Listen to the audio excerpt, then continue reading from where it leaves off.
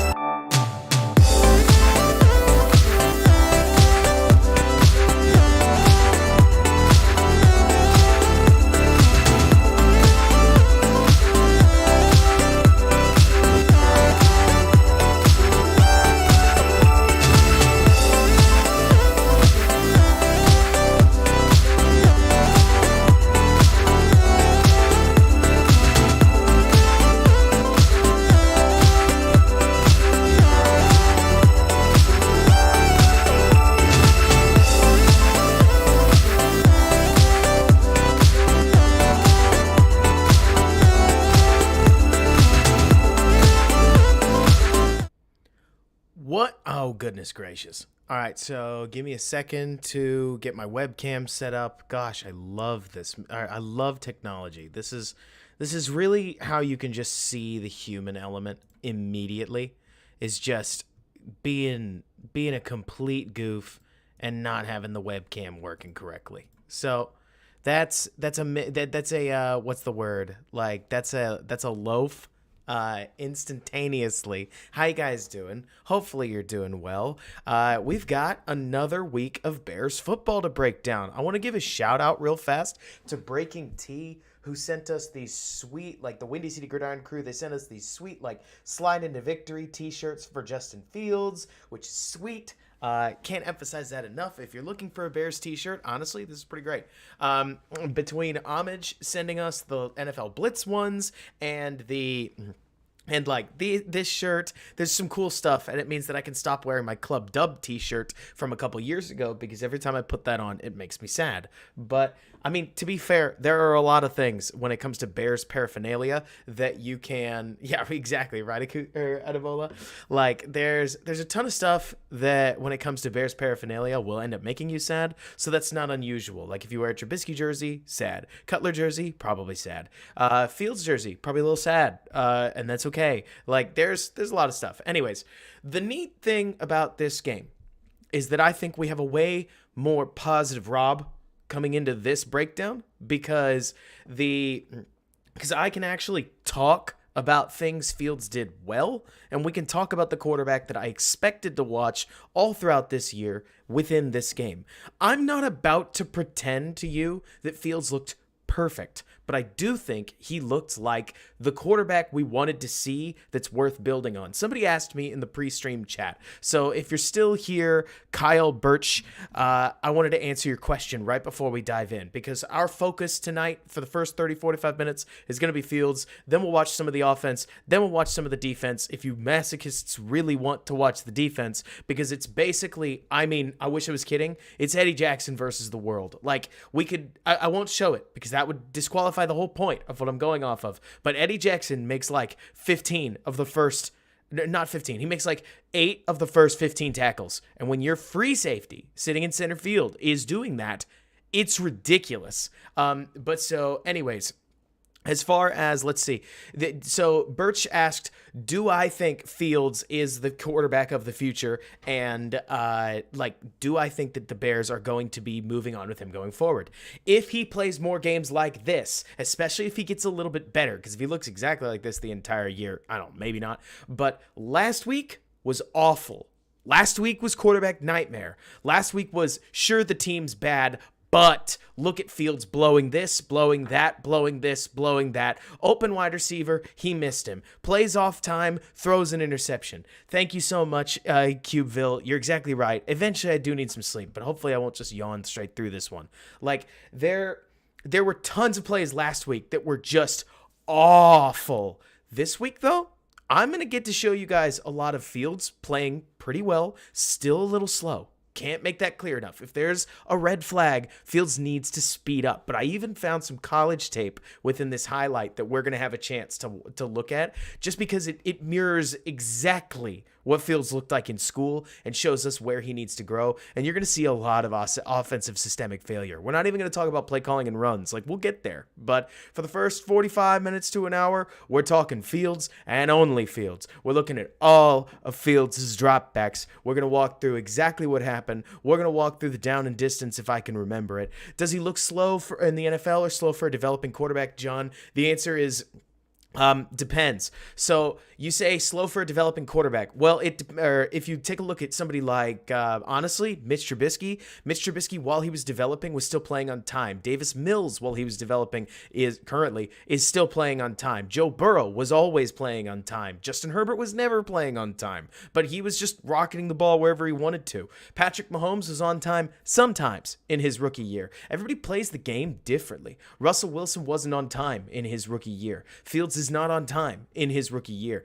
But a lot of the gimmies, a lot of the gotta have it's, and a lot of the accuracy that we saw was really special, in my opinion. I mean, there are not a lot of plays in this game that I'm going to take a look at and show you and say Fields needs to throw this better. There really aren't. Like, almost every single throw gave his wide receiver a chance, or I think that in some cases he like the receiver even ran the wrong route because Fields is so accurate. Seriously, like if you followed me at all during the Trubisky era, you saw how critical I can be about accuracy and like simultaneously how forgiving I can be when a quarterback earns my trust. And Fields' accuracy is so insane that sometimes I stare at Fields' film, and if he throws it to a spot and the receiver's not there, I just assume the receiver's in the wrong spot because, like we'll see on some of these cases, it looks like it. But anyways, like you're saying, Raging Oracle, offense is sloppy and they need games. They absolutely do. The run game got owned. I mean, you want to talk about like Jimmy's and Joe's, you will see tonight watching number 97, Dexter Lawrence. I believe this is him right here. What a beast. Sam Mustafer makes this guy look like Godzilla.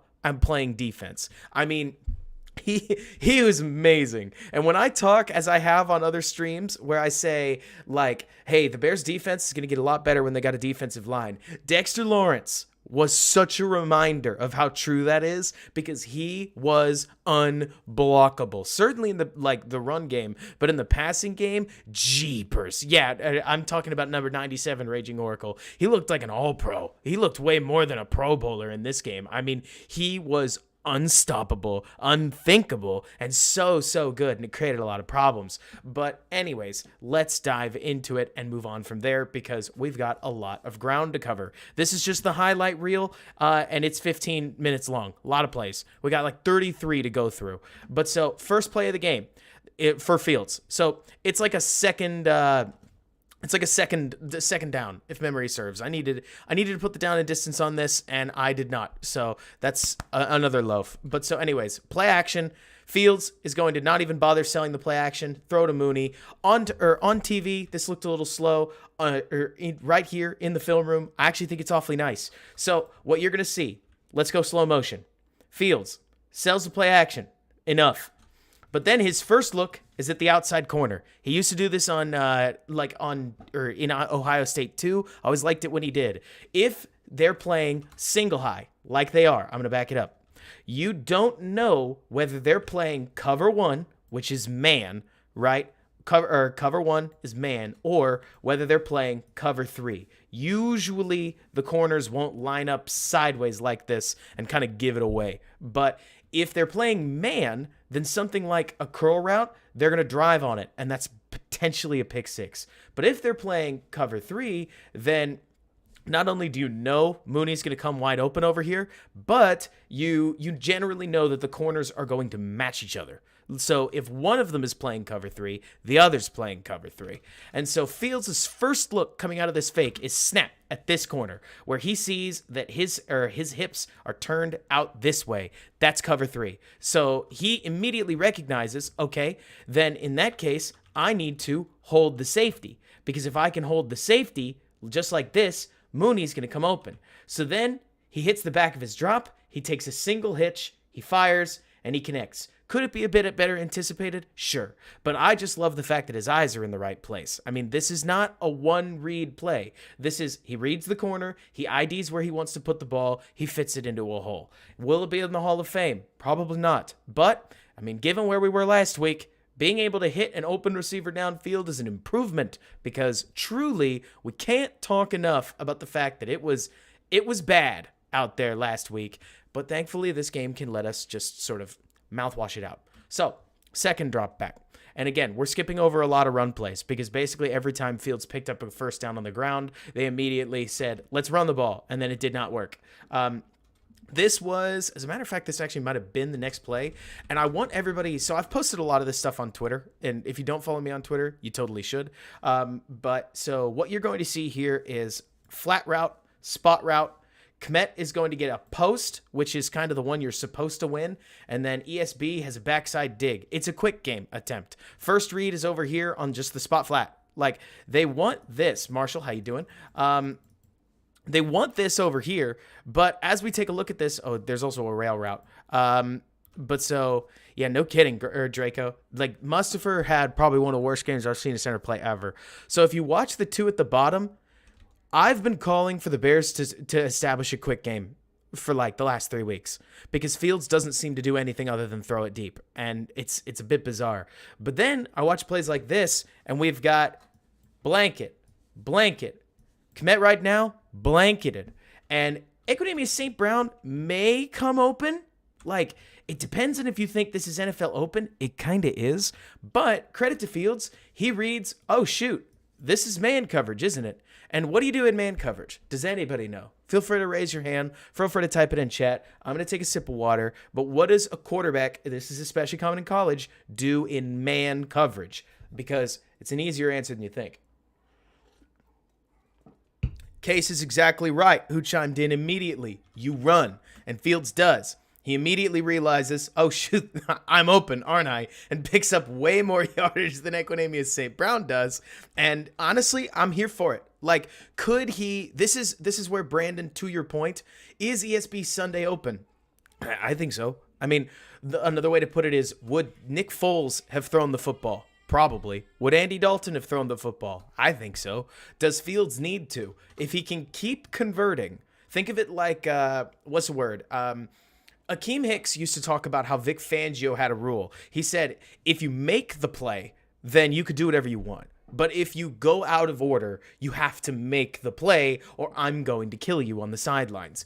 And I'm not Fields' coach, but I do want him to use his legs because a running quarterback is just hard to defend. I mean, Teddy Bridgewater has made the Bears defense, or has stressed the Bears defense out just because he can use his legs. So within this, I am perfectly comfortable with Fields saying, oh, they're in man. Let me just jet, and picking up a bunch of very easy-looking yards without even taking a hit. I'm cool with it. This is good. Like, exactly like you're saying, Case. Think fast, commit. Fields goes 1, 2, 3, 4, 5, go. And I'm all right with this. This is good. Like, this is the quarterback we wanted to see for weeks. No grip issues. No Packers freeze. This is quick, or like rifle through the reads. Nothing's open. Maybe that's open, but you know what? I'm just gonna get out of here. It's as easy as it gets because you can have an 100% completion percentage when you tuck and run. Like the quote unquote throws to yourself, easy. Anyways, next drop back is the 3rd and 2, where the Bears try to run mesh. And look at that. We aren't through the mesh yet. So mesh is as simple as it seems. If you've played Madden ever, you've probably tried to run mesh. But so it's 2 crossers that come straight across each other. I'm going to draw this a little better. So 2 crossers that cross with a dig on or behind it. If each linebacker sticks with both of the crossers, then the spot is open. If one of the linebackers sits in front of the crosser, like we see here, and then the other linebacker takes the second crosser, Kmet's open. He's the last read. Usually you go 1, 2. Well, okay, so a lot of people say you got to guard the rail route first. That's usually paired with it. I never see anybody run the rail route, and whenever if I was a quarterback's coach, I barely want people to look at it. Like, neat, I guess, but really you're looking at it because you need the time while the crosser action actually happens. But so that means it's 1, 2, 3, 4, and Fields Fields gets to the back of his drop and immediately has to leave. Because if you take a look at what happens on the inside, just go ahead and, you know what, actually, I'm going to fast forward and show you guys the end zone copy, and then we'll come back to this. But so, almost immediately, just take a look at 97 versus 67. This is what would happen if Alabama played in the NFL. I mean, that's like he's not even there. Like, just check this out in slow motion. I mean, you could say whatever you want about like, oh, Sam Mustipher doesn't land his hands. Sam Mustipher gets ragdolled. Like, this is debatably more embarrassing than the Kenny Clark play that we saw the other day, or like a while ago, because Sam's punch does not phase Lawrence, and he has already beaten him. Like, I mean, because you say that, Akusai, at least he didn't get tossed 10 feet, but Fields got the throw off. Dexter gets through him so fast that Mustipher maybe delayed him for a half second before he is completely on Fields. And I mean, are Fields' drops ridiculously deep? I'm not going to lie to you. Yes. Is that a quarterback problem? I don't know. At some point, like, truly, I have no idea. But Jones definitely gets beat himself. Thibodeau had a really nice game. And Fields makes a quick decision. He gets out of the pocket. He considers we need to wind this back so that we can now see it from the wide angle, because now you've seen what happened to Mustipher. So Fields makes a quick decision, snaps out, spots Kmet, and thinks to himself, okay, so I can shortstop this to Kmet, or I can just go get the yards myself. And you know what? Again, if you're going to take the risk, go make the play. And it's a crap slide that gets him there. But admittedly, because I know you mentioned this, Akusai, if Fields starts the slide right here and goes down nicely, they don't give him the first down. He's got to learn to just dive head first. You see a lot of less mobile quarterbacks are really good at this. You run forward, you put the ball, or you tuck the ball just like this, and you just dive on the ground. And it gets you all the yards, and you don't take a hit because it's effectively a slide. But this thing, I mean, it's great at drawing penalties right now, but boy, oh boy, that hurts. Anyways, I like the quick decision making. I mean, I don't need... Case, you got me on this one in our Discord, and if you haven't joined our Discord, you should. We talk a lot of football over there, and it's a lot of fun. But so... Case made the point in last week's Discord chat that a run, if it works, is just as good as a pass, and I can't help but agree. If you make this throw, you shortstop it, and Kmet drops the ball, we are killing Kmet, sure, but the Bears don't get the first down. So within this kind of play, when Fields sees, okay, I got a linebacker headed that way, and I can beat this guy, like, no prob. I don't mind it. This is a perfectly fine decision for somebody who's a 4.3 second 40 guy. Like, he can just be an athlete and go get you the yards. That's fine. Don't take the hit if at all possible. Don't get me wrong, but it's quick decision making. It's a crappy pocket on something as easy as mesh, for crying out loud, and the Bears end up with the yards. 3rd and 2, quarterback converts on a play that should have been dead in the water. I mean, truly, I think that there are tons of quarterbacks. Let's see. So Pop says there was more than Kmet open. You got to remember where the quarterback's eyes are. That's so key. Like, Fields rolls out right, and remember that the line to gain is right here. This. And, like, is Mooney open if Fields, like, cranks back and launches the ball? Sure. But at that point, we're using our clicker power a little too much. You got to remember that we've got to think through this as if we are the quarterback. The only person that he's looking at right now is Kmet, and he's thinking about that. And again, as a righty, he would have to plant and throw it effectively across his body to get there. If you're looking at the middle of the field, I don't think that's as open as it looks, because 48 is effectively guarding both. Like, maybe if you rifled it, but that's a tough throw and could immediately, exactly like Marshall's saying, we got to not abuse the power of slow-mo here. This is the moment where he might see Kmet. And again, that's fine. If you throw it there, I'm for it. But to me, it's a net neutral once he decides to run it, because he's got the room. I agree with the decision that that's open, and it's got a 100% completion percentage. Like, as soon as you tuck that ball, go.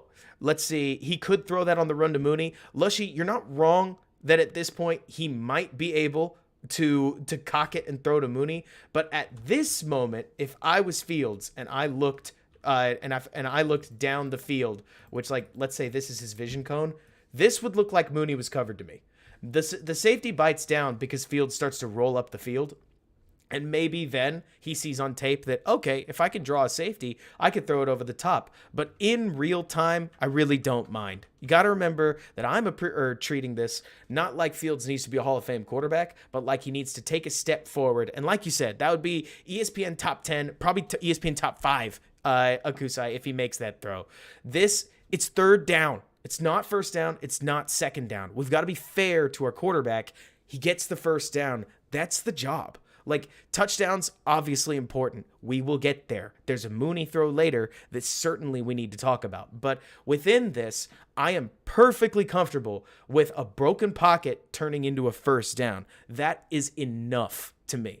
Because, and I'm not even necessarily trying to be, what would you call it? Like, I don't know, forgiving. I think that there's plenty of coaches that would look at that and say, go get the first down. Maybe you throw that ball to Kmet, like once you get there, but safe play after the O-line collapses, I'll take it. So the next play he gets, of course, is 3rd and 7, which I personally think it's always hard for a quarterback when you've got 7 yards to gain in the red zone at this point, where that's a terrible red zone, but the Bears ran it twice. And then they ask Fields to cover the rest of the ground, which I always think is tough, no matter what quarterback. Josh Allen, Aaron Rodgers, any of it. Whenever you get put in 3rd and 7, and this is your first red zone play, that sucks. And the Bears are going to run a pretty simple corner at this point, and it's really not open. And not to mention, Fields is going to actually act just like we would want him to. If you take a look at this, so it is a corner paired with a bubble route, and Kmet coming across on an over.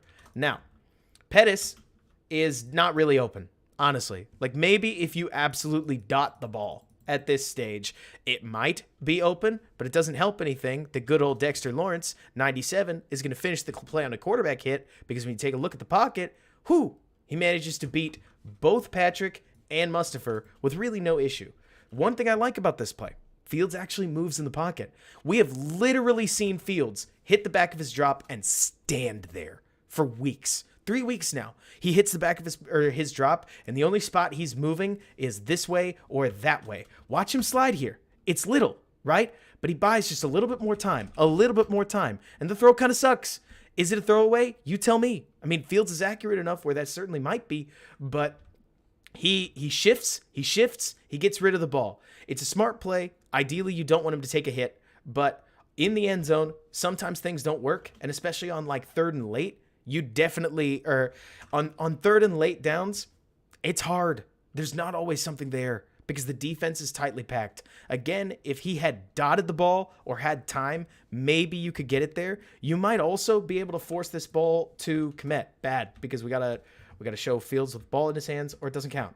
But I think that there's a legitimate argument that with Thibodeau with his hand in the lane and 48 underneath, that Fields would have needed a little bit more time if he was going to check it down to Kmet. But you can tell me that you disagree, and it's not going to hurt my feelings.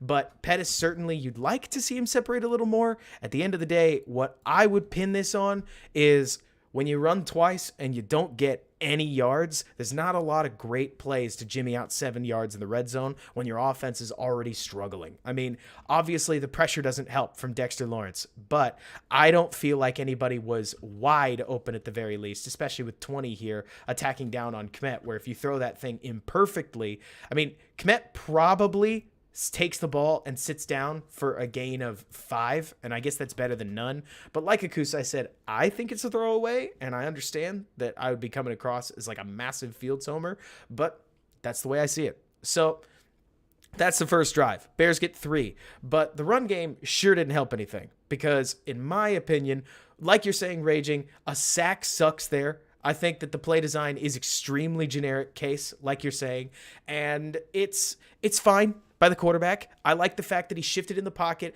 got the ball out. Sucks that he took a hit, but it's not a sack, which is awfully nice. So then we get the play action deep shot. This one's the big sexy, right? Everybody loves this. I love this. It's a sweet throw. It's thrown on time. Let's take a look at the design. So, at this point, that's my cat. Sorry, my second one. There he is. That's Colby. But so Bears get what looks like an extremely generic cover 3 look, which is basically just begging to be passed on, right? Let's see. I like it, Mr. Myrtle. But so the best part about this, it's a simple play action design, and Fields wants Mooney, and he's rewarded for it. Both guys end up totally open within this, and you'll take it. But this play is begging to be passed on, and look at Fields. watch when he releases the ball. So release. Mooney is not yet even. So he's not necessarily yet leaving, right? It's a trust throw, and it's a gorgeous one. Mooney, it looks like he habitually tries to stack the corner. If he had just kept running forward, part of me wonders whether he catches this in stride and walks into the end zone. I mean, just like if you take a look at what happens here, Mooney tries to get in front of the corner, but then he has to fade back on the corner, and it's still a nice catch. You'll take it, right? But I do find myself wondering whether 11 had a touchdown in his hands and didn't necessarily, or that he, again, you take the 50-yard bomb any way it comes. But, chemistry, you wonder. So somebody's talking about protection. I agree, but there's a secret to the protection that even Matt Nagy figured out that I want to see the Bears use more. Check out the offensive line. Do you notice anything about what they do? Because this is my favorite type of blocking in the game. Check this out. Why are they protected well? What happened here? What does this look like to you? Do you guys know? Just take a look. Take a look. I don't even know, Brandon, if it's off by a hair. I would argue a pass that deep, it's just a matter of whether the wide receiver and the quarterback are like on the same page, and it looked like they weren't quite on the same page. And exactly like you're saying, Case, it's duo, but more importantly, this is called run action PA. Run action, play action, right? So this looks like duo. This looks like inside zone, and it is. And what that's going to do is it's going to force all five, because it's first down, all five of the interior defensive linemen here are going to play the run, so they don't pass rush. The best kind of pass rush or of pass protection is when you get the defensive line to just not even play the pass. So by the time they realize it is a pass rush, Fields has had tons of time to stand and deliver. The Bears were even able to get Nick Foles clean pockets against the Los Angeles Rams in 2020 doing this. I would kill for the Bears to run more run action, play action, because even Cole Kmet can hit huge blocks against a defensive end, for crying out loud. Like, that might not even be Cole Kmet. That might be Wesco. But all the same, run action, play action rules. I love it. I want to see the Bears use more. How do we do this more? J2K, it's as simple as calling it. I mean, there's an aspect of what do you want me to tell you? Like, you call it more. And not to mention, when we go through defense, we're going to unfortunately have to watch a whole bunch of Daniel Jones throwing some of the sweetest play action fakes that you're going to find. And, whoo, man, like, Daniel Jones was killing from play action. Akusa, you could still do run action, play action off of a traditional drop back from under center. Let's see. Was that shotgun? So when you do it from under center, a lot of times you'll do this with outside zone. Like, you'll have a whole bunch of guys all go block. You'll have everybody basically step out this way. And then the quarterback from under center will go meet the running back for a false stretch handoff. And then the quarterback just arcs back and sits in a pocket where absolutely nobody's there. Do we have a drop back from under center? I don't know. I'm going to have to go look. Like, you mean non-play action, right? Because we've got some play action drop backs, but non-play action. But so this would be how you'd set up run action, play action. And it totally works, even if you're under center. But it's something that I would love to see the Bears implement a little bit more of, because right now it's not super great. But so, yeah, non-play action, technically RPOs, but not really. But so from there, the Bears give Fields another chance, and it gets batted. There's an aspect of this game that you're going to see a lot of Bears getting unlucky. This seems like it's a double choice screen, because Equanimeous St. Brown is going to go out to block over here. Herbert certainly smoked back for the ball. Kmet is on a flat with two receivers on blocking assignments, and the whole offensive line's headed this way. So it looks like Fields got the opportunity to pick his side. I don't think he picked wrong, because if you take a look at the pre-snap decision, this looks great for this side of the field. You've got a safety all the way over here, and if these two hit their blocks, then you've got a safety on a flat route that has to react to this. Trouble is that Thibodeau just gets in the way. Can part of this be avoided with Fields blocking or with Fields throwing the ball a little bit better? Yes.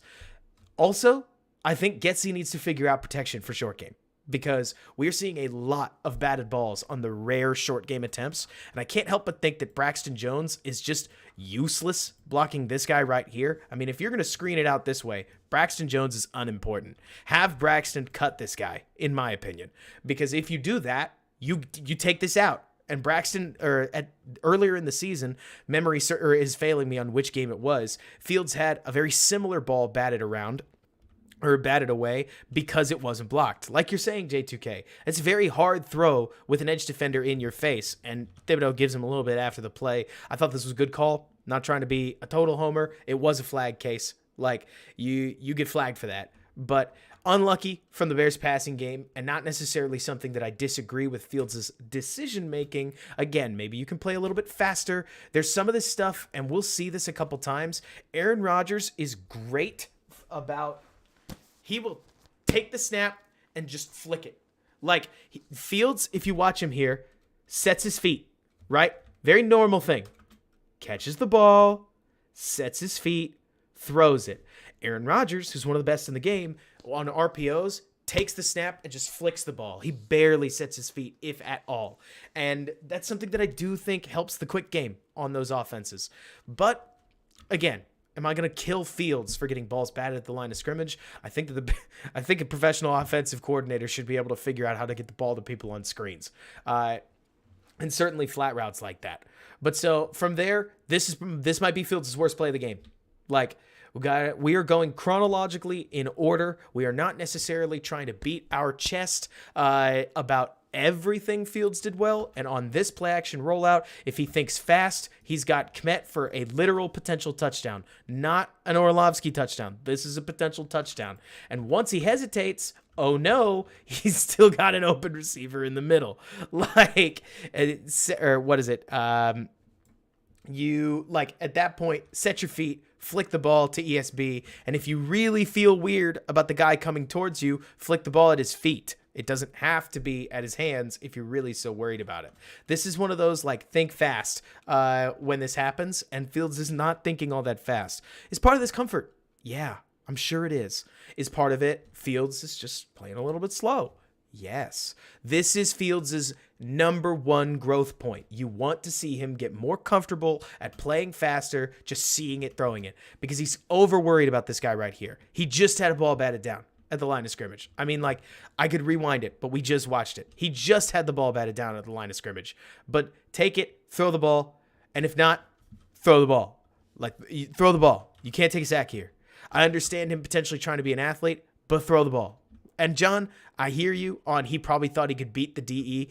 I like it when my 4.3 athletic quarterback, or 4.3 second 40 athletic quarterback, is putting the moves on guys in the open field off a scramble. I don't like it on bootlegs, because when you've got a defender bearing right down on you, it puts the burden on Fields to accelerate. And honestly, accelerating like that is how you end up with, I think anyways, soft tissue injuries. This is bad. And that's all right. I think Fields more than makes up for it with the way that he plays, but this is the kind of design, at the very least, that I want to see Fields get the ball out of his hands. And it's probably where his, like, number one problem is right now, because you can see right here, let's go slow-mo, he thinks about that throw.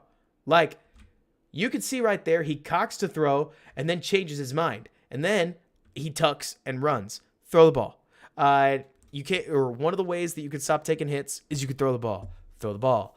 And at that point, it sacks the Bears. It puts them in like 2nd and 12. And so, of course, they run the ball, and then they run the ball again. That's where I think Eberflus probably could have gone for it. They didn't do that. Whatever. We can whine about that later. So, next drive. Let's see. It's like 2nd and 4. Fields is going to take a look at what should have been a tight end pick route. He's going to throw it out of bounds right there. Let's take a look at the play. Is somebody open? And I'm with you. Come on, Chi-Town. He's overanalyzing. So this is the play. You've got Cole Kmet and Trey Wesco, and Wesco is going to try to set a pick for Kmet, and then he's going to go out to the corner route. And on the other side, you've got just a super basic smash concept. Now, Kmet is the number one. On any pick play, you throw to the guy you're picking for, but he's not open. So as we take the snap, Fields' eyes are in the right place. He's watching the read men, and none of them really take the bait.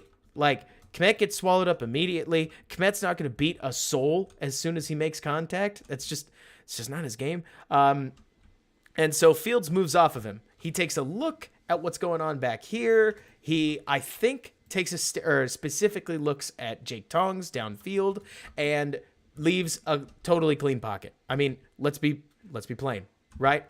There's no reason to leave this pocket, except for the fact that he gets the tar beat out of him whenever he stands there.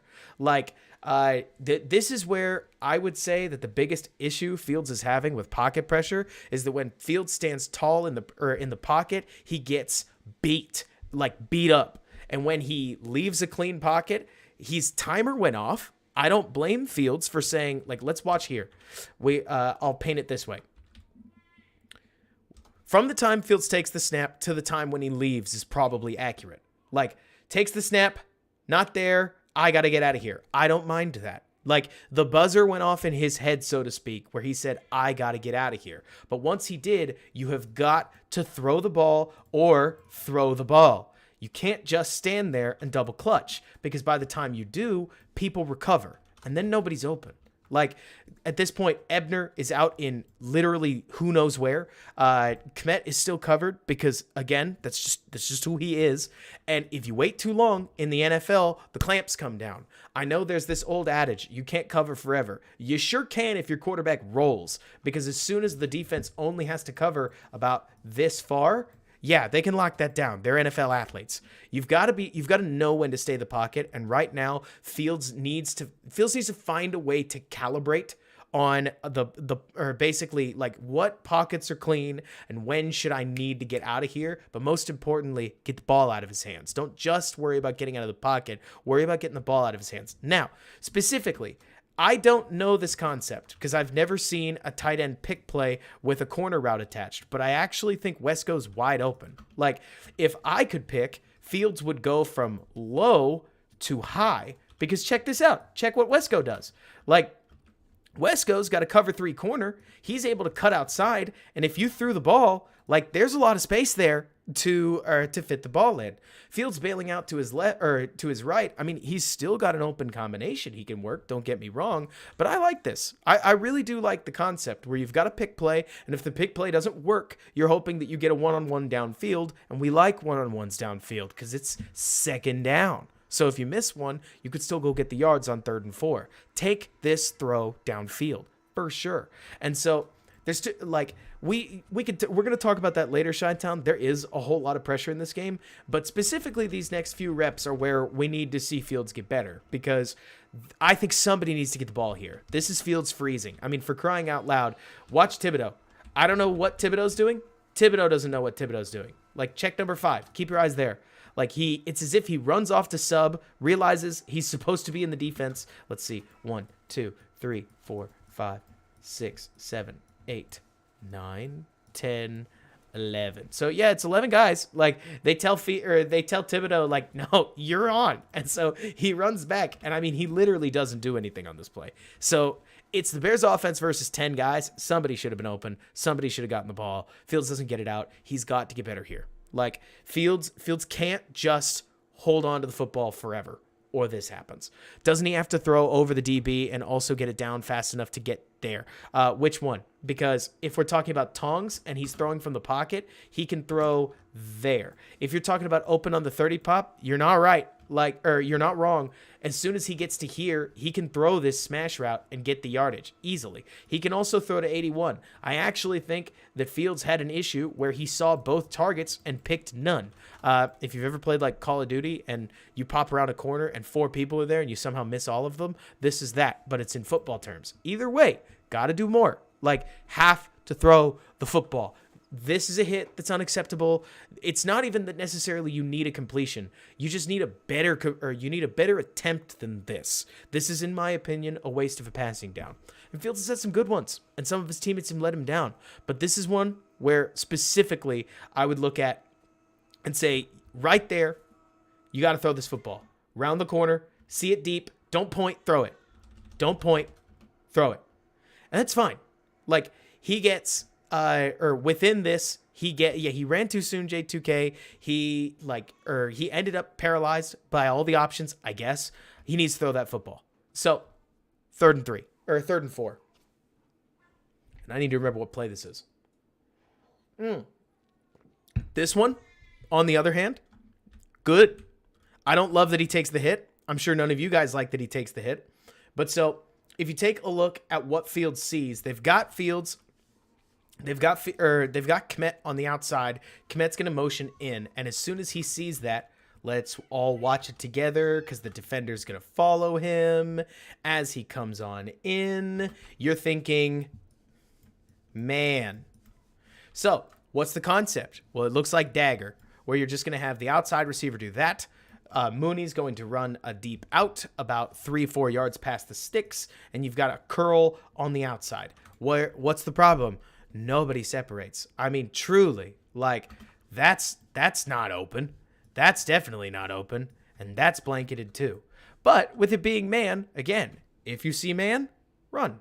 And so Fields is going to step up. He's going to find a way. He's going to break a tackle. And there's the spin again. We were told we were never going to see one, and he takes a thick hit by the linebacker.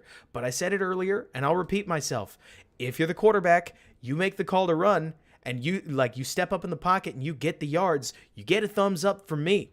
If we were looking at DK Metcalf, Jalen Waddle, Tyreek Hill, Jason Kelsey, all these guys that I know can beat man, I'd say give your guy a chance. We aren't. Like, Darnell Mooney's the best we got, and he releases inside on an outside breaking route. I don't blame Fields for looking at the fact that this route, if it's going to come open, it will take too long. And so since he's going, like, Fields realizes that basically because he's staring at Mooney the whole way. He specifically wants Mooney. But he realizes that if Mooney's going to come open, it's going to really test his pocket pressure, and he knows that there's a lot going on over here. I like it. It's playing quick. It gets the yards. Fields is converting for more first downs at this stage than the running game is through utilizing his legs. Hey, as a quarterback of a bad offense, you got to find your production somehow, and I'm fine with it because it's not perfect pocket management, but it feels like baby steps forward from where he was against the Texans, where things should have been better.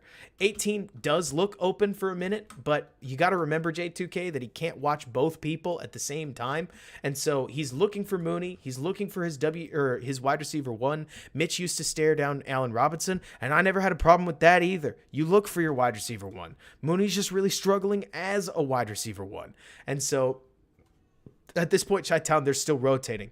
Patrick had the first few drives. Then Jenkins comes back in, but Whitehair hasn't gotten hurt yet. R.I.P. Whitehair. So after that, it's first down, I think. And they go play action. This cannot happen. You want to talk about, Fields so bad. Bustin' Fields. Like, he did this plenty of times at OSU. This actually isn't new, throwing a short throw high, but I don't really care if it's the back foot. You get the ball down. you gotta make this throw. But so you don't need much analysis on this either. It's a rollout. He's open. The throw's on time. Like, credit to Fields for making sure that you can throw these too early is basically what I want to get at. Right here, when you take a look at this line, this defender is going to stay in the line until Fields throws it. Once Fields gets to here, you can throw this without any bat down. You do need to do that as the quarterback. That's part of managing it. So he throws it. He doesn't take a hit. Get the ball down. Why would a quarterback be so accurate at intermediate and long, but throw high, short often? John, I wish I could tell you. I think that there's an aspect of it where I don't know. Maybe it's because of baseball. Like that within baseball, you rarely throw the ball truly short. Maybe it's a matter of he doesn't know his own strength, that he thinks things are going to like drop more than they are because it's a pretty spiral way over his head. But at that point, like, you could pin this one wholly on Fields because J2K, I'll cape for some of the things Fields does. That's got to be better. But as a quarterback, if you make a mistake, what do you got to do? You got to make up for it. And so within this, let's see, I could say I suck at short range Frisbee, but I'm more comfortable at intermediate and long. Akusai, I'm actually there too. Like, intermediate and long, I feel like I can make plenty of throws, but nope, not that. But so then they run a tight end screen. This is the second best screen they run today, and part of it works because Fields does manage it well. Like, I don't by any means want to pretend that a screen throw is good and we need to celebrate it. It's a screen. But at the very least, I feel like Fields struggles within a lot of pressure scenarios. So, ooh, yes, there is one major thing that we ought to take a look at. So this will come up later in the game, but on the Bears screens, it does look like they run a short yardage package. So you're going to see, like, it's not quite dragon, but it's kind of dragon, where you've got a slant on this side and a flat route. And I think Fields has the clearance to throw on these. And Pettis gets open. I mean, this is open. As soon as the linebacker passes him, Fields could feasibly throw this thing. This will come up later. But it's also a screen, if not entirely a screen. And Fields is going to kick it out. Bears get the yards back. Neato. Eberflus celebrated these plays getting Kmet going. Man, I don't want to be a massive Kmet hater. I'm not. There are people that hate Kmet a lot more than me. But he's limited. And that's okay. We can all just admit he's limited and go from there. But so they get the yards, got the down after that. I don't remember if it's first down. I don't really ever mind IMT1 like screen calls. I think screen calls are fine. But boy, oh boy. Oh yeah, so the Bears run the ball and they don't get anything. It was like a second down run and they got hit 2 yards behind the line of scrimmage. This is 2nd and 12. And on this 2nd and 12, boom. You're going to see the first of many double A gap blitzes. Is this Fields' fault? Man, I don't know. Like, it's either Mustafa or it's either Mustafa's fault, Fields' fault, or a little bit of both. But the Giants probably threw 4 double A gap blitzes at the Bears, and on literally every single one, Mustafa has no idea what's going on. Every single time. Mustafa looks at the D tackle and never gets anywhere near the second blitzer. And on every single one of them, Fields takes a huge hit from a free runner. Now, should Fields have gotten the ball out? Yes. Would Nick Foles have gotten the ball out? He sure would have. Now, that's your hot. When you see a free runner, you just got to flick the ball out of bounds so that you don't take a huge sack, right? Another major growth area for Fields. But Fields thinks about it. Like, you can actually see his feet set to throw to the sidelines, but then it's as if he senses the pressure and just braces for a hit and goes right down. Bummer. But I can certainly suggest that this is an offensive line problem just as much as anything else. Montgomery definitely can't block both Akusai. You have to, Mustafa has to block one. When you know these kinds of blitzes are coming. Now, I think that part of this is because the Bears expected to slide. So they expected to fit the block or to fit the protection just like I've shown right here. So that's a half slide to the left or to the right. But all the same, that's weird to me because no, that's how I would have called it. I'm realizing this now. I would have called a half slide to the right because you got 6 threats in the box. You got to ID them one way or another. I probably would have ID'd them like this so that you have Mustafa facing up number 10.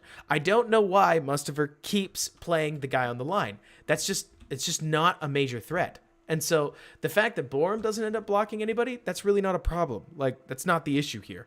The issue is that Mustafa, the center, doesn't block a soul and doesn't try to. And both linebackers jam themselves down the A-gap. And if Herbert was a literal superhero, AGM, every stream is left unedited. Don't worry about it. I released the highlight for people who don't want to see that there's a 4-hour video. That's it. It's the same stream.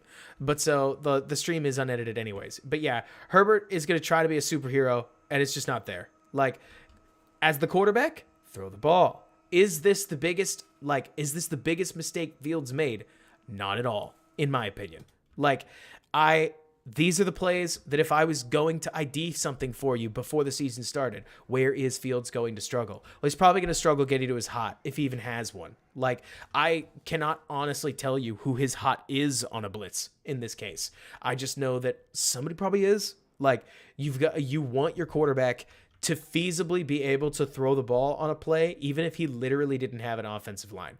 That's how you're trying to design hot routes, just in case you've ever wanted to think about it. The hot route is usually a route conversion when you see a blitz coming, so that the quarterback has a place to go with the ball when he's under duress. A free runner, in this case, needs to have, usually, J2, I see an out route or a crosser as some kind of hot. In this case, Fields is uncomfortable. I mean, you could tell within a lot of these plays that Fields doesn't have the comfort level in the offense that somebody like Aaron Rodgers consistently does. And I do think that that's a big part of this. Like, Aaron Rodgers will blindly throw to a spot on the field because he knows where Randall Cobb's going to be. Aaron Rodgers knows where Alan Lazard is going to be no matter what.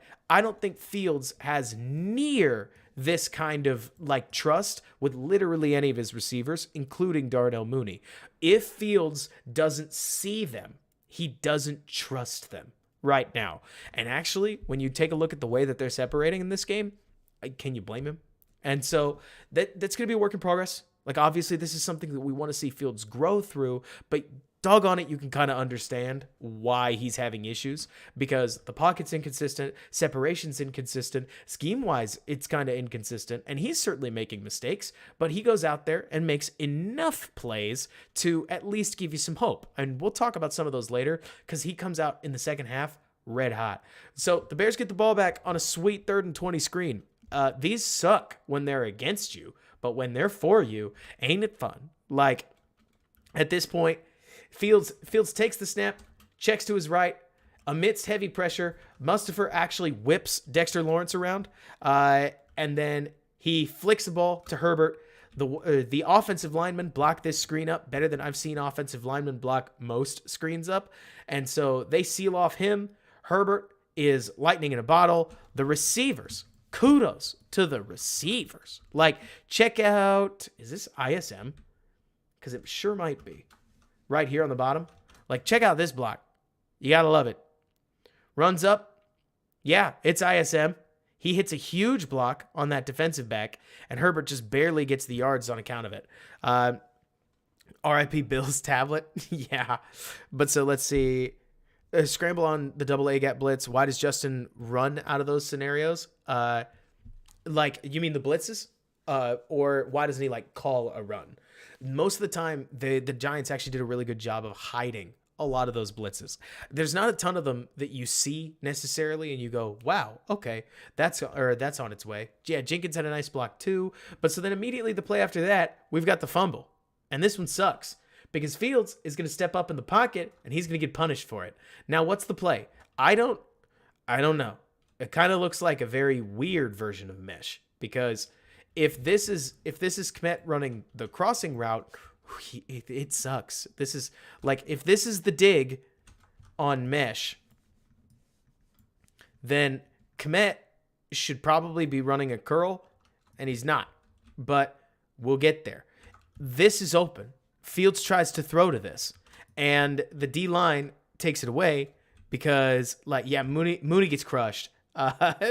On this play. Like, take a look at 11. We're going to get to the line. I see everybody talk about the line. Mooney just gets sent to the hospital. But, I mean, a pick is a pick, I guess. Had Fields been able to get the ball down to Equinemius St. Brown, he goes far.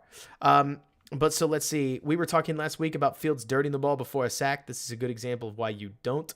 What do you mean? J2K. Feel free to clarify on that. But so, did they call OPI? Did this play get flagged? Because they might have. They really might have. I would believe it. Because it looks as if Mooney sets a huge pick and just gets destroyed. But all the same. Like, let's see. This wasn't flagged. I wouldn't be surprised at Kusai because it looks like Mooney just gets leveled. Braxton Jones gets whooped on this play. 67 gets whooped on this play. Who do you want to watch first? Because Dexter Lawrence will watch him. Like, Mustipher puts his hand on his face mask, and Dexter Lawrence says, "Get off me," and just rips right on by him like he's not even there.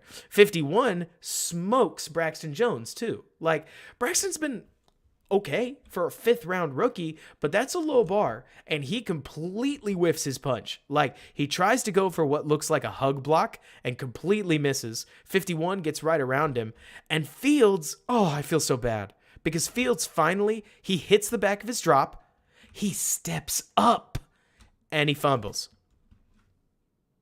Then Whitehair kind of stares the football, and Thibodeau comes from across the field to go get it, which sucks. I don't know what Whitehair thought was going on. Like, maybe Whitehair's just a big dude and that it's hard to move that fast at 300 pounds. Maybe he certainly didn't expect Thibodeau to run in and grab it. But if 65 falls on it, you have a gain of 0. And so it sucks. Let's see. Jordan was talking about Fields dirtying the ball to Griffin, and Berlissimo was worried about the strip sack. This play is exactly why you don't try to throw late. I don't think he threw late here. Like, the funny thing, J2K, is that this is just an extremely long developing play. Like, snap, drop back right here. One hitch. He throws. That's playing pretty quick. This is actually on time. This isn't bad. This is solid quarterbacking. Like, takes the snap, hits his drop, one hitch, and he fumbles because his line already got beat. This is as close to getting beat immediately as you're going to get. Mustafer gets torched, Jones gets torched, double pressure, like, hits Fields hard, and then they don't get it. Late to the pressure, let me see, like, this is why you don't try to throw late. I still would like more clarity, J2K, just so that we can continue the conversation. But yeah, he was so excited he didn't bother thinking about anything else. But so then I need to remember where we are in the game, because there's a chance that, okay, yeah, we're here. So I believe we're still in the first half. Right, Haplo? The one time Fields plays well, the line gets destroyed instantly. It was as if Fields took some of this personally, because now the Bears are going to call a couple plays that I think Fields is really good on. Fields, quick play action, immediately looks at Mooney. Like, this is a 20-yard out route, roughly. He was pressured and still tried to pass, not that he's late on his read. I completely hear you, J2. People love it when Burrow does it. People love it when Mahomes does it. People love it when A-Rod does it. I think past a certain point, your offensive line just needs to not allow quarterbacks to get hit. Like, I know. But there's a lot of things that Fields runs into, and I call him out for it. That wasn't it. Like John said, no positive reinforcement for stepping up, and I agree. Like, you want to bail, or you want to back your guy up. Fields, if you take a look at this, he throws. Mooney has yet to break.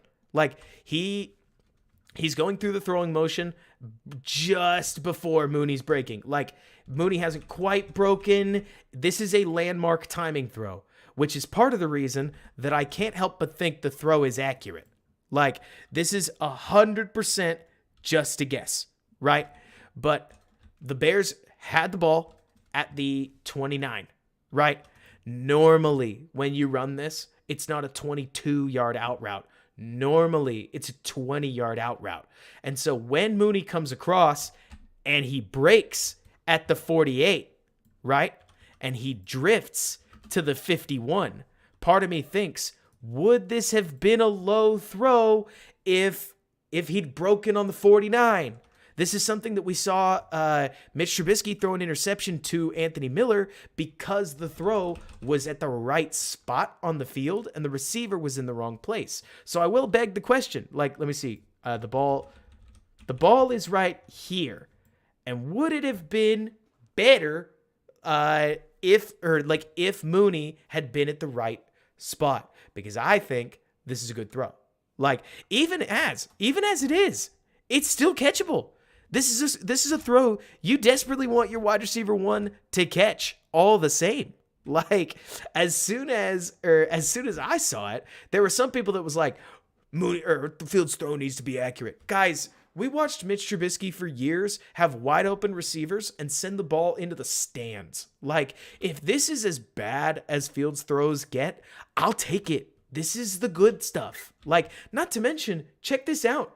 Fields doesn't exactly throw like under a clean pocket. Like, there's Mustafer getting beat again by Lawrence, and it's sweet. Like, John, I'll go as far as to say this is catchable for a wide receiver 3. Like, I don't want to dunk too hard on Mooney in this case, but this is a throw you desperately want to see him catch because I want to see Fields rewarded for this kind of a rip. Let me see. Like, oh, I totally hear you, J2. Let's see, because I can't remember were we talking about the pressure thing? Anyways, I agree with you, Pop. Mooney is not showing to be a number one. I think he's a solid number two, but that was a rough play. Wide receiver needs to help the quarterback. Fields didn't get much help there. So this is a weird one. Because if you saw this during the game, you're probably thinking, what the hell happened? Like, why on earth are so many plays getting batted down? And what if I told you this is a tight end screen? This is totally a tight end screen to Cole Kmet. And I don't know what Fields quite saw. Well, actually, I think I do. And I'm kind of shocked that Fields greenlit himself. Fields saw, oh, shoot, he's going to play cover 3 cloud on me, for crying out loud. Like, I'm going to hit this in, and I'm not going to take a step back. And so Mustipher gets hung out to dry. I've been hard on Mustipher. I will continue to be hard on Mustipher. Mustipher is passing his man off for a left side screen, right? And so as his guy gets into the passing lane, you can almost see Mustipher wondering, oh, how on earth did the ball get there? Like, IMT, I hear you. I appreciate Fields. So again, snap, drop back, load, throw. That's on time. Like, we've seen this a couple times where I like Fields showing he can. I don't like the fact that it's not near a completion because it feels disjointed. Like, your quarterback clearly has almost a different idea than the rest of the offensive line, and that matters because you need to keep these lanes clear if you're going to attempt a short throw. You can't throw into a lane where there's a whole bunch of hands. It's not that I would have liked to see another tight end screen, but if Fields had rolled back and kicked it to Kmet, you got to think that an offensive lineman gets there, he's blocked, take the play, for crying out loud. But hey, I appreciate the fact that Fields is seeing the field enough that I can legitimately look at you guys on stream and say, Fields liked a pre-snap look and took it. Like, there's a little bit of swagger there. And the fact that he takes the snap, loads, throws, we're begging for him to play on time. We're begging for him to complete some short throws. Fields thought he could get the defense to back off. It results in an incompletion. I like the gutsiness. It's probably greedy. But hopefully within these kinds of plays, we can see Getsy and the offense kind of, I don't know, Getsy, the offense, and Fields sync up a little bit because that one's weird.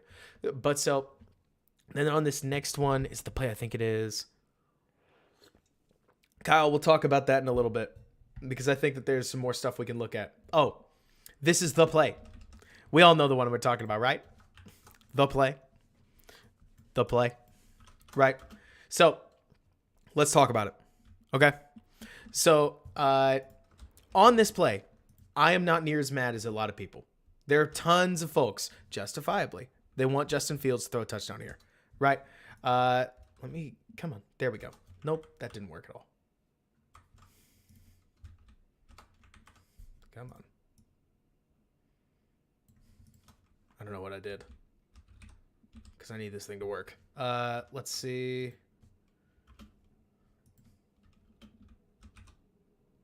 Somehow I've gotten on the wrong setting. Let me fix this thing.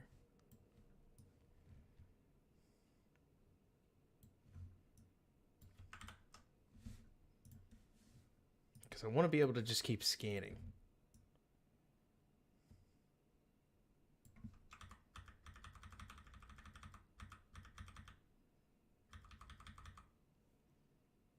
What did I do wrong? Let's see. Oh boy, this is so sad.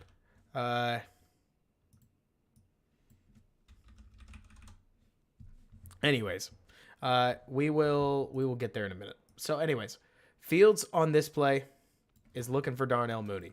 Well, no, he's not. That's not the point. The Bears are running verticals. Normally it looks like this, right? You've got vert on the outside. You've got a vert that bends inside, and then you've got a must outside release go vert over there, right? So normally this guy has to release outside. This guy has to release outside. This guy releases to the left side a little bit, and that creates a ton of space for your interior vertical. And so when Fields takes a look at this play, what he's going to see is like, he checks to this, by the way. If there's something to get excited about, you're going to see Fields check to this. Checks to a pass, which is nice because normally he checks to runs. It's a too high safety look, or at least it looks like it. They might rotate to cover 1. If they do, Mooney's definitely not open. But if they go to cover 2, they do, then you're going to end up with Mooney splitting the safeties at this point. Let's see. Do I think it's a mistake on the coaches to read check down and then run, or is Fields not trusting the coaches enough? So what I have heard about this play, so Fields, or like the safety opens his hips to Fields. He takes a look at this, and he's going to decide, you know what? Tons of green grass. I'm going to go get a first down. He's decisive. That's part of the reason that a first down occurs, but he obviously misses Mooney for a touchdown, right? So I don't know who to blame here, because normally the coach and the wide receiver don't immediately say that this route is supposed to come across the field a little bit more. And if it did, to be fair, you've got a must outside release go. You've got a safety bailing back for it. Mooney, had he been sniped right here, is in line for a touchdown. And with the way that Mooney's going, it is not unfeasible for the safety to flip his hips and deny a pass, no matter how much touch you try to put on it. But then obviously once the safety like bites down on this vertical right here, Mooney is so open, it's painful, right? This is the kind of play, I think Kyle says it well. First of all, if it's not third down, I don't think Fields makes the decision he did, because he steps up, he's decisive. He says, I can go get this first down, and he does. Within that, though, I think that this is a nice thing to see on tape.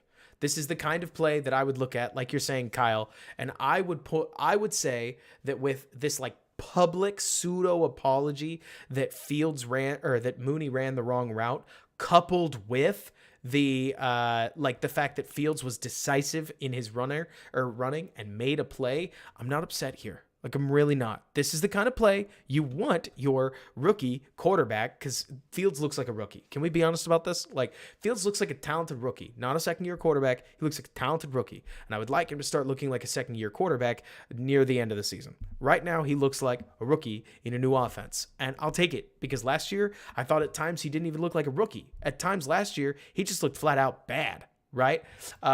You say that, Pop, but like Fields has his eyes on this safety and this corner. Those are the right people to be watching, and you know that because he converts the first down not on accident. Like, he sees this safety turn his hips around and just runs out there and makes a play. If Mooney is that open, was it really the wrong route? Kind of. It's the difference between that and this, with one of them basically meaning, so the big difference is, let's see, Brandon, if Mooney had run the right route, he's going to get in Fields' eyes, right? So I'll see if I can freeze frame it at the right moment, because then I'll try to take a look at how to get this setting off. So at this point, Fields would have come across his back and Mooney would have been running right here. So where Fields is staring at this stage, right there, like Fields would have seen him. Within this context, with Mooney running the route he is, Fields doesn't see him. He just sees a whole bunch of green grass and says, I can run there. And he's right. So again, how bad is it? It's not that bad in the wide world of things, but it's not something you want him to do forever. Like, Deshaun Watson is a great example, massages or not, of a player that ran a ton more early in his career. Russell Wilson, not another bad example, a ton of running early in his career. And as he spent time in the league, he started to pass much more often, because when you're early in the league, you see space, you run to it. It's the easiest way to play fast, right? Once you've spent time in the league, though, you're much more comfortable with exactly what plays are going to look like. And I want to see if Fields can go through that transition himself. Let's see here. What I probably got to do, now that I mention it, is go here, go to, gosh. Let's see. Yeah, Fields saw the lane. He took it. I got no problem with that. But so,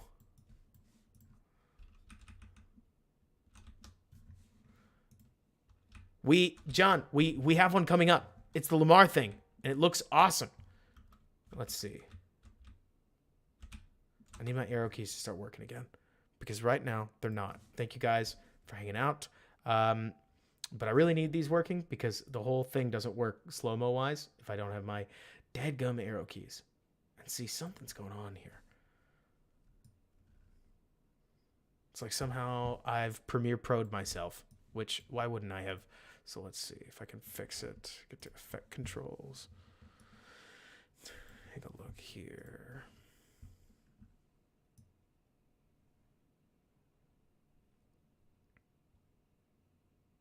Nah, screw it. We'll figure it out. I can run a stream without this. But so, anyways, what a bummer. Fields runs. He gets the yardage. We take this. So then this next play, have I got a show for you? So it's a quick RPO, right? Fields throws it. It's incompleted. Was it bad? I don't think so. So it's a quick action RPO that we're going to see. Fields takes the snap. He takes a look at the read man. It's a super basic play design that looks like this, coming off of motion from Equinemius St. Brown. That's not in the highlight for not a good reason. I don't have one of those. But so Fields is going to throw to St. Brown, and he's open. Check out this Giants defender, right? Watch him. He's going to cover Pettis, stop, break back on the ball, and tip the ball away, right? Now, J2K, you asked a very good question. Was this throw a little bit late? It was, right? It was just a smidgen late. Like, Fields takes probably one too many steps. It's a good throw. It's better defense. Defenders are paid to make plays too. But, let's see. Let's get through this. You can see from the behind angle. Line is fine. I like the design. I hope they run it again. Fields steadies himself. He lets a beautiful ball go. Very good play by them. Now, I wanted to show you what this looked like in college, because against Penn State, he ran almost exactly the same play. Windows were different at Ohio State, right? Like, Fields is going to throw fundamentally the same play, but it's a little different in the worlds of how open is it. I mean, it's very easy to forget that when we talk about Fields and like, why are Ohio State quarterbacks bad? I mean, they have a bigger transition to make, I would argue, than somebody like Pat Mahomes did at Texas Tech, where since he was playing under talented, tight windows were just something you had to live with. Fields within this, like, he's throwing to guys that are much tighter coverage, and you're talking about a defender that fell off of his assignment. Like, this switch off is something Kyle Fuller did years ago, and he got a ton of credit for it because it's hard. Now, what would I like to change? Do I need Fields to throw it a little bit sooner? Sure. I mean, I'm not going to say I don't. The main thing I want to change, though, I don't think Pettis' route is jagged enough. I want to see Pettis break this route off a little bit sooner. This, to me, would be a coaching disagreement that I have. Because if you watch Pettis' route, I think Pettis' route is so vertical that it allows the corner, or it's a corner. It allows the corner to play both, right? Like, he shouldn't be there. You want Pettis to have broken hard enough that when Fields throws this ball, he's just nowhere close, and it's a turned safety and nothing. But hey, heck of a play. Like, we can give credit where credit's due, but I do think that they could get a little bit better. Like, at least that's, I would like to see the route change. Let's see, say on 15. Like, Pettis played great, huh? Let's see, what about the 15? Are you talking about like Mooney on the 11? This is open enough. Like, we got to remember, because I talk about this at least once a season, and Pop, I'll say it here now. Like, quarterbacks are not all 22 vision readers. It's not his job, so to speak, to go, oh, this guy's the most open, let me throw it to him. Like, within this play, the read is Pettis as probably an alert, and then ESB is the 1, and then chances are Mooney is the 2. And I think ESB's open. Like, I've got no problem with this because the throw is there. Like, especially with the guy in his face. Mooney's probably like the 3rd. Now that I look at it, I even wonder if Kmet's the 2. But I I don't think at this stage that you can necessarily say, oh, just because Mooney's dead center of the field means that, especially since like right now the ball's already away. I love the throw. I think it's sweet, honestly. Like we see some sweet accuracy on this ball, but that's something that I want to, or like you want to see Pettis' route draw the safety a little bit more. And I don't know who's coaching him to run effectively just like I don't want to call it a lazy vertical, but kind of a lazy vertical. But that's something that I would want to see changed. Here's again the route that he had in Penn State. And like you're saying, Kyle, at least he was decisive. So the play after that, I believe this is a third down. It's just a basic tight end screen. This is one of Fields' completion, and it's super sad. So I think ESB on a back shoulder throw, as opposed to what, IMT? Because I sure do. Like, ESB right there is the number one read, and he was open enough. You make that throw, the safety doesn't come over, and it hits him right in the hands. I mean, this is definitely not a ball when I look at that I'm thinking 29 has any right to. So the safety coming over and breaking this up just doesn't really bother me, because you would want the other route to have drawn him off. So we'll pass by this. We can pass by the tight end screen. It's boring. It's like 3rd and 15, and the Bears don't get anything from it. So next play. Fields is going to get pressured very, very quickly. Let me see. Oh, these are like the end of half plays, and they're kind of ugly. Let's see. Because you end up with like, here's a dig where Fields' first read is this dig over here, and he barely gets to the top of his drop before he needs to go on account of a free rusher. Once he does, there's just nothing around here. Like, nothing's actually open on this side of the field, so he legs it, and Lester's probably going to pin this one on Justin in his sack watch, because this counts as a 0-yard sack, which is really annoying to me, but taken up with the stat keepers.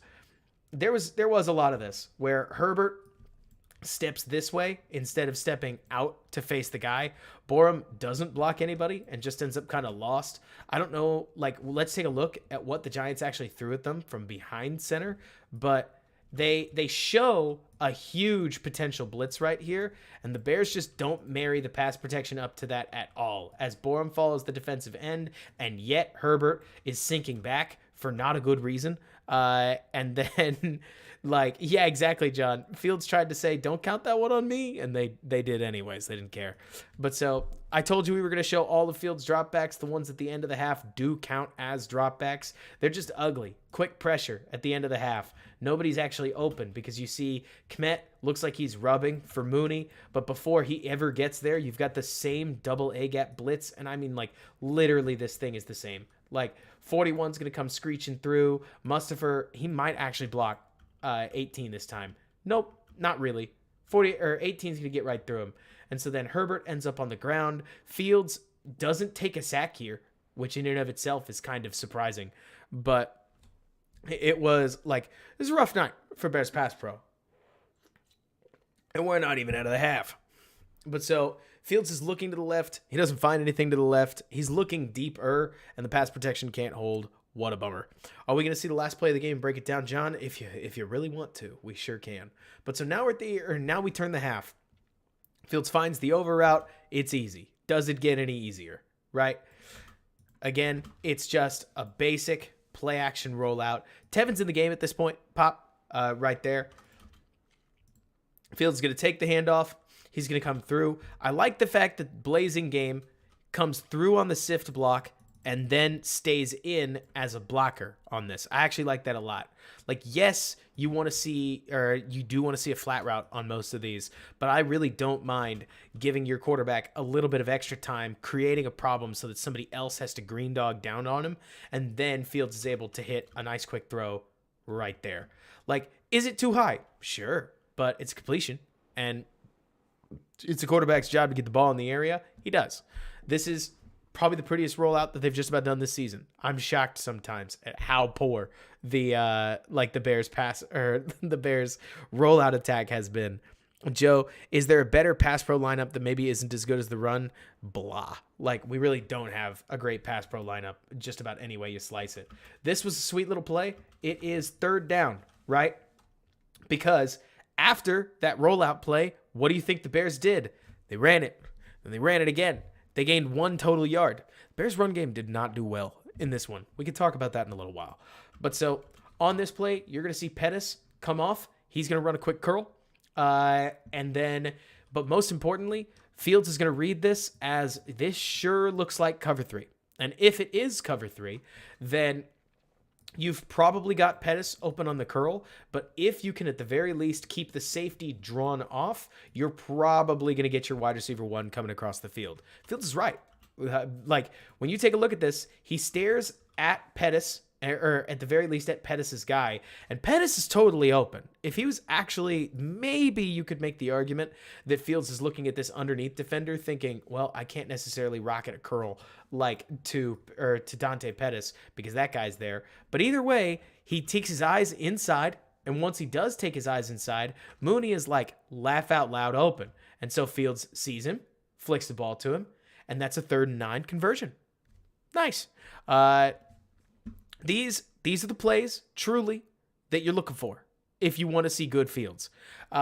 Because 29 lurks in the hook curl. And again, let's give Fields the benefit of the doubt and say when he looks over there and he sees a hook curl defender, he mutters to himself, okay, curl's probably off.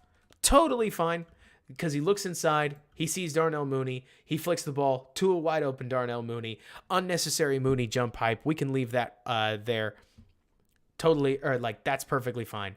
Other team, or like, so Rob, I've noticed that Fields is staring at his wide receivers, but other quarterbacks seem to look down the safety more. Is this on Fields, coaches, or am I misunderstanding it? We need to look at options because I've seen a lot of quarterbacks do a lot of both. Like, plenty of them look at the safeties, plenty of them look at the corners. It really depends on the plays. And so when you're running an out route, the safety is not important. When you're running something on the inside, the safety matters a lot. It really just depends on the when, the what, and the where of your passing structure. And in this case, the Bears have been doing a lot of things outside the hashes, so Fields looks at the safety a little bit less, but he checks him there. He finds Mooney. It's as easy as a completion as you're going to get. Fields converted the overwhelming majority of the Bears' 3rd downs because I don't actually know if the Bears converted a single 3rd down through the run game. They didn't try a ton of them, but they didn't convert almost any of them. Whereas the Bears were not awful on 3rd down, partially because of Fields. Now, this is a run play, and we talked about all of Fields' dropbacks, but I wanted to point out just how effective Fields doing better makes the run game. Because if you take a look at this, finally, finally at this stage, you get a light box. You get 1, 2, 3, 4, 5, 6 in the box with 2 relatively high safeties and corners that are off, right? What does that do for a run game that's been gummed up all game? Shocker, you open a hole. Like, boom. Patrick comes off a combo block. Man on man on man on man on man. Herbert just roars. Slips right through the tackle, keeps going. Like, this, it will be really helpful for the Bears offense if they can find anything in their passing game, because against light boxes, the Bears offensive line is doing a lot better than when they play 7-8 men in the box. I mean, it's just hard to block all that kinds of, to block those kinds of boxes tough, but like within a play like this, it's all the space that their running game could ever dream of. Ron, that hurt the Bears thinking that they could win via field goal, but it is a decision that they made. I included this one because it's a drop back, and also it's really weird. The broadcast just breezed over this, and I'm almost certain Equanimeous St. Brown just drops his ball. Like, Fields hits the back of his drop, throws, and this is where I wish that I had my ability to, let's see, oh, yes, it's back. Sweet. Check this out. That goes through his forearms. Like, we see it. We see it buried behind this forearm. It just goes through. Is it the highest throw on earth? I mean, or like, is it the most on target throw on earth? Like, not necessarily. It's not that bad. People catch this all the time. And it's like a 7-yard gain in the red zone. It's not that this is like every play they needed, but it's 2nd and 8. Like, this is a gimme. And it just goes whoosh. And the broadcast never brings it up again. Like, they skipped right over it. And I was staring at this on tape like, wait, what on earth? Like, he doesn't touch it. he so doesn't touch it that nobody realizes that it went right through his hands. And I think that's hilarious. I mean, I think it is so goofy because these are plays that, as a young quarterback, for crying out loud, catch this ball. Like, do your guy a favor. Catch the ball. People talking about, oh, you know, Fields is only 11 for 22. What are you supposed to do? Like, at this point, I'm not about to try to say that Fields had a perfect game. We've gone over plenty of Fields' mistakes. But this is a solid throw. Like, you can't... So, a lot of people would look at this and they would say, isn't this throw a little low? And it depends. There are a lot of cases where some coaches would tell you it is. Josh T, thanks so much. Do I think the staff believes in Fields if the rest of the season looks like last week stat-wise? Is last week Giants or is last week Houston? If it's Houston and we see more of Houston than Giants, I don't know. But if it looks like this, actually, we might be fine. Like, we really might. But we'll talk more about that later. Thanks so much for supporting. Really, really, really, really appreciate it. But so the point is, there are a lot of times where on a quick out in tight man coverage, you will see the ball, or you'll see a quarterback deliberately throw the ball low, because when you throw the ball like this, the corner can't do anything, right? If you throw the ball at chest level, then you end up you putting the receiver in position where the DB can actually make a play on it. When you throw the ball low, it's ESB and nobody else. And unfortunately, nobody else wins that matchup. And so the Bears end up on 3rd and long in a setting, or like in the middle of the red zone. And I don't think they run the ball. But let me remember. Oh yeah. They run another tight end screen. Which, like, this one's really sad because nobody blocks Jalen Smith, and he just makes the easiest tackle on earth. Like, whenever you throw, or whenever you run these, somebody, and I think in this case it's Borum because nobody else makes sense, has to come off and block that linebacker. Like, they have to at that stage. And Borum doesn't. It's a good screen. Like, just like Akusai said, could be a TD if anybody blocks him, but nobody does, and it's super sad. Let's see. Thanks so much, Ace. Super excited. Any wide receivers in free agency I like. I think Lazard's not bad. Like, now, a lot of Lazard's game is built on chemistry with Rodgers, but in the world of, is he better than Equinemius St. Brown? He's a lot better than Equinemius St. Brown. I think Nelson Aguilar is not horrible. I think that the draft is going to have a lot of receivers. It won't surprise me if some people get cut. I did want to take a look at this because somebody talked about how Fields throws his hands up in the air after EQ drops it. I actually think that Fields is looking for a flag of some kind. Like, Fields looks like he's looking at the official, and I think he wants, I don't know what flag he thinks he should get, but maybe he is just mad now that I look at it, because I don't know. But let's see. Borum's a decent swing tackle. Agreed. I actually think the better free agents are going to be on the defensive line, the offensive line, and defensive line, offensive line, not necessarily corner, but you get the idea. Like, I'm less looking at wide receiver for free agency and more looking at the other positions that then they could fix free agency with a little stuff in the draft. Sean, you know we're not allowed to draft. We're not allowed to draft anybody but defenders, especially in the first round. So don't even dream of Jordan Addison. We're going to have to go with some budget receiver. No problem. Maybe we can trade for Ridley. Would be sweet, John. Like, that's a gamble I'd be down for because Calvin Ridley rules. I think T. Higgins would be a fun ad as well, but that's one that we just got to get to. Here's another sad play, and it is very sad. So it's 1st and 20 on this one. But so, let's see. Like, 1st and 20, and the Bears are going to run what I think is like a hooks play. I'm totally going off of memory here. That is a gamble, pun intended. But so, play action. You got two guys breaking. They're breaking right now. And don't you love it when your wide receivers are just getting into their break and your quarterback is literally turned around. Literally turned around. I mean, like, he does not make it through his drop.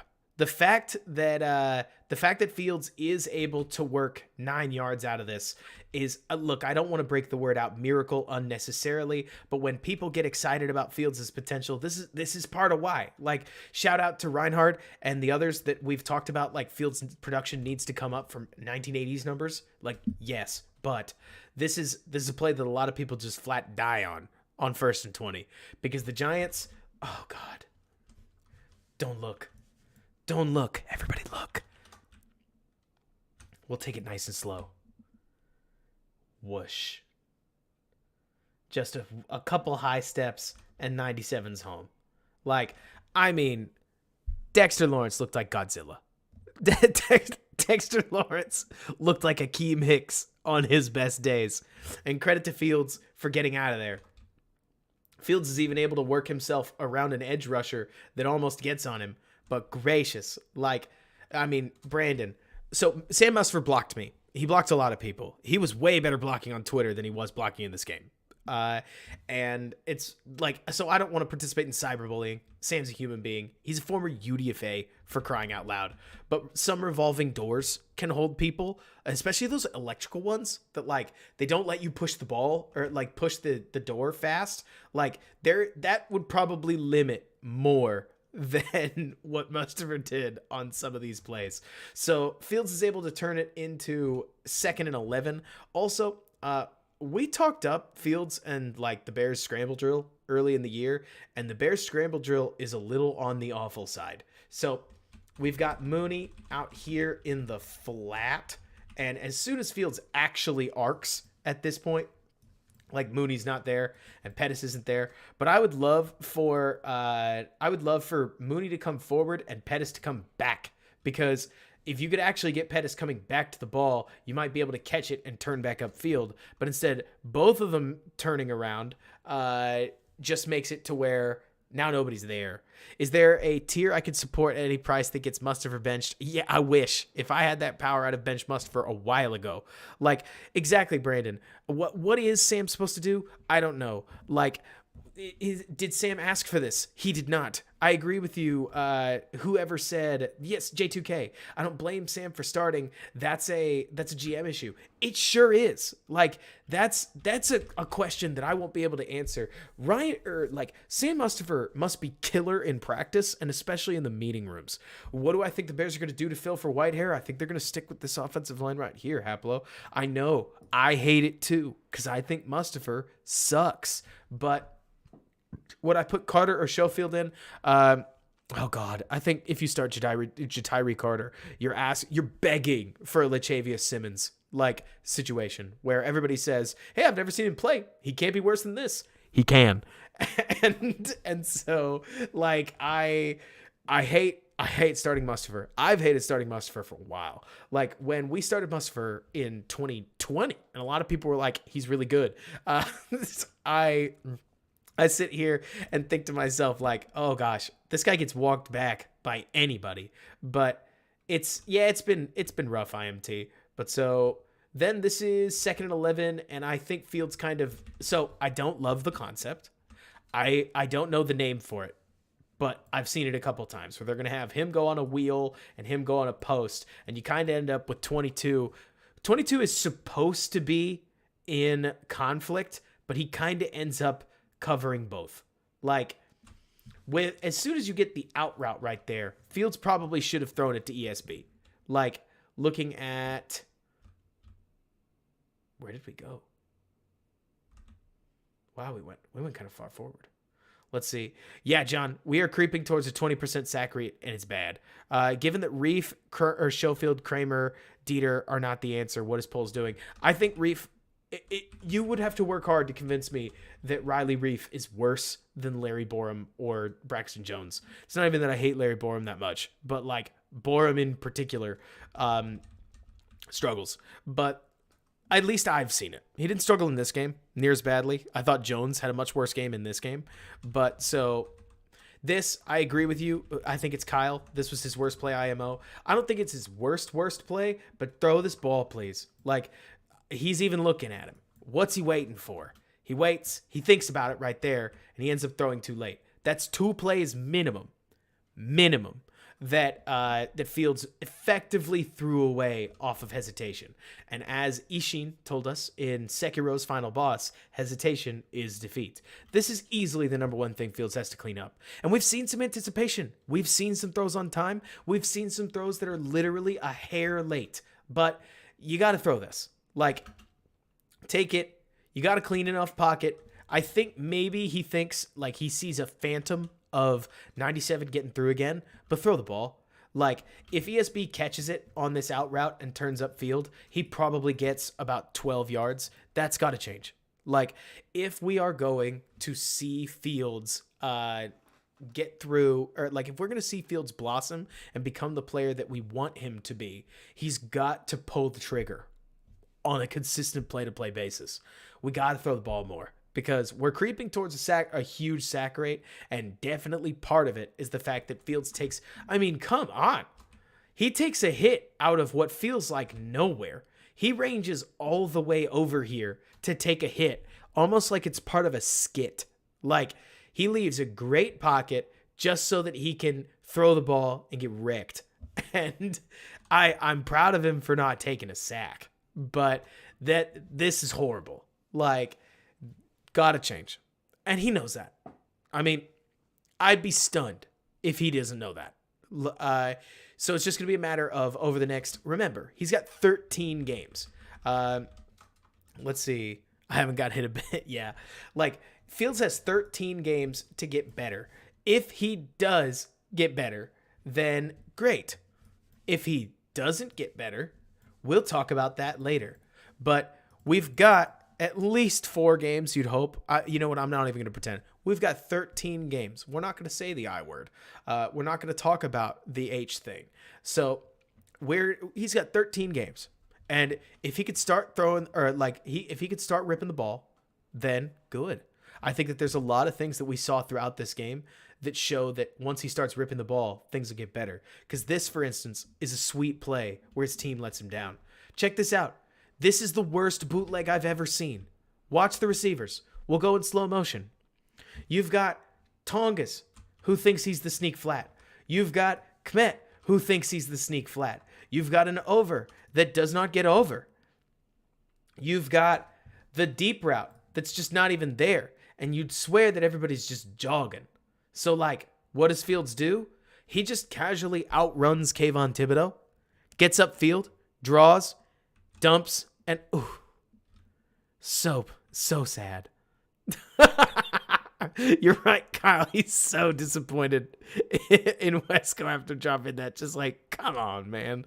And it's not like it'd be a huge play. I mean, if Wesco catches this and says his prayers, like, there's maybe because Fields happenstantially threw it on his outside shoulder. Had he caught it, he would have spun inside and maybe gotten the first down. But mostly it would have been a moral victory because he'd have taken the hit right there and the Bears would have been in 3rd and 1, which is much less difficult to convert than 3rd and 4. But mostly I look at this play and it's not like this isn't Mahomes flicking the ball into the end zone for Tyreek Hill. This isn't a huge 50-yard epic completion. But this is a great little example of Fields is getting let down by his teammates. Like, you want your guy to pick you up, for crying out loud. 3rd and 1.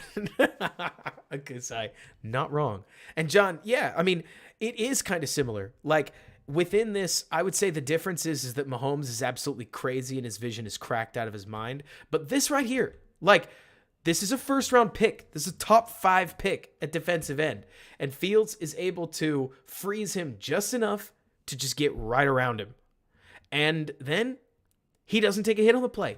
He gets the ball to a what I've been told is a playmaker. And then he can't do anything with it. He doesn't catch the ball. Like, I don't want to focus too much on that because we've got this play right here where you tell me Fields checks to what looks like a sweet drag down the field. Pettis runs a nice route. The ball is, I think, good enough, and Pettis can't make the play. Now, if we hyper focus on this, like if we take a fine-toothed comb, did Fields pick the correct club for this? I don't really think so. Like this is sweet ball, right? When we take a look at the placement, it is an over-the-shoulder ball. The receiver or the DB is barely involved. It's over his back. You want your guy to come down with this every single time. Pettis cannot. Big tears, right? But also, just saying, if I was coaching him, I'd be like, hey, Justin, put this thing on a rainbow, man. Like, why even let the corner get involved? I appreciate you seeing his back and letting it go. But this thing doesn't need to be quite so low trajectory, does it? All the same, catch ball. Like, this is still a sweet throw, and it looked sweet in real time. It's probably not as sweet outside of real time, because while it is a pretty line drive, and I mean, look at that spiral cutting right through the air. I don't know. Like, that's pretty good. Defender has no real shot at it. Because I'm with you, Kusai. Like, and Kyle, it is a perfect ball. Let's put it this way. It may not be the right club, but it's a perfect shot with your 7-iron. Does that make sense? Might have wanted the pitching wedge, but it's a perfect shot with your 7-iron. It's a gorgeous throw. You would like Pettis to catch it because it's a gorgeous throw. But you can't be hitting these wide receivers in the hands. Like, protection is still bad. Goodness gracious. Every time you look, like, here's Tevin Jenkins just getting whooped. Like, Lord. That's not Mustafa. Man, Dex was on one. Dude was just tossing people around. Bang. Does not come up with it. And Josh Bellamy would have caught it. Maybe not. Maybe would have. But let's see. DB made a great play. Like, he did, Haplo. Like, it's not that I'm trying to destroy Pettis, because the DB gets his hands in the neighborhood, certainly. That's exactly why I'm thinking that a throw potentially outside the numbers might have let Pettis run under it. But I think it's a strike all the same. Now that we're looking at context, right? Like, you want to see accuracy from your former first-round pick, and that's sweet. That's great accuracy. Hang on.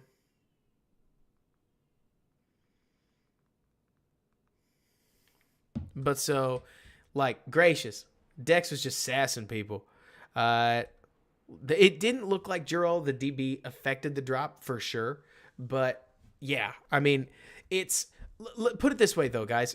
Because the DB's hand was in there at all, credit to him, I am of the opinion that when you get your hand involved, right, you are able to affect a receiver's mentality. But so, let's see, who plays in the Thursday night game? I can't remember. But so, Pettis, like, doesn't come down with it. And that's, like, the last meaningful... Yeah, exactly, Kyle. If he catches that, we don't talk about a rainbow throw. And you're totally right.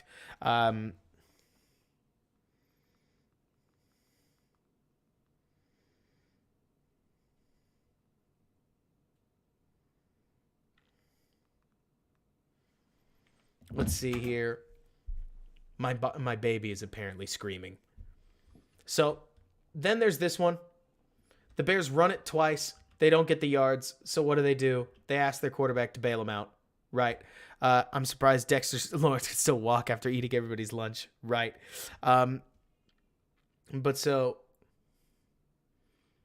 double A gap pressure. Boom. Boom. The Bears are completely unprepared for it again. There's Mustafa staring at the guy who's going to go make the pressure. You'll notice that not a single receiver is actually running a route that is hot. Fields hits the back of his drop. That's probably the best he's got. It's a quick hook out there. Yeah, great job, Kyle. Right? Credit to Herbert for trying. I think it's Herbert. Yeah, it's Herbert. But Fields is able to get the ball out. I am almost surprised that Fields didn't take more than 6 sacks the way this game went, because it is bananas how often, like, Pop, you say that, but it's true. Like, Fields at this point, he does a good job. He does like a C- job to get the ball out. I would like him to throw it to somebody besides, like, I mean, credit for throwing it to Pettis to avoid the intentional grounding. Like, it's a decent wrist rocket to just get it out. But let me see. Like, yeah, it's. Do I think it would have been more sacks if it was Andy or Foles? I think Andy or Foles are actually great examples of they're better at just throwing the ball. Like, throwing the ball to somewhere. Isn't this partially on the QB to make adjustments at the line and call for the blitz? Like, yes, a little bit. But at the same time, it's your center's job to adjust the protection. And the protection, if I am picking it, right, should be a half slide almost every time. Like, they've lined up in this formation a ton, and somehow the Bears have been completely unprepared for it. It's a 6-on-6, and you should get a man on a man on a man. Like, whatever it looks like. Even if you have a full slide to the right and you have Ebner take the defensive end and just get the ball out, you should get 6-on-6. The fact that the Bears, Pop, it is a rerun. They've run this play 4 times, and it's gotten home all 4 times. Let's see, is it a face mask? I don't think it's really a face mask, unless we're talking about, like, one of the defensive linemen. But, yeah, then the last play is the RPO. This is another one of those that I look at, and I think to myself, Fields, if I have a problem, I want Fields to wrist this. Instead, he takes 2 full steps back, and by the time Mooney gets it, he just gets hit immediately. But, hey, who cares? Like, honestly, the Bears pick up 2 yards on 2nd and 4. It's not the greatest play on earth, but if the ball can get there a little bit faster, I would prefer it, so that, like, it's not bad. Like you're saying, Kyle, it's not a bad play in the sense that it's open-ish. It's not a good play in the sense that it doesn't really give Mooney any time to react. And so I want the ball in Mooney's hands a little bit faster, and that's Fields' day. I actually thought there was a lot more contextual positive in this game than there was contextual negative. When we look at results, obviously Fields crossed like the 150-yard mark, yip-de-doo. But the real problem the Bears are having is that they don't run enough plays. They don't get enough first downs. Like, points be darned. They don't get enough yards for anybody to really produce. The Bears on this day did not have many yards, and most of them were Fields. Like, he ended up with, if memory serves, let me see. It's like 174 passing yards, 19 yards lost on sacks is 155 yards plus 52 yards rushing equals about 207 yards, right? And it's sad to me that we're celebrating these marks like we are. I mean, he took 6 sacks on 33 dropbacks, 5 of them being called runs. But all the same, I mean, it's a good contextual day for Fields, where I think he lost somewhere on the order of about 80 yards due to his teammates not making plays, right? And do I think that stuff like the fumble needs to get better? Sure. I guess. But actually, I think that's just the offensive line being really bad. And I don't know what's going to change. Because like J2K said, it's 14 pressures, 6 sacks on 22 pass attempts. Which always, J2K is weird because his runs are pressures and they somehow don't get counted as pass attempts, right? So it might be 14 pressures on the 30. Yes, 51. That's probably 14 pressures on 27 attempts where they added the runs in, right? Maybe. But so, like you're saying, Kyle, he's just going to get better every game. He got better this game. He's still playing a tick slow. That's okay. I actually like where his eyes went for the majority of the game, and that's really what I care about as a fanalist. Like, even still, it totally sucks censored. It's not getting better. Like, it's not better news. The line was awful, and any DC that plays the Bears is probably just going to blitz the piss out of them. Now, they go up against a Vikings team in this next week that is bad on defense. They are like 26th in coverage ranking, 29th in rush ranking. Chances are the Bears will still make them look pretty good. But if there was ever a week for the Bears to look better offensively, it's probably this one. I'm hoping Chi-Town. Look, my thought is that Fields has two things going against him. System unfamiliarity. I'm not going to finish that word. And let's see. Like system unfamiliarity, and then like let's just write the word processor. These two things are not the same, right? Like as Fields gets more comfortable within his system, he should play faster. As Fields' processor speeds up, he should play faster. These two aren't the same. So when I look at it, I think to myself, trust me, Kyle, we will get there, that like Fields should, keyword should, speed up due to at least one of these factors by the end of the year. Running is just Fields making a play instead of throwing an INT or incompletion. I think that makes the pressure stat worse. I hear you. This is a good to great day for Fields. I agree. I think that Russell Wilson offense fits Fields really well. He's just got to have things that he can cash in on, and in this case, he tried. His receivers certainly didn't help. Kyle says, what are my thoughts on Poles believing in Fields and drafting a quarterback? I don't think that Poles has the luxury of having to make a decision on whether or not he believes in Fields. I think that Fields has to earn his way into the future plan no matter what. Whether you think that's fair to Fields is not Poles' problem. Like, think about it this way. It's cutthroat league. What have you done for me lately? And if Fields looks more like he did against the Texans than he does against the Giants, then Fields doesn't necessarily earn the right to be the quarterback going forward. And if the Bears really are that bad, I mean, you got to remember, Kyle, that part of the problem here is that if the Bears do what they did against the Texans and Fields plays badly, but they win, they aren't going to have all that high a draft pick. My honest guess is that if it's like a two-way flow chart, right? So let's say, yes, this is, are they drafting a quarterback? And no, right? So if Fields plays well, Fields good,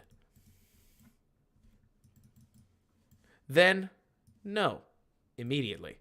But if they draft 10 or better, like if they're higher than 10, then they'll go back to this question. And if the answer is no, then maybe. That this flowchart didn't work. I would need to completely re-architect it. But the point is that if Kyle, they keep winning, if they draft like pick number 12, I don't think they're going to try to draft a quarterback. I don't think the Bears are in position to trade up for a quarterback, just about no matter what.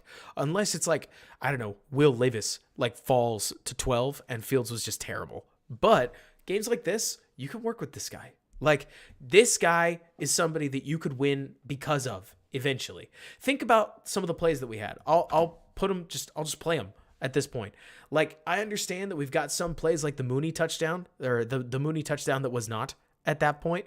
But I feel like there are some of these plays that Fields made with his feet, and certainly some of the plays that he would have hoped to make with his arm that you look at and you say, I should be able to win with this. Like, if I can surround this guy with weapons, I really think we could get maybe not a Josh Allen jump, but like a Tua Tagovailoa jump or a Jalen Hurts jump. And I actually think Jalen Hurts has taken a sweet jump in his own ability, and I think Tua Tagovailoa looks more or less like the same player, but he's in an amazing offense, and that he's massively benefiting for it.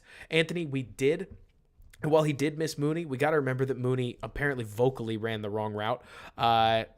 Pickett balled out, but I mean, you're talking about the guy who threw 3 picks, right? Like, Pickett was slinging the ball over the yard, but he threw 3 picks immediately. And did they win that game? Let me see. Because I actually can't remember. Like, I'm all for the way Steelers do things. The Steelers are an incredible organization, and they're absolutely loaded at receiver.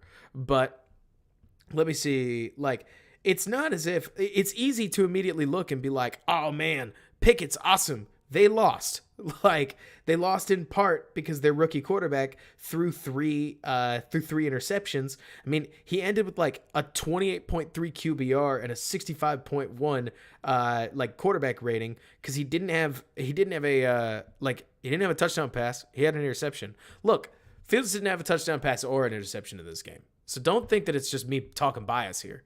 It's me saying that, like, they've got weapons. They don't have a great offensive line, but they've got Chase Claypool as the wide receiver 3.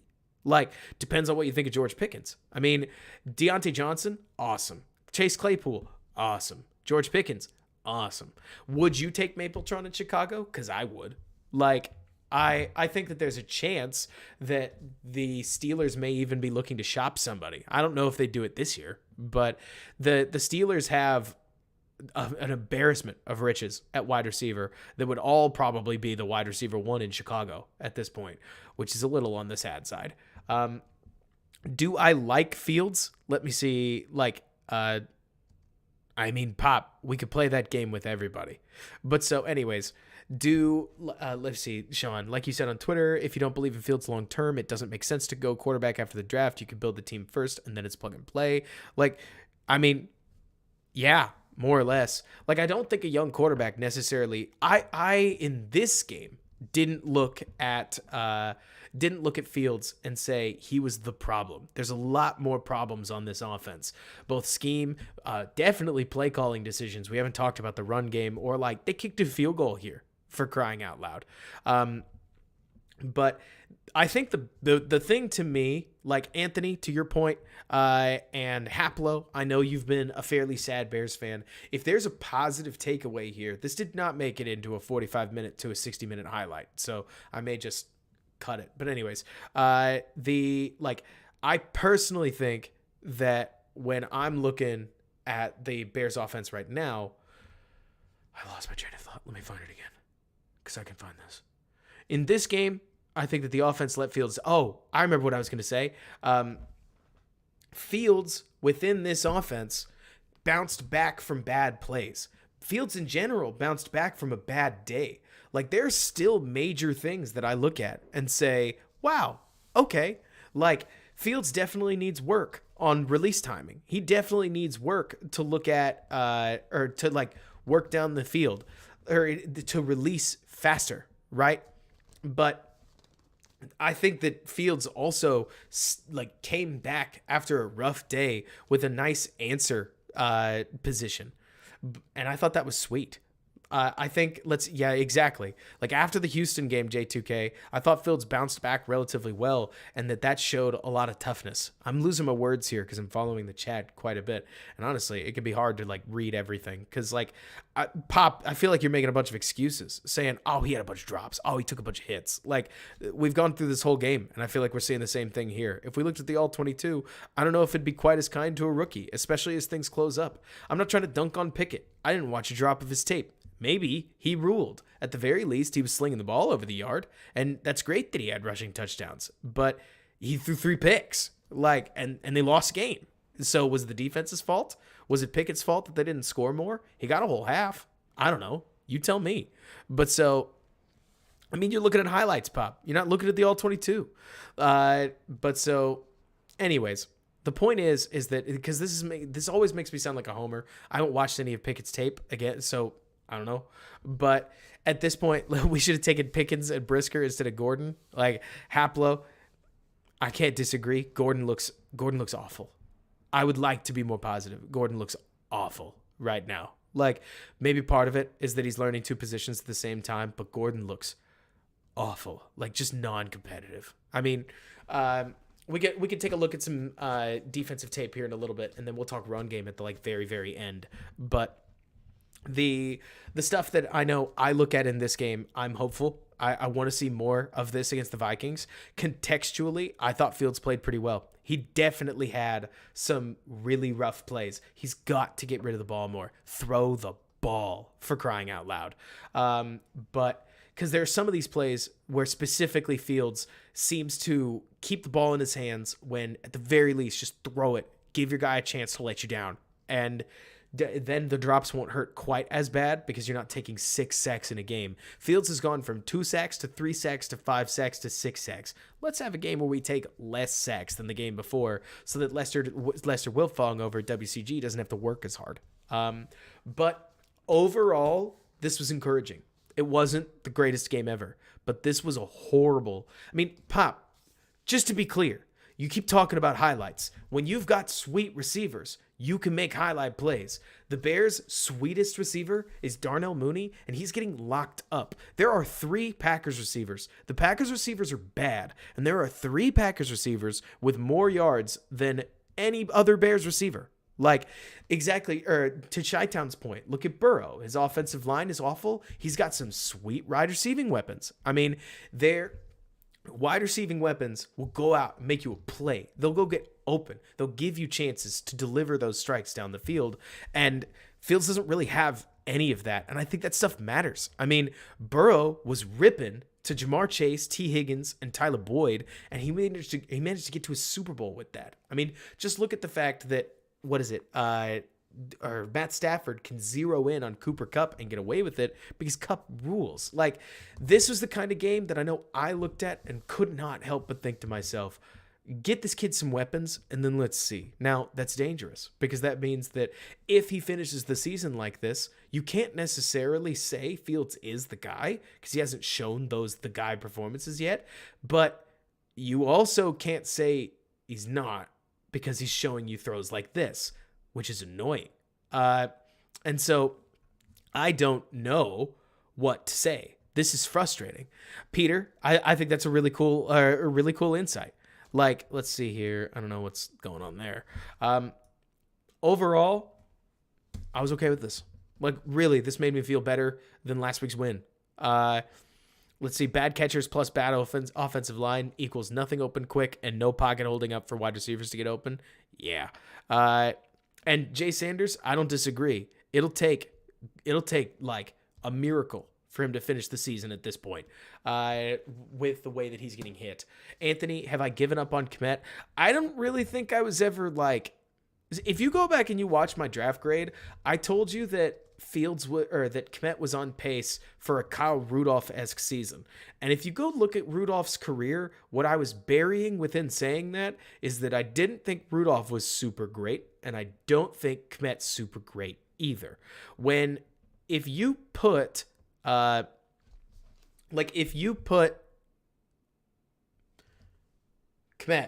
on a team with good weapons, they'll crack him open.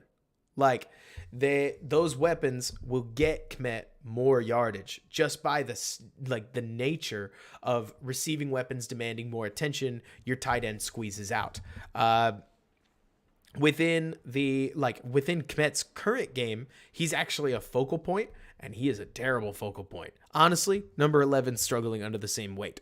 That it turns out that, yeah, even a COVID hampered Allen Robinson. I'll say it. Like, there is a point where we beg the question on Nagy's scheme was bad, and definitely the execution was awful, but maybe that crazy bald guy was doing something decently because he managed to get rookie Fields playing better, or like playing statistically better than this.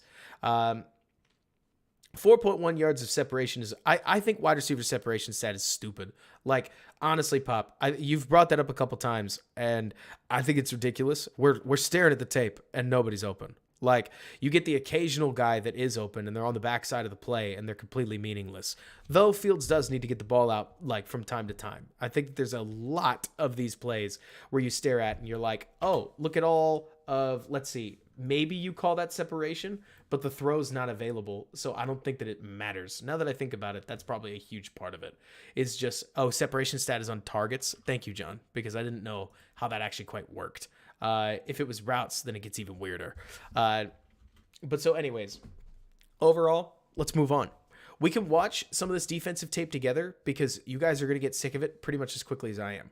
I made it to here in the game before I really didn't want to watch anymore. So let's go take a look. Like you said, before the 2021 season, if the talent is bad and the Bears still finish 500, the coaching has to be doing something right. Sure, Kusai, let's get there first, because this defense was a much bigger problem, in my opinion, than the offense was. The offense was bad, but they just looked bad. The defense looked like they were getting smoked. Though, every single play, I want you guys to watch number 4. Every single play. He makes me smile.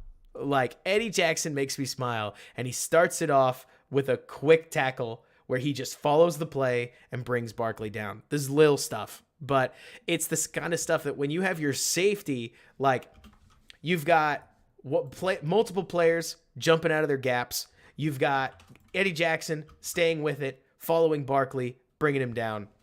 He's first to the ball. Why did I think Eddie Jackson would be anything other than the first person to make a play, like on the Bears defensive day, which is hilarious. Peter, I do. Honestly, that's a great call. Like, the Bears really struggled with getting just like defensive linemen. Watch this, for crying out loud. Like, check this out. Number 96, who I understand is like a practice squad candidate, for crying out loud, is just going to get completely driven out of this play. Wherever he was going, it did not matter. Let's see. Haplo, honest to goodness, I don't even know if they necessarily locked things down at the second half or if the defense just made sure that if the offense just started tapering things down to not end up out of balance, to not throw the game away. Because the first drive, the defense does okay. Like, Eddie comes up and makes a tackle, but you're going to see the Jimmies and Joes on this line. Oh my goodness. Like, look at Justin Jones here. I understand he's got a really solid, pass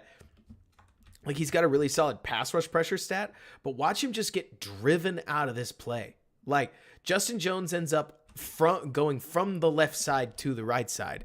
And don't get me wrong, you'll take the run stop here and there, but these are bad signs. Like, the Jimmies and Joes that the Bears have can't anchor the run at all. Honestly, Ace, wouldn't surprise me if Quinn's earning a lot of loafs, but part of me thinks that he's just sitting on the roster or what's the word? Yeah, like, he's sitting on the roster just waiting to get traded. I thought Vildor has been playing really wonderful hustle ball. Honest to goodness, I thought so. Yeah, Yakuza, he does still make the tackle, but the way that they get blasted around really bothers me. The Bears, at this point, were sending Ejax up a lot. But so let's see the plays that are tough to catch in real time from the All-22. And yeah, Ejax sees it from the field. He does. I mean, Gordon's really struggling. Like, little things like this, where he's just reacting late. It is as if, when I'm watching, I know I'm talking quickly, but that's because it's like 10, and I do want to ultimately get through all the things that I want to get through. Gordon is acting like he's faster than he is. You're going to see this as a consistent problem. He breaks as if he thinks that he's able to move as fast or faster than the defender in front of him. And something like this, where he freezes and he's just going to he's going to literally give away the defender making the first move, or the offensive player, because whatever this stance is, you're not going to break on anything. Like, he has no idea. So then when he gets turned on, Daniel Jones ends up with a wide open receiver to throw to. And I used to make fun of Duke Shelley, but at least Duke Shelley was a 6th round pick. Like, right now, Kyler Gordon looks bad, and he's a 2nd round pick, which is awful. I don't know. I'm not trying to sit here and bench Kyler Gordon. I would like to have Kyler Gordon's responsibilities cut down, but it's rough out there. Like, for number 6, Duke Shelley did hit guys hard. Hey, Frosty, how you doing? But so, second drive, and this is where everything kind of goes to hell, because it's not as if the Bears are wanting for guys in the box. You've got an 8-man box here, 9 if you count the corner, but they just start running the ball, and they start running the ball relatively well. Play action boots start killing the Bears. Daniel Jones plays these boots really, really nicely, by the way. I mean, we talk about what we want Fields to look like on these boots. He does a great job of just managing them, and I want to see the Bears honestly copy some of this, because little things that they're doing in this passing game action makes it so much easier for Daniel Jones, who I don't think anybody is trying to suggest that Daniel Jones is like the dude, but the sneak flat is wide open on this. And yeah, exactly, Akusai. It's the same play. Wesco dropped it, and boom, they end up with 9 yards. I was dying for Dabo censored. I think that there's legitimate question based on the rumors that we've heard about whether or not Joe Shane was hired, I mean, basically before anything. But yeah, I mean, Brandon, Danny Dimes looked awesome. The stands are bare. I mean, the New Jersey Giants are not exactly the attraction of attractions right now, but I do feel like they're building something. The Bears tried a couple of different formations where they'd line up and certainly stick a bunch of guys on the line of scrimmage so that they could try to contest what the Giants were doing with loaded formations. But gracious, look at stuff like this. And Eddie Jackson is never going to get enough credit for how hard this tackle is. Like, you've got, just to take us through the slow-mo, you've got Pennell getting driven straight backwards like he's a linebacker. You've got Morrow doing his best, but taking on an offensive lineman and never going to get there. Now you've got Saquon Barkley hitting the burners, and all you have is a free safety who's trying to cut the angle down. Not only does he cut the angle down, but he brings him down without major loss of yards. Like, this is really awesome. I mean, I know that we've all made fun of Eddie for horrible tackling last year, but like, gracious, whatever Eberflus did to like work him on wrap tackling, awesome. Now, I want to point out that 64 doesn't just get driven back. He ends up on his butt. This is the play side defensive lineman on his butt 4 whole yards away from the play. Like, the Jimmies and the Joes, it is not as if the Giants are somehow the most talented offensive line that the Bears are going to face. This is legit worrying. I mean, yes, play action over pursuit. But when you're looking at defensive line talent and you're wondering, gosh, why do the Bears play play action so hard? This is why. It's because their defensive line fundamentally can't make just about any play. Like, I think Angelo Blackson's solid. Don't get me wrong. But like, even he isn't going to get much. Like, the Bears defensive line made the Giants defensive line look like the Texans defensive line made the Bears offensive line look. And so let's see. Vildar's been placing well. There's someone that want to replace. If you have a bad season on any team, people want you replaced forever.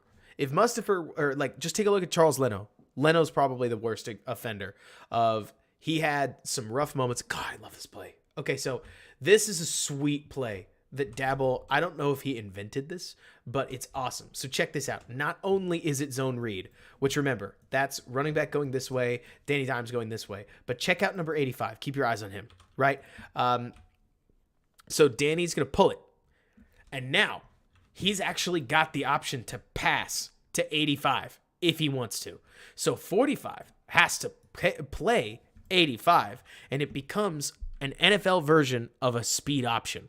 And so Danny's going to take it down the field. He's going to take a hit, which obviously nobody necessarily loves, but this is sweet. Like, I love this play. As an RPO goes, it's totally like modern and nuanced, and I like it.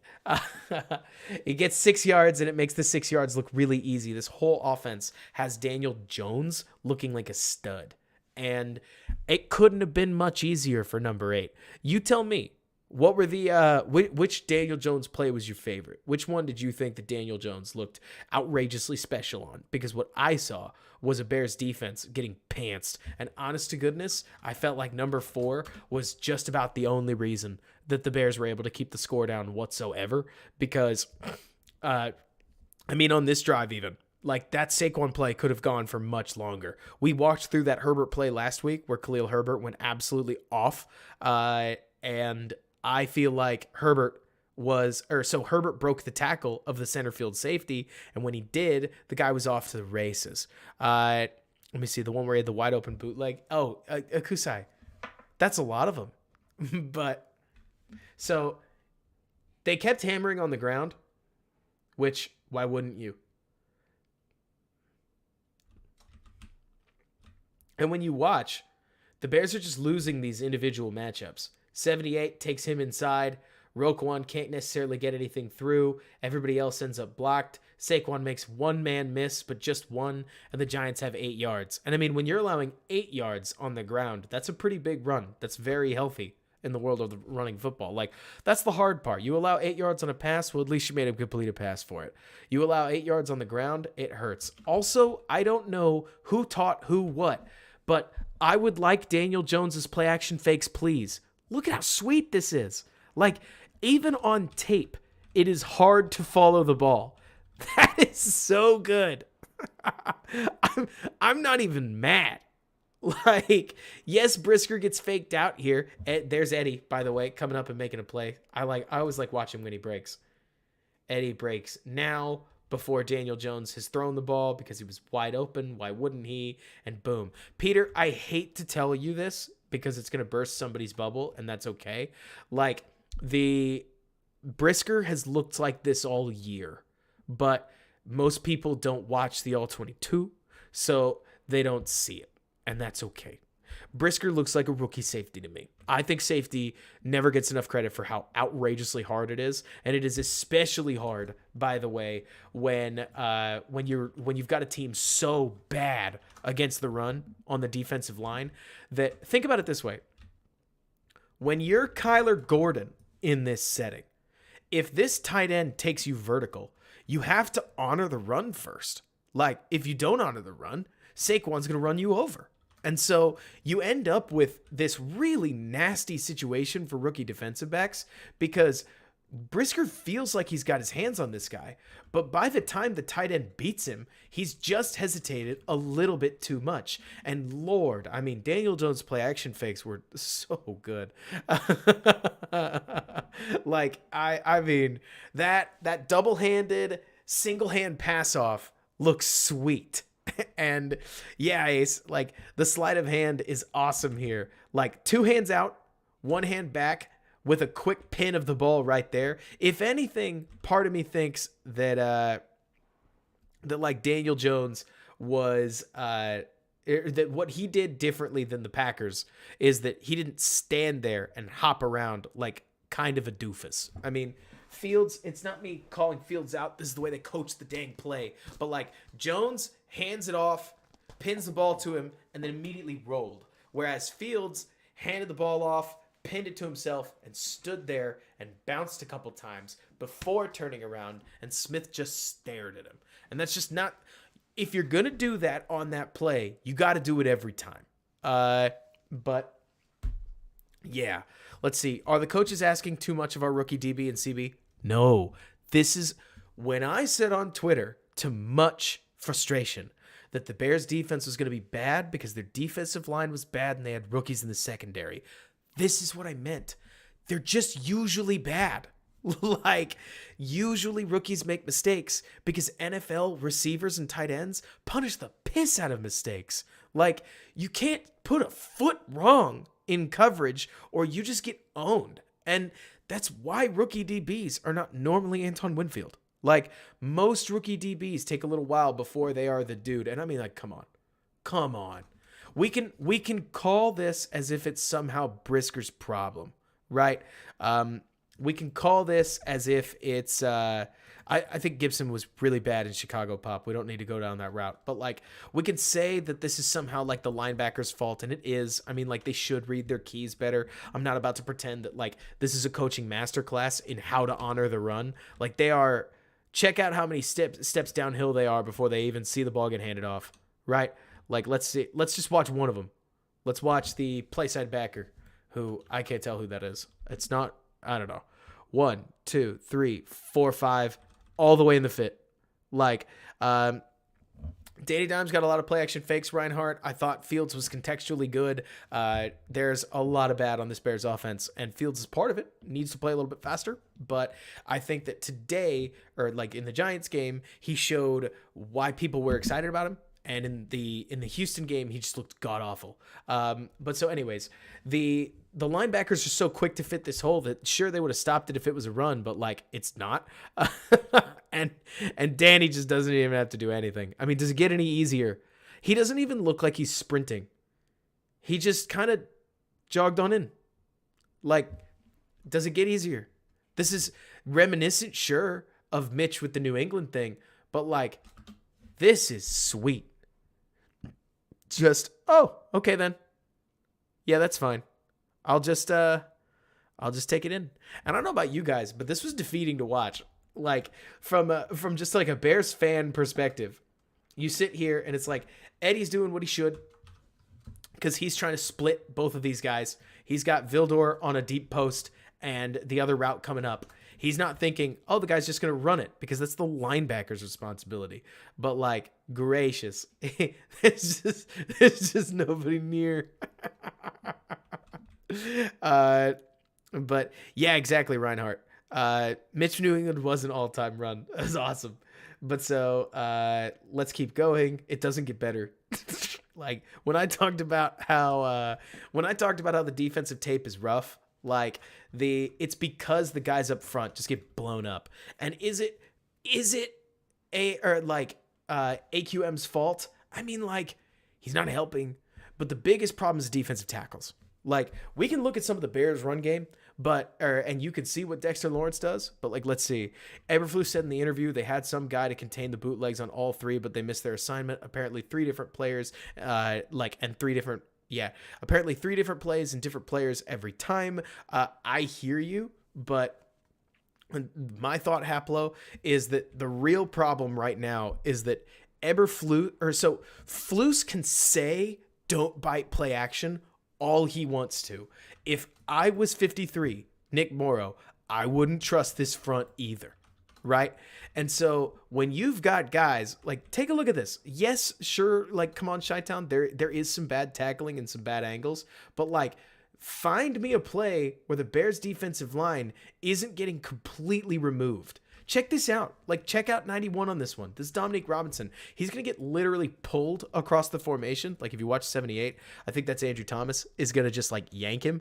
But all the same, like, he puts a hand on him with a jersey grab right there, and they clear the entire formation for him. Like, these runs, you can't give these up. Like, your defensive line is less than a non-factor. You could argue that San Fran only won or lost the game against the Bears because they were the only team with an interior offensive line bad enough to make the Bears defensive line look competitive. The Giants are just smoking every single Bears defensive lineman, which allows instant access to the linebackers, instant access to the safeties, and it leaves you with Eddie Jackson having now already made more plays in the run game than Roquan Smith. Like, here's Jackson again. Here he is in complete free space, navigating the pocket, getting off an offensive line block loosely, and bringing down Barkley pretty much by himself. Like, when you're free safety, I don't care how good Eddie is. Like, I don't care how much I could beat my chest about how much I love watching Jackson play football. When your free safety is the one making these kinds of plays, you're in deep. Like, you can't be doing that. You've got to get more juice out of your defensive linemen in a 4-3 for crying out loud, or at least from your linebackers, but they're not helping either. Like, it is rough times in Chicago because on almost any rundown right now, as I'm sure you guys are seeing, the Bears are just getting blasted. Like, right there, you almost thought the Bears had it, didn't you? You almost thought the Bears would be able to stop the Giants for a relatively minimal gain. But no, they climb. They get a man on a man on a man on a man on a man. They leave Roquan one-on-one in the hole, and he doesn't get there because credit to whoever that is. It looks like it's Watts. Watts kind of closes the lane, but like in the world of the run game, this is a push, and that's okay on some defenses. In the Sean Desai defense with a 3-4, they would intentionally play a light front, and you were comfortable giving up 3 yards on the ground because they were sitting in coverage for so long.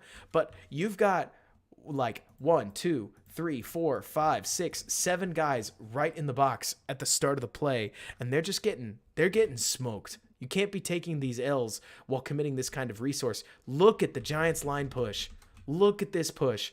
Watch where they are. They start here, and a couple seconds later, like, people asking where Quinn is, look at the defensive tackles. Like, they don't just get moved. Saquon makes first contact 4 yards downfield. Like, the Giants aren't the best team the Bears are going to play from the offensive lineman perspective. Like, there's a reason the Packers made mincemeat of the Bears. And it wasn't just because of like the Bears offense not looking great. The Bears defense is getting chewed up and spat out. I mean, it doesn't help anything when your nickel corner, again, bites hard enough on play action that by the time he and Kindle Vildor realize there's a problem, there's a big problem, and Daniel Jones, hey, his life's easy. Oh, you covered my one receiver? Let me just pick up 10 yards. Like, or I guess it's 6 in this case. But like, this is dream offense. This is offense made as easy as it possibly gets, right? Like, this isn't tough for Danny because Danny's not being put in clear pass situations, and the Bears don't have the resources. Like, the whole defense is going to shift over with play action. Not a soul won't go because if they're late, these two defensive tackles are already getting blasted. It's only going to get worse. Like, the biggest problem is that Eberflus can say you got to be gap sound. You gotta have like stick to your assignment, but you can't do some of that stuff without trusting the guys in front of you. And the defensive line has given no reason like to inspire any trust from its secondary. I wouldn't either. Danny does a good job here, if memory serves, to just force a throwaway. Yeah, Eric, that's totally true. Now, we can be a little overdramatic sometimes as fans. The Giants put themselves in a passing scenario, and Roquan actually reacts super well, as does Eddie, as does... Is that Gordon? Yeah. Let's see. I think Gordon looks better as an outside corner. Dramatically better. I think that he looks really awful as a nickel, and I think he's got a lot of work as an outside corner, but I do think he looks dramatically better as an outside corner. Haplo, would we be having the success that we'd be having with the Giants? I don't know, because if Dabble was here, we might have done a little bit more in free agency. Like, we purged every scrap of talent we could possibly have on the roster, and we don't have them now. Like, I mean, little signings. Like, Akeem Hicks isn't little, right? But that's a big one. Instead, we tried to sign Larry Ogunjobi. I'm actually very thankful we didn't. I don't think much of Larry Ogunjobi, personally. But once that didn't work out, the Bears were kind of hosed on free agency because they spent like 2 days thinking that deal was done and missed the rest of the window. It is built through the center, J2K, but I also think personally that I disagree with some of Eberflus's philosophy. I think that he overvalues the will linebacker and asks them to do things that people have stopped doing, or like that people have been able to account for since roughly 2010. But hey, I guess Lovey's still in football, so it can't be all bad. But I don't know. There's a lot of stuff within this defense that I think is really dull. And if the Bears can truly execute super well, like, let me put it this way. It's not that Kindle Vildor is set up to succeed here. It's that he's apparently coached well enough to break on it anyways. Like, credit to him, he sniffed out what the receiver was doing. So I'm not about to say that, like, all of Eberflus's, like, isms are bad. Don't hear that. Hear me saying that I don't think that his scheme is particularly spectacular. But at the end of the day, if you can get your guys to play better than their guys, you still win. So there is an aspect of like this defense that if it can be as simple as Eberflus gets his guys to play hard and play fast, then they could have success. But I mean, in theory, Dan Campbell did the same thing. Like, getting his guys to play hard and play fast, and they still haven't won much. If they won a game? Like, hang on. Let me see. Oh, no, they're 1-3. They're 1-3. But the Bears are ahead of the Lions. And I'm with you. What was it? Who somebody said earlier, like, that I struggle to see the Bears getting to 6 wins. I do too, but also the Lions are not... I'm stunned at how bad their defense is. I did not realize that the Lions could possibly field an offense so good and a defense so bad at the same time in the real NFL in 2022. I'm stunned. But those games could be really embarrassing because they could play the Bears, and the Bears' offense probably isn't going to score 35 points. And at that rate, if their offense does, like, it could end up as a blowout really quickly. I mean, the Bears did catch the benefit of playing maybe the worst team in football and a team in basically a hurricane. So that helped. Let's see. Were they worse than the 2018 Bucs defense? Man, I don't know, John, but every game in there is a shootout. I think Deron Payne makes a lot of sense. By the way, Blind Squirrel. So let's see here.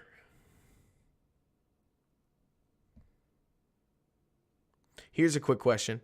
If I was going to help out with my baby for a little bit, would you guys rather I go to the stream is starting soon thing with the music?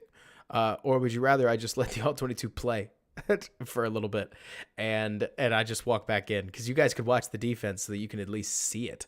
But boy, oh boy, things just look so easy when you're watching this tape. Like, as it is for the Giants, gracious alive, they're just rolling.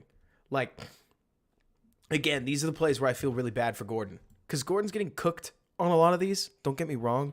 But also, his fit in the run actually matters.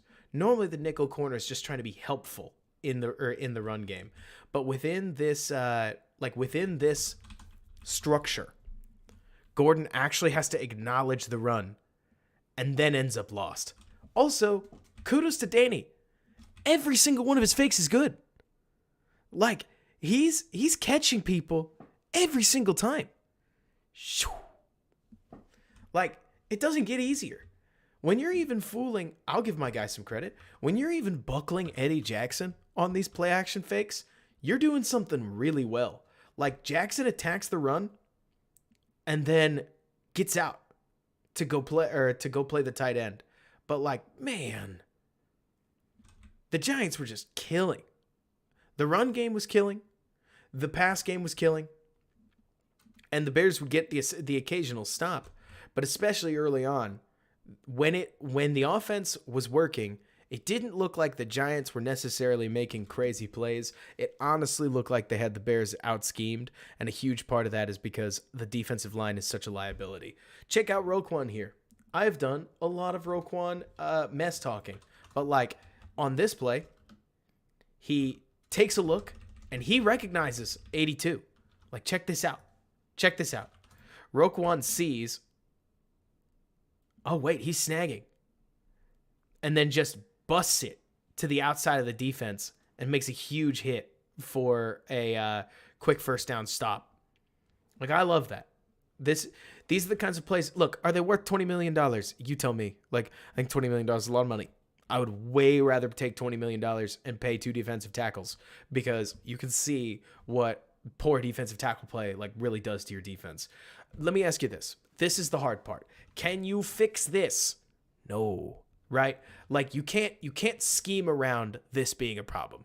Can you scheme around this being a problem? You can. Many teams do all the time. You don't need Levante David to run a decent defense, but you definitely need defensive linemen that are studs. Like, who makes an impact? Who makes a bigger impact? Let me ask you this. Vita Vea, Levante David. Vita Vea, Devin White. Willie Golston, Devin White.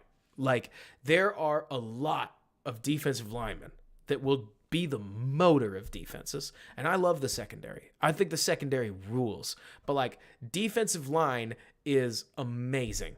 And it's extremely important, because if you have that defensive lineman, not only can you pressure the passer, but usually you can start to stop the run with way less guys. So then the other people on your defense can play the pass or focus on the pass more. With a helpful linebacker and no helpful defensive lineman, you get one stop a game, just like we showed, and you still get Danny Dimes running all over you as if you're not even there. Like, it's rough. Somebody said something about Muhammad. Has he been a bad pickup? I don't think he's been bad. I think that you got to remember that they're not, like, the Bears aren't getting crushed on the edge. They're getting crushed on the inside. Here's another good look at it. I mean, I think this tape's rough to watch, because this is a bunch of guys in Bears jerseys in week 4 getting flat out bullied. Look at 64. Look at this. Look at this. This is Man Among Boys. Like, boom. He gets decleated, for crying out loud. Not all the way off, but like gracious, open a stronger running hole. And like Blackson is going to blast into the backfield because he's trying to penetrate, but now he's completely out of his run fit too. So all you've got is just the biggest hole you could possibly ask for. And then Morrow does a good job inserting himself, as does Roquan, who, like, massive credit to Roquan, he fights through a huge double block that Quinn takes, so he works around the edge, gets back in the play, and is able to set Gordon up for, like, a decent little run stop. But the damage is done. At that point, it goes from 2nd and 10 to 3rd and 4, which, if you are going to run it on 2nd and 10, because apparently that's just what people do, like, you're looking for 4 to 6 yards. Exactly, Grant. Like, it's not that Blackson was succeeding there. It's more that he ended up baited on it. And that's just so nice and easy. Like, some of these plays... Okay, so actually, let me see. Gordon ends up making the tackle, but that's totally 31's responsibility. Like, 31's the one who just gets... It's either 31 or it's Brisker. It's hard to know off the top of your head. Like, Gordon's ranging over to do something about that. So that is one of those all-22 plays that we look at and we go, oh, Gordon, what are you doing? Because the guy who makes the tackle is obviously the guy at fault, is usually what we think. But, like, that may not have been his fault. Even so, gosh, play-action passing against the Bears makes it look really easy. There's another sweet play-action fake. Did he go to, like... Did they send him to, like, magician camp? Like, did they send him to summer camp for magicians? Because, like, Jones' sleight of hand on these play-action fakes is amazing. I mean, not to talk too well about something so simple, but like, look at how well he's hiding that ball. That'd be hard for any DB. And then Barkley does a great job of like getting down and making a hard cut. Yeah, I know, CV. Like, this is textbook teach tape on like how to mask things. I mean, it really is, Sean. It's Aaron Rodgers, Peyton Manning-esque, without a doubt. Like, look at this. Oh, my gosh. Oh, my gosh. I know it's a handoff. And is that hand right there not convincing? Like, wow. This looks so good. Boom. And I'm with you, Peyton. Like, that's what I'm wondering, CV. This is awesome. This is really cool. I don't know how they figured it out, but like, good for them. They take a 5-yard penalty. I don't know what it is, but it sets up another really embarrassing play, if memory serves. Because not only did they make one easy play on the Bears, but then they do this. Oh, Lord. I didn't realize Danny Jones hits Brisker. I obviously missed that during the initial watch, but Danny Dimes becomes Danny the Wall. Like, that sucks. But yeah, obviously you don't need a ton of analysis here. Like, Gibson pursues really hard. You want Morrow to make this tackle. It's Saquon Barkley. Sometimes he's just going to decide, I don't feel like getting tackled, and go Kyler Murray mode. And from there, it was on. Brisker does his job. He's got to turn Saquon inside. Turning Saquon inside is sort of a fruitless effort when you're the last man back, though. I think, looking at this again, I would have preferred, I don't even know. Like, if I loved myself, I'd shut off the TV. Grant, those happen with Chicago, where you're looking at this and you're like, oh, this is going to be a bad one, isn't it? And it was. But, like, it's not necessarily a scheme problem. But, okay, what if I put it this way? The Bears' defense right now isn't a scheme problem, but the scheme is not making the Jimmies and Joes look any better. Does that make sense? Like, the Bears, as currently constructed, are not scheming to help their personnel a ton. Like, they're still bumping Gordon from outside to inside, back to outside, back to inside, back to outside, back to inside. They're still playing with a Sam linebacker, even though we stopped using Sam linebackers almost 3 years ago. They're still playing with these wide alignments that make it so easy for a center to get to at least one of your linebackers that it's almost stupid. They're still playing with a lot of the things that we used in 2006, and we don't really use them anymore for good reason. But within that, better players will make this look better. Like, it will work when better players are there, or at least it'll work a little bit. And they kept the hard cap on a lot of the, or like on the Giants. It's not like they scored 45 points on us, but within this scheme, there is a lot of this stuff that every offense is going to have a full playbook on how to beat it. And Brandon, that's the trouble, right? The Colts defense have done work with this. Oh, the Colts? You mean the guys with a top 5 inside linebacker, a top 1 3-tech in football, a superstar nose tackle in, oh my gosh, in Grover, I think it's Grover Stewart, that like nobody talks about. Some sweet edge players, even though they don't get any pressure. Like they've got some solid edge presence right there. That defensive line that they had in Indianapolis, awesome. Bobby Okereke, way better linebacker than he gets credit for. Kenny Moore, superstar nickel corner. Some okay cover 2 corners, and then at least one decent safety whose name escapes me. Like the Colts defense was less a product of really good defensive scheme and more a process of really good defensive players that Bears fans did not know the names of. Does that make sense? Like, it's not that I don't expect a bunch of Bears fans to know all these guys. It's more me saying that while the scheme is good, when you've got Kenny Moore, a nickel or like a nickel corner, that if Justin Jefferson takes him vertical, he will stay with him. Is that scheme? Is that coaching? Or is that just a good player? And credit to the coaches for being able to let those good players shine within any scheme.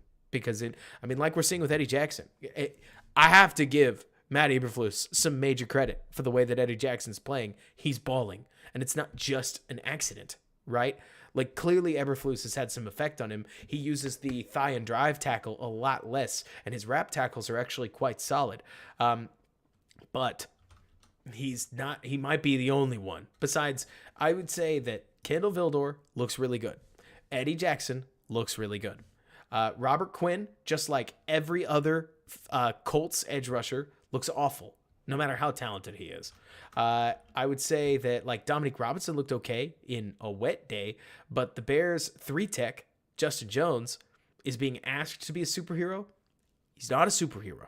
Like, we definitely need more Jalen Johnson film. I think Jalen has been really awesome too, but I also wouldn't be surprised if part of this is because when people want to target somebody, they just don't need to look at Jalen. They can look somewhere else without really any issue. Yeah, I didn't think so either, CV. But the Bears scheme isn't the problem. The Bears' bodies are the problem. But the scheme isn't working around like worse bodies. Because when you get scored on by this, not once, but twice, it certainly leaves me sitting here saying, this is not a genius play. This is just a play well coached on the finer things. Like, the Giants decided that they were going to run an entire season where they just ran the ball and ran play action off of it. So they did something I think is so simple and so important, that they actually coached the quarterback on really convincing play action fakes. I mean, it's not like Daniel Jones is known for this. Like, this has to be new. I can go back and look, but this feels new to me. And so I look at, and you're right, John, there's really not a great way to scheme around not enough talent on the defensive line. It's a Jimmy's and it's a horse's position. But boy, oh boy, like, credit to the way that Jones is able to throw these fakes, because he's faking everybody. And now he's in the end zone twice. All right, I'm going to be right back because my wife texted me that she's about to lose her head. So if I'm back short, it means baby went down. If not, I'll talk to you guys in just a little bit. But here's some defensive tape. Then we'll talk run game. Then we'll go to sleep.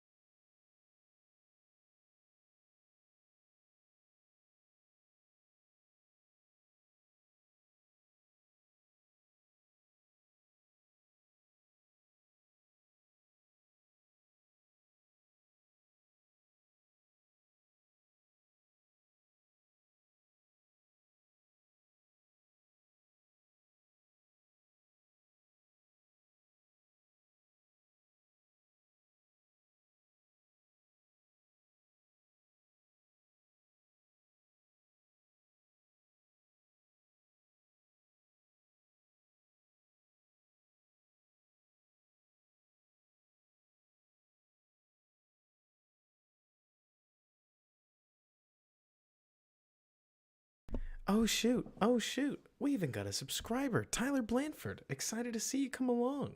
Let's see. Joker of Prime Time.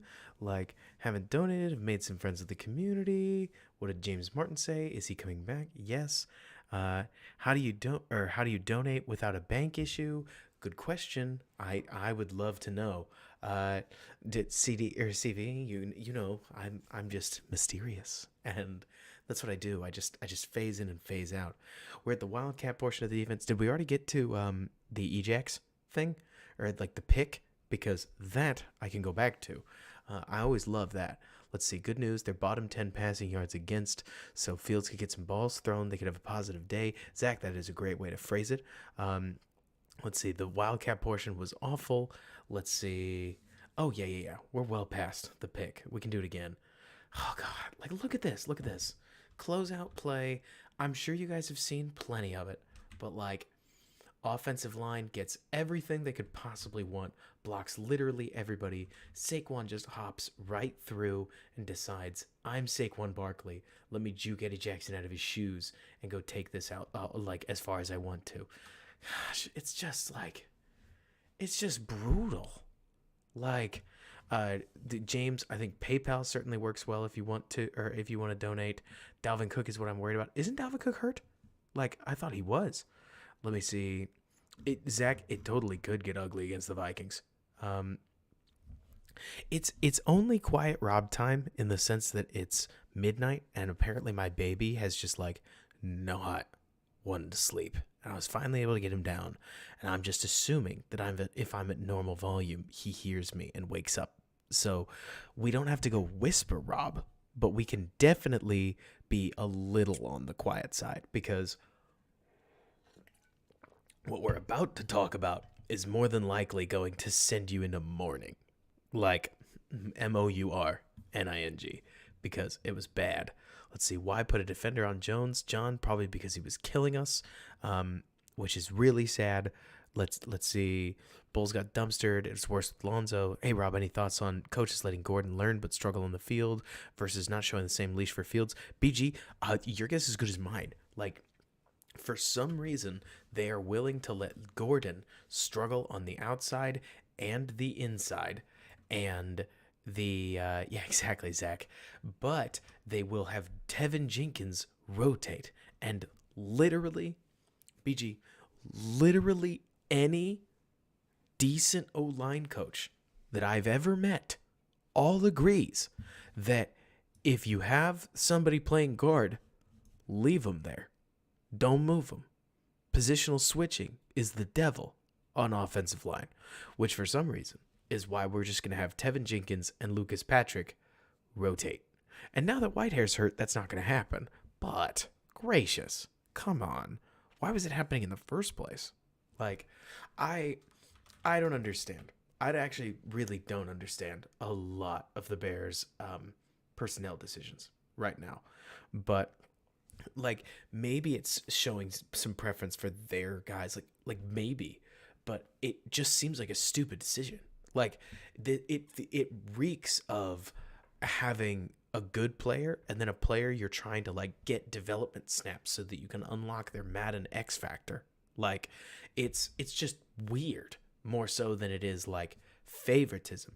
Favoritism looks like Patrick starting over Jenkins despite Jenkins being better. This is just strange. I mean, happily, that's part of why Patrick's thumb is hurt, is why he's not playing center. But normally, when your center's hurt and he can't play center, you would just bench him. Like, I mean, CJ, I would just bench the guy. I'd say he's hurt, therefore he's not playing. Like, to me, that's not that hard. But it's hard to them. So this is the Jackson pick, and it's sweet. It's nothing specific. I'd love to say it's some badass coverage thing, but really all it is Tyler Gordon getting stacked. There's the stack. There it is right there. So if you ever want to watch wide receivers and understand what embarrassing looks like, so wide receivers try to not just beat somebody in a foot race. They try to get back in front of them, because if they can, and they are running literally in front of somebody, then there's nothing that receiver, or like there's nothing that corner can do to make a play on the football. Like no matter where it is, the receiver wins. And so this, or like Gordon doesn't just get beat, he gets stacked on right there. And Eddie Jackson says, "Screw your stack, give me that ball, baby," and catches it for him. And then you go all the way back, and so like, I mean, you want to talk about getting bailed out? Like, had Eddie been any other safety, the receiver catches the ball and probably runs in for a touchdown. Like, Gordon is reached out like that, sure. But does he actually tackle the guy? I don't know. But Eddie Jackson really did run the route for it. For him. And like, look at this. Eddie Jackson tracks the ball with it over his shoulder. It's kind of a sweet catch when you look at it. And like, CJ, I hear you that it's a little bit of an underthrow, but I always feel kind of weird, just from the human perspective, when we take a guy who's throwing the ball at the 27-yard line and he pushes it well out past the receiver. The receiver doesn't really have to stop for it, and the ball lands at the other 15. Like, it's... I calling that an underthrow feels raw to me. The real trouble that he has is that Eddie's in the play way too soon. Like, watch Eddie at this point. You'll see that as he yeah, exactly, John. Like, Eddie breaks, like he starts to get into his break right now because he sees Tyrod's feet. Tyrod's feet aren't set to throw this way. And so once a little bit of interior pressure starts to break through right here and pushes Tyrod to his left, Eddie knows, okay, ball's going out there. And like immediately just bolts. But credit to Eddie, because he unflinchingly just gets in a full gait and trucks it to the outside. He's not that fast. Like, the funny part about Eddie Jackson, while he's an athlete, he's not the fastest guy on the football field. He's just one of the most instinctive. So he breaks on that way sooner. I don't actually know what the flag is for, his CV, but he breaks so quickly that he's able to just bail out his poor rookie corner. And he gets tackled at the 4, but what a play. Like, that's the fun of what happened on defense, is that Eddie's just, I mean, Eddie has 3 picks in 4 games. I hate stuff where you're like, he's on track 4 because Kirk Cousins is deathly afraid of him. But yeah, no, they do nothing with it at all, CV. But I mean, I guess they don't turn it over. Matt Eberflus would probably consider that a win. But yeah, I mean, Eddie's the dude. I'm very curious to see what the Vikings do with him because, I mean, hey, I'm actually kind of a huge Thielen guy. Like, it's not that I think Thielen's better than Justin Jefferson. It's that I think wide receiver 2s don't get enough credit for when they're good, and they're good enough to where when you bracket Justin Jefferson, Thielen's going to kill you. And usually he has. Like, the Vikings game could be really ugly on defense, but that doesn't mean it'll be really ugly on offense, and that's very positive. Like, I think so anyways. So we'll have to see what happens. I mean, let's see, Eberflus. Right. I mean, it's rough out there. There's so much stuff that Flus does that I really don't like. I mean, the one that I think is the easy choice when I look at this game is Eberflus kicked on so many third downs that it made my heart cry. Because look, I'm not the guy who says, "Wow, I want to go for it on every 4th down." I like to think that I'm pretty temperate, not conservative. I'm not totally conservative, but I am temperate, I'd say. And Eberflus so out conservative to me. Wow, that one hurt. Like, Okay, so we have to close with some of this. Jefferson gonna put up record numbers. That's the funny thing, AGM. So the Bears defense is back in the same position that it was a little while ago, and it breaks my heart to see this, right? Where the Bears offense is so bad. This is just like 2019 in a way. The offense was so bad that the other offenses would come out of the second half with one of the most vanilla game plans you could ask for because the Bears weren't going to score. Who cares? And it felt like that happened again. The Bears just got cooked, and they got cooked real bad in the first half. The Bears defense couldn't do much to stop more than a couple Vikings drive or like Giants drives. And it's not that I'm trying to sit here and say, oh, the Giants were amazing. It's more to say that like the whole back half of the game was Daniel Jones being hurt, Tyrod Taylor coming in. Tyrod Taylor wasn't incredible. And then Jones came back in and they immediately converted multiple first downs and kicked to take a bigger lead. Like, I don't think anybody's scared of the Bears defense. It's the whole CV. That's a good way to put it, but another way I'd put it is like, I think there are a lot of teams playing the Bears that would tell you we don't have to score, so we don't. What I want to know is when we're going to put Velus in the offense. We desperately need a playmaker. Yes, like we do. I don't know if Velus is that dude because Dante Pettis is a better receiver than Velus is, even though Velus can stretch the field more. When you're not doing the basic stuff, for like when your offense isn't doing the basic things, you can't really do the fun things either. And so your jet sweep guy is still going to be EQ until Velus can find another role in the offense. And AGM, at this point, it sure felt like a good game for Fields with 150 yards, but you got to remember that his rushing yards count. So Fields clocks in at around 207 combined yards if you take his sack numbers out, which I think is more than fair. And it's not that that's good. Like, come on, you really don't make me crown that. But I thought a lot of the semantics of Fields' game today, like the context, was really positive. Like, Fields actually gave you reasons to believe within this game, even if there were problems that he has to work out. The trouble is that the offense is giving him nothing for free. Like, he got that sweet 3rd and 10. He had a 10-yard screen to Kmet.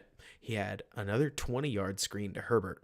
But outside of that, if Fields doesn't make magic happen, usually he won't get a damn thing. And I don't think that's helpful to a quarterback because most offenses, you can eventually dump the ball off for 5 yards, and then he breaks a tackle, and now it's 17 yards. And then, because you do that a couple times, you push the ball like up the seam, and that guy gets 30. What stats over the next 4 games would I like to see to feel good about Fields? I want to see him take less than 3.5 sacks a game. This, by the way, I thought was horrifying. I could not believe Tyrod Taylor took this hit. This was just crazy. Like, as a runner, he put himself in position to die, and I thought he just about died. Like, I mean, I'm unconvinced that as he went down, the lights didn't go out for a hot minute. Like, wow, he got crushed. So, John, to me, I want to see his time to throw come down. His time to throw in a clean pocket was 2.81 or 2.84 seconds, which was very normal, right? Like 2.84 seconds is not above 3. I want to see it stay that way. Like that Fields, when unpressured, his TTT is under 3 seconds on average. More quick game. Sure, I don't care if it screens, but like get the ball out. Get the ball out. Take less sacks. The more he gets the ball out, the less sacks he should take. This offensive line still sucks. So if he ends up at 3.8 sacks a game, come ask me what I think about the semantics. I also don't give a rat's you know what about the sacks where he ran out of bounds. In my eyes, he took 4 sacks in this game. One of them was absolutely his fault. The other 3, dubious, honestly. Like, Houston, you heard me ready to just about kill Fields. This one, some of them were dubious. And, like, three of them are going to end up on Fields because of the two that he ran out of bounds. But that's something that I'd like to see get better. Passing stats, man, John, I don't know. Do you? Because passing stats need receivers. Like, you do need people to make plays around you, or you're not going to pick yards up. And so, if I say I want to see this many yards, like, am I being fair? Honestly. Like, Josh Allen's year, let me put it this way. Okay, so we talked about this on Bear With Me, I believe. So Josh Allen in 2019. Josh Allen stats. I go to it enough. Look, obviously we all know Josh Allen is sort of like the dream scenario. So I don't want to belabor that. But when you take a look at Josh Allen's statistics, his passing yards per game, or like his passing yards average, or total yardage was 3,100 yards. You go to a quick calculator right here. And when you take a look at 3,100 divided by 17, you get 182 yards a game. I don't know why I did that. Let me go back like to this. Whatever. 3,100 divided by, let's go 16, just in case. It was still an average of like less than 200 yards. And you take a look at some of these games, and like, it was 169, 160, 185, 146, 139, 5. I mean, like, it's not as if Josh Allen in 2019, 153 with 3 picks. Like, there are some of these games where Allen was awful. And Allen doesn't have the run. And you're totally right, Zach. To be clear, like I said, I want to be so open and honest about the fact that Josh Allen is like the dream, because he went from being statistically clearly bad to, oh my gosh, he's one of the best players in football. The main thing, Zach, that I look at with Allen, this is the core, right? When the reason we're looking at Josh Allen and not Mitch Trubisky, not Mac Jones, not Joe Burrow, not not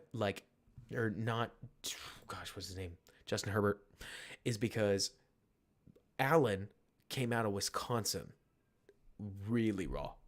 Like, most of these other project quarterbacks aren't succeeding, and part of that's because they go to awful teams, right? Like, you tell me if you're confident in Trey Lance right now, coming off of a major injury in San Francisco. I just don't know. At that point, you're putting a lot on a quarterback that just hasn't seen much live game. Thank you, CV, and that helps a lot too. Like, you'll be putting a lot on a quarterback that is going to be in his 3rd year, and no matter how healthy some of the stuff around San Fran is, it's not good.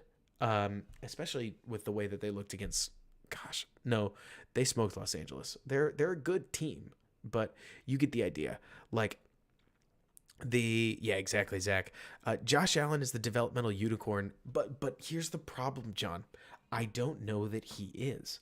When you take a look at the quarterbacks of nowadays, okay, hang on, let's just go, because I need a list of names. NFL 2022 passing stats. Let's go. I prefer to give Pro Football Focus, or like Pro Football Reference my click. So let's take a look at this. It's important. Dadgummit, Dallas Stars, really just jumping on in, aren't you? So the main thing that I wanted to point out is that Jalen Hurts and Tua, where's Tua? There he is at 11. Jalen Hurts. Let me look and see if I can find any other obvious examples I'm looking for. I want to point out Lamar. I want to point out Mariota and Tannehill aren't horrible examples, but nobody's going to give me any credit for that, and why would you? The main thing that I'm looking at, because I have had Russell Wilson on my mind, but quarterbacks coming out of college nowadays are getting worse. So they're not bad, but most of them aren't the pocket passing generals that we've been told they are. So you have a lot less old guard quarterbacks like good old Joey B, like Joe Shiesty. You have a lot more of these kind of long project quarterbacks like Tua. And you obviously get the absolutely out of nowhere Justin Herbert, literal best in football, and the single year project Patrick Mahomes, what I think the best in football. Like, I don't think there's anybody even particularly close. But here's the thing. You got to remember that at the high school level right now, offenses are getting simplified and further simplified and further simplified and further simplified every single year. So, CV, it's a little bit of that. It's because in high school, kids are operating one and done spread offenses where, especially the more talented you are with your feet, you take one look, and if you don't like it, you run and you're a beast. Like, high school offenses are simple. You don't have pocket generals because you don't get to practice like you used to either. Then you go to the NFL, or then you go to college, and in college, like, as a reminder, some players deal with what we've talked about in Chicago. Other players deal with, come on, give me week 3, give me week 4, give me some of this. Other players deal with what Fields dealt with in Ohio State, where fundamentally everything he does is easy.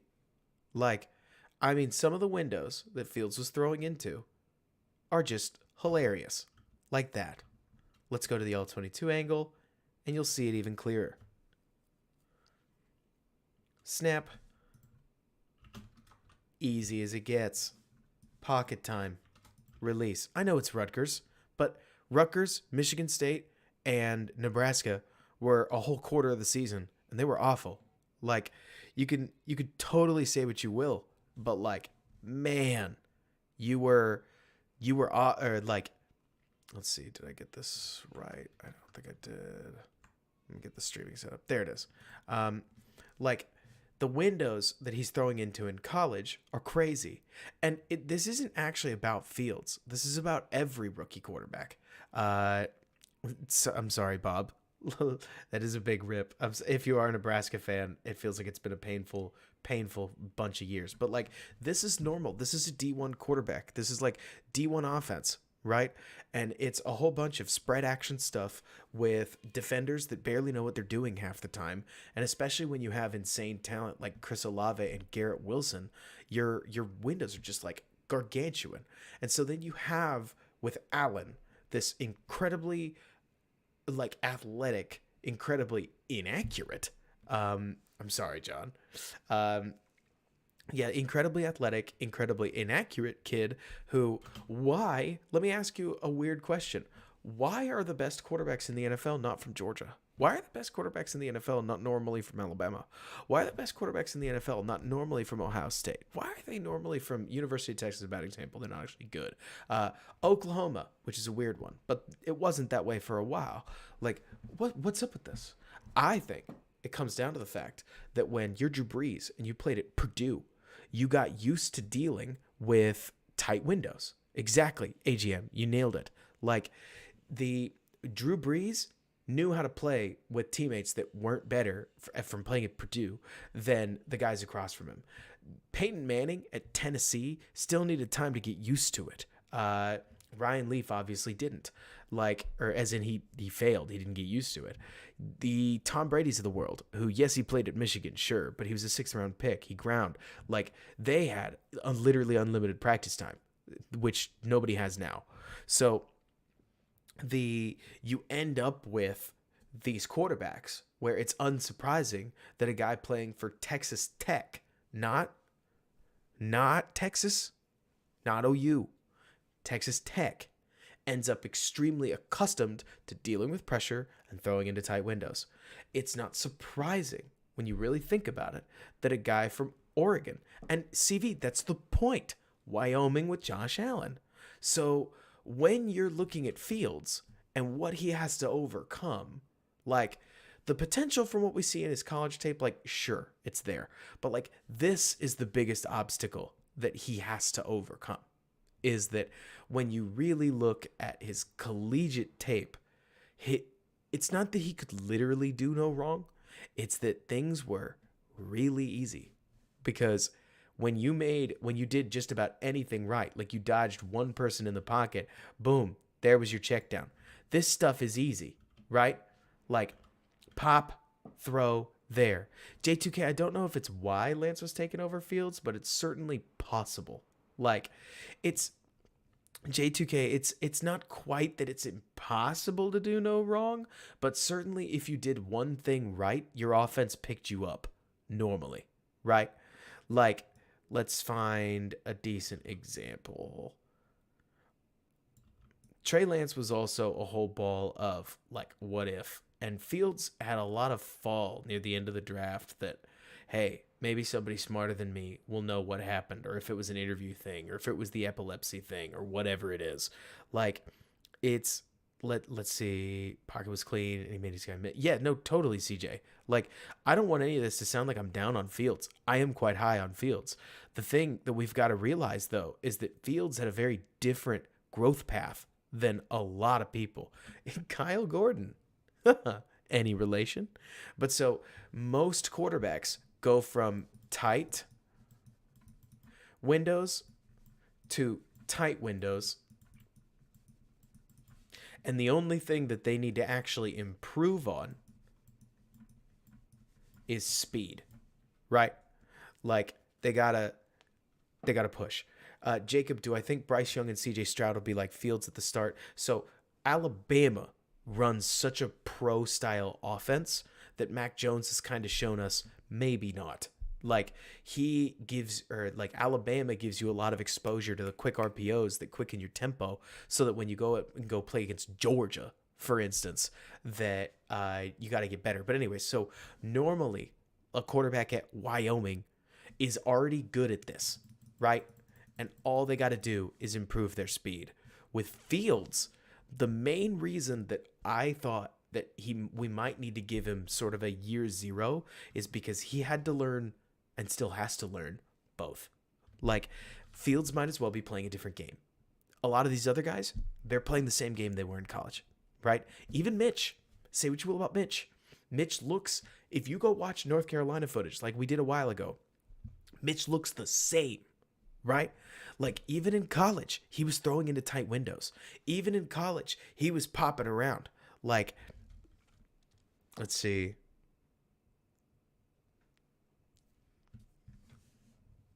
And then, Pop, that's great to hear.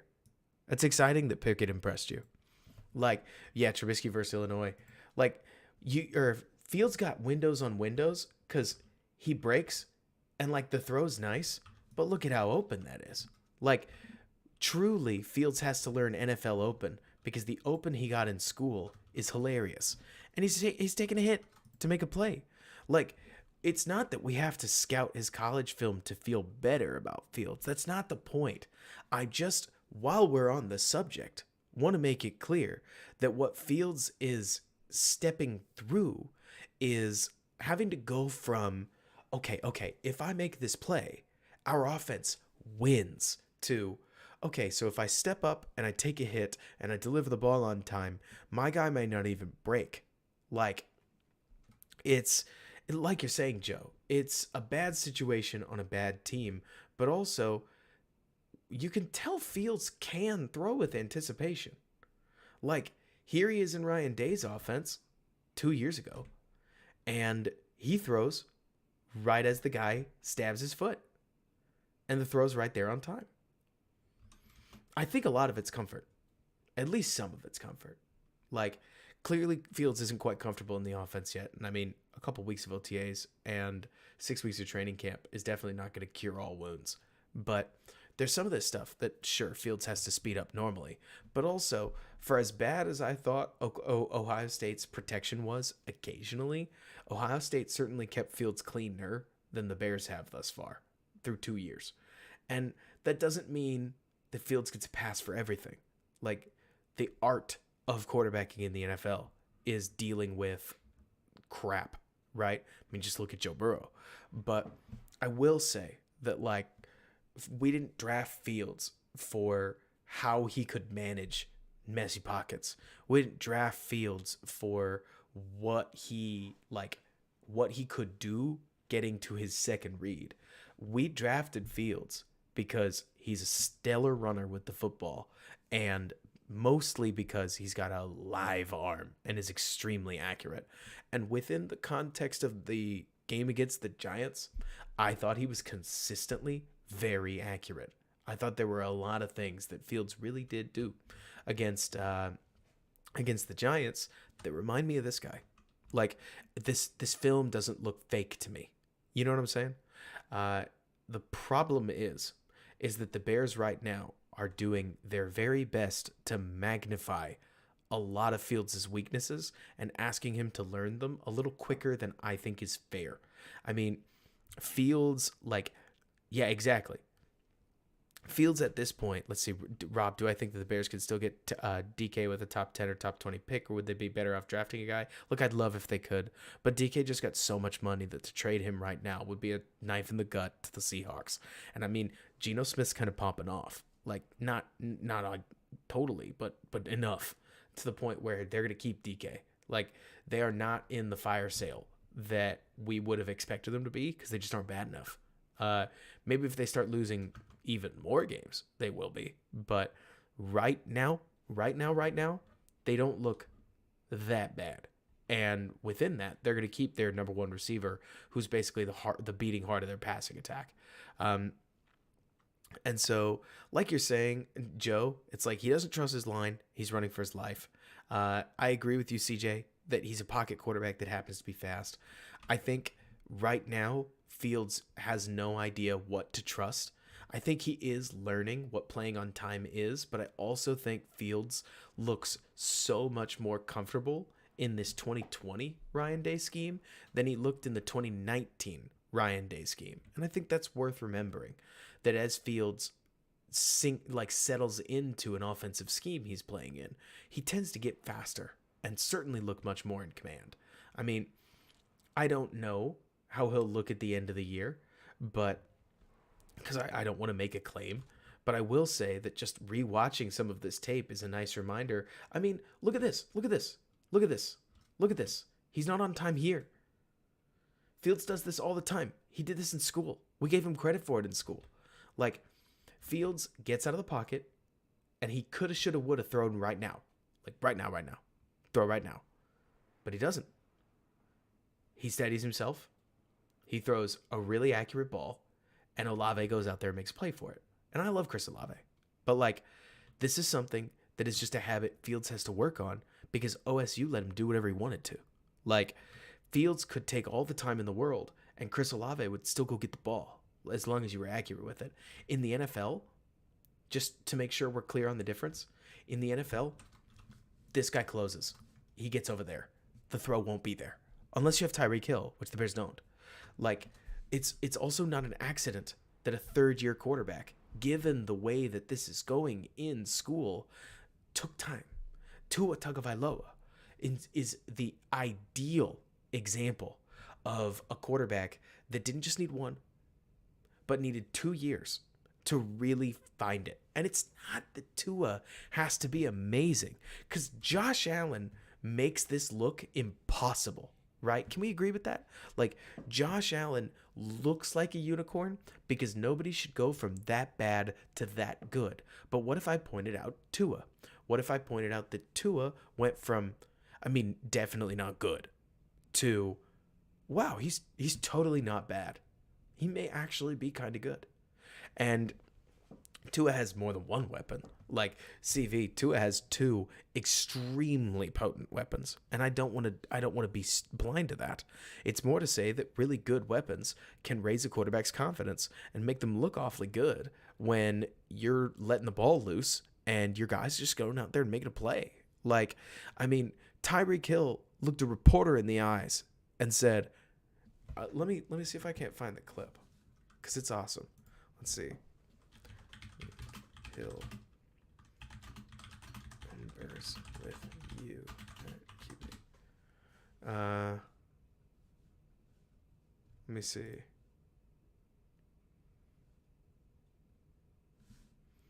I think it's on Twitter.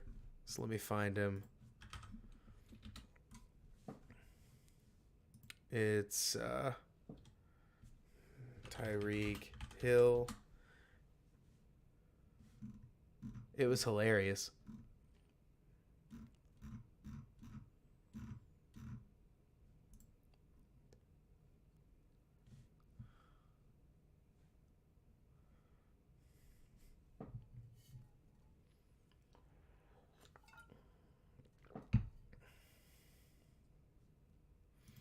I'd put up numbers with you. That's what Tyreek thinks. Like, let me make sure that came through. Did we hear it? No, we didn't, did we? I'll play it again. So I know you said that like QB doesn't necessarily matter to your production. I think you said you put up numbers with Alex Smith. You put up numbers with. I'll put up numbers with you. Come on. Like, that's the confidence you want in your wide receiver.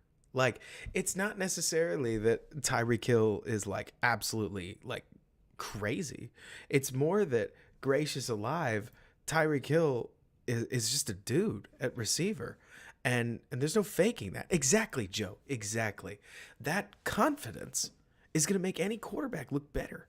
Like, it's yeah, CV, there's that, but like, I'm talking about how Tyreek Hill acts like you'd expect a wide receiver one. And Brandon, of course Reek is crazy, but most wide receiver ones are. Have you seen Stephon Diggs and like the way he talks about people? But have you seen him on a football field? Goodness gracious.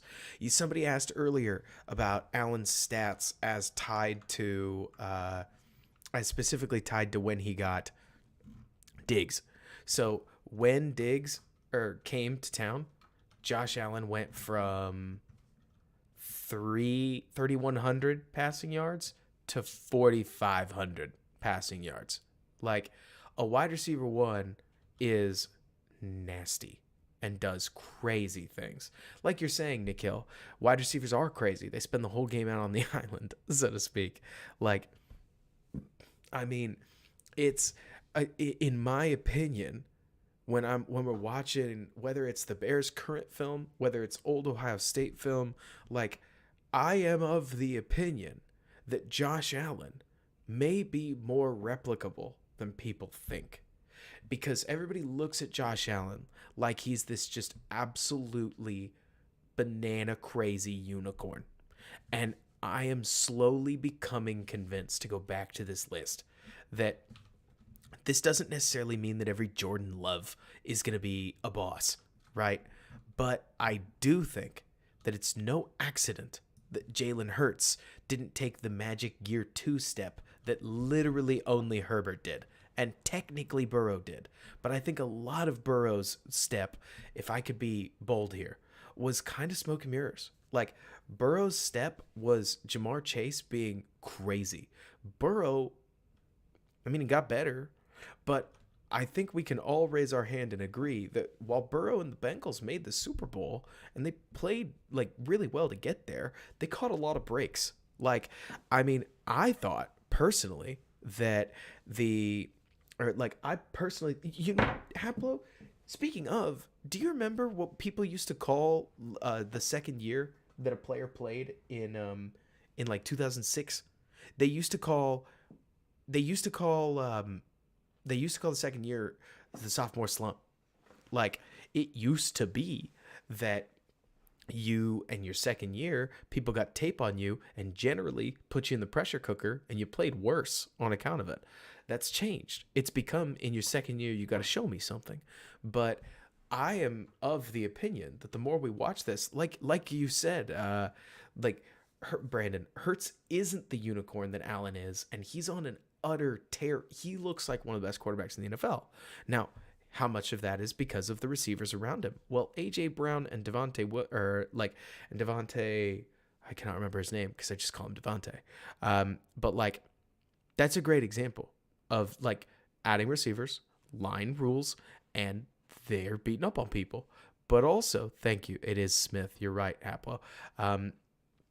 But so I am of the mind that we need to at least wait until year 3 because I think quarterbacks pop in year 2 sometimes more than they'll ever pop. I'm looking at you, Mitch.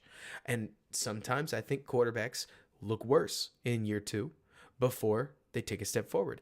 Did Hurst change coordinators? Did Sirianni get hired last year? Now that I think about it, like, because we're saying that Hurts actually looked worse. Did he change offenses and like take a step backwards? I need to know. Like, because I think he did, CJ. I hadn't thought about this at all. So he had to learn a new offense, and he didn't look good within that offense. Like, I mean, I'm not about to say that I think that Eberflus is Sirianni necessarily, but I think it just makes too much semantic sense as I sit and think about it.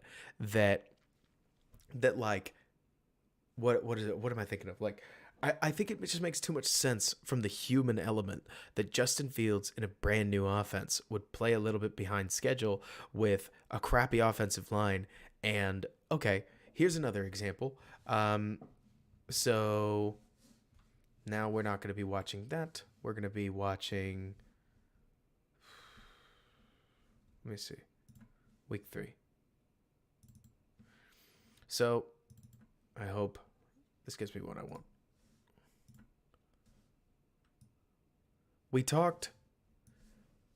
People talk about in anticipation throws, right? Any potential pro ads or draft picks I'd like to pair with Fields. Cody, I'd like to throw just about anybody I can at Justin Fields. Whether you're talking offensive line like Jack Conklin, whether you're talking wide receivers, I mean, simple guys like Alan Lazard or Nelson Aguilar are helpful, if not amazing. I mean, they're not amazing. I think trading for like T. Higgins and or other wide receivers, that the AJ Brown deal, the Hollywood Brown deal, it is becoming popular to have an aging receiver that doesn't want to be on your team anymore, that you trade for what you can get for him, and the other team accepts him. The Bears should be on the lookout for that. Like, is the next one of those T. Higgins? Is the next one of those Mapletron, like Chase Claypool? Maybe. I don't know. Like, the Bears need improvement, and improvement could look like a lot of names. It could be Calvin Ridley on a revenge tour. You could, like, I think there's so many ways that you could improve this puzzle. D-Hop is an option. Like, he'd be insane. Let's see. I hear you saying Jackson Smith-Jigba. The funny part is, Omega, that I don't actually know if JSN and Fields mesh well together. JSN, I think, would be killer with somebody like Burrow, because he's like a quick artist from the slot. I think Fields needs big winners like DK Metcalf, which we can't get anymore. I think that while the Odell types could work with Fields, like, because they're better than Dante Pettis, I think that Fields works best overall when you don't have to make him play on time. Fields, in a perfect world, just to use an example, because we've watched this, right? If you could build a perfect system for Justin Fields, he would be in an Eagles offensive line that ran a bunch of crossers and got crazy stupid open, and he threw whenever he felt like it, right? Like, you just build an Ohio State style team. Now, we're dreaming here, right? Like, we're talking about what would make Fields perfect. The Joe Burrow type quarterback is always going to be better on a bad team than the type of quarterback that Fields is. There's a reason that Russell Wilson was so successful on such a good team. And that, I think, matters. And like you're saying, John, Fields needs a 2018 A-Rob. Fields needs an Amari Cooper. Like, that was such a gimme. I'm so mad about that one. I'm still mad about that one. The Bears had the cap, they had draft picks, and his value was low. Like, Amari Cooper was right there to be had. And I'm stunned that the Bears didn't go get him. But whatever. We have to get over it. But so Amari's not on a 1-year deal. His whole contract got traded. But so the play that I wanted to show. So we're in the gross Texans tape, but I did want to just make a point because I think that this matters. So when people talk about anticipatory throws, right? Let's see. Is this one I think it is? Yeah. Okay. So here's Kmet. This is the awful Kmet pick. We have to relive it. Let's just take one more look before I slow it down and we talk about what matters, right? So, here's why I care.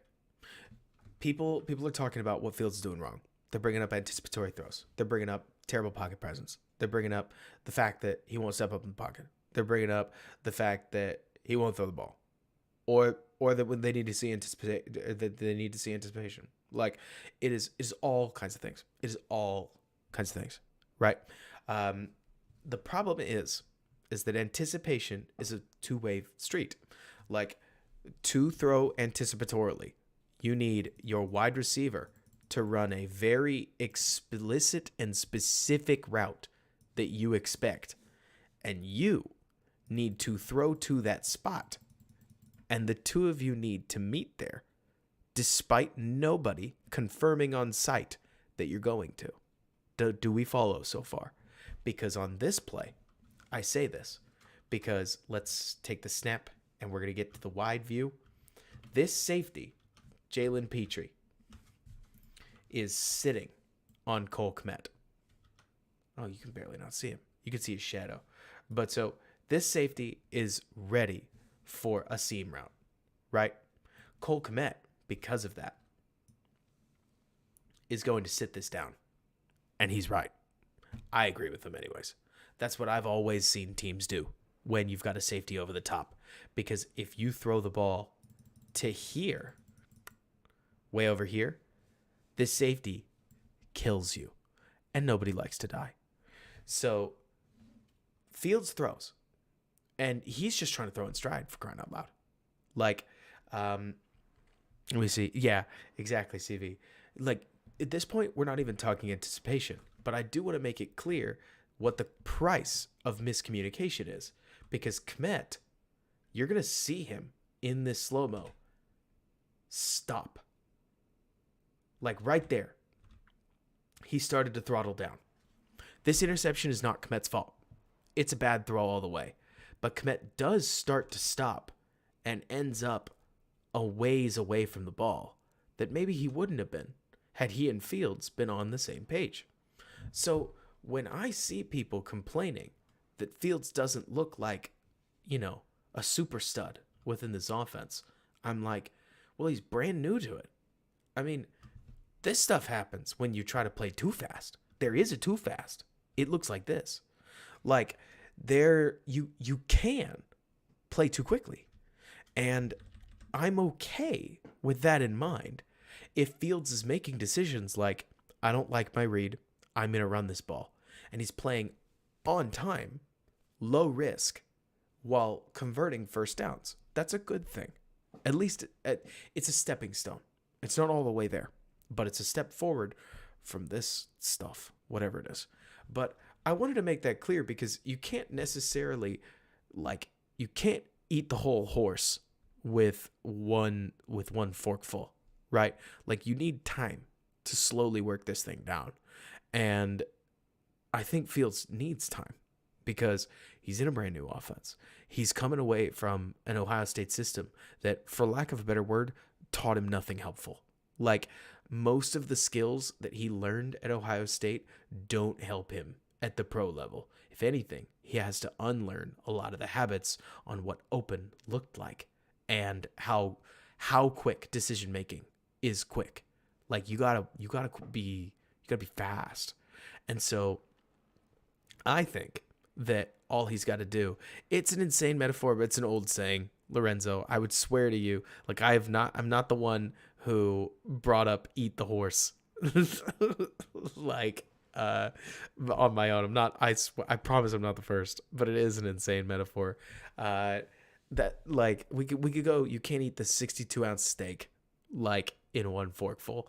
But the point that I'm really trying to bring up here is that there are some quarterbacks, Joe Burrow is not a bad example here, that their style of quarterbacking slots in with a bad team, it slots in with a good team, and they just hit the ground and go. Justin Herbert, hit the ground and go. Patrick Mahomes, he did not hit the ground and go. He sat for an entire year. And let's not forget, that was Matt Nagy's plan, and he literally got ridden out of Chicago for it. I am as close to the biggest Nagy stan on the internet that you're ever going to find. I still wanted him fired, to be clear. It was time. It was time for change. But the idea of I'm not going to force my young quarterback into duty because he's not ready might have held water. I think, anyways. But so, AGM, your guess is as good as mine there. But so, the main thing that I know I look at this year is I want to see improvement. I fully expect Fields to look like a rookie. I hope he continues to look like the New York Giants rookie that we saw today and not the awful rookie that we saw against Houston that just looked confused.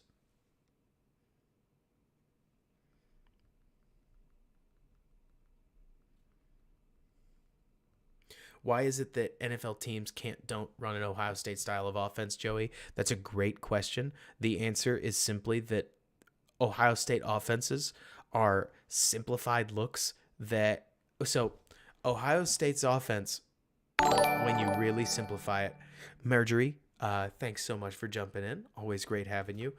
They would try to if they could, but Ohio State's offense is simple stuff like having this tight end run across the field on Y cross, and this guy just running a quick smash corner, and this guy running a must outside release go, and all you got to do is just hit the crosser, and that would be great. But NFL defenders are good enough to take stuff away from you. This offense works great against Rutgers, right?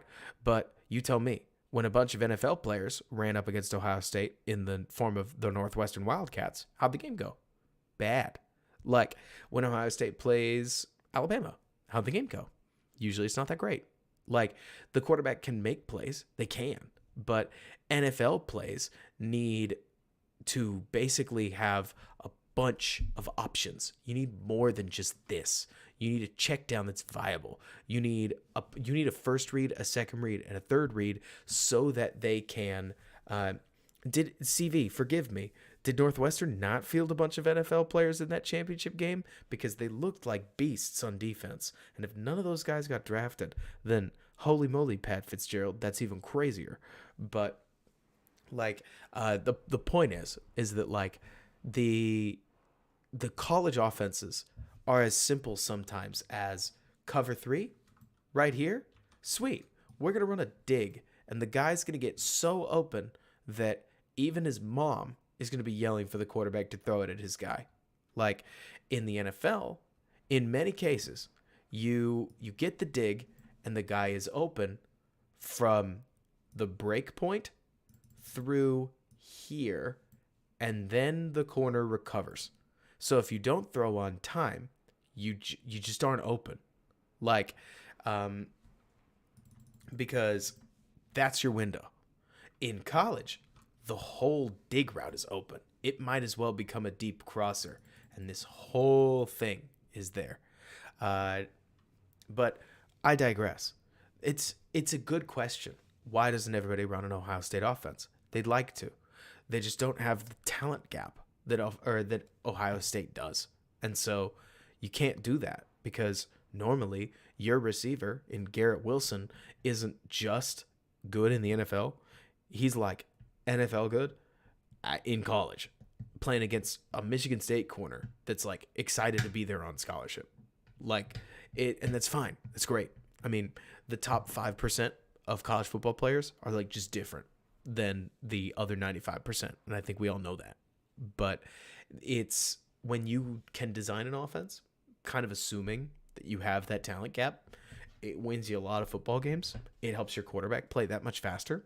And then you go up against Notre Dame, who's like not even good this year, and still struggle because your offense is really simplified. And as soon as JSN went out, they didn't really have any they didn't have any answers. It's intriguing because you end up realizing how much schematic savvy there are in the good college programs. Like, I mean, we can say whatever we want, but the App State coach is on fire right now. Like, some of the stuff that he's putting out from an offensive perspective is awesome. Like, App State isn't beating the Aggies because they've got a talent gap. they're beating them with extremely creative scheme. Another example would be the Kansas Jayhawks right now are on a tear, and they're doing it because their offense is really well schemed up.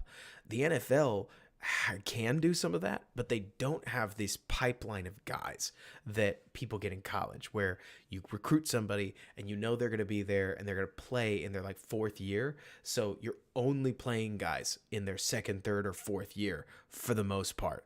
Brandon, do you realize that the Kansas Jayhawks are 4-0 and absolutely exploding? Like, it's crazy.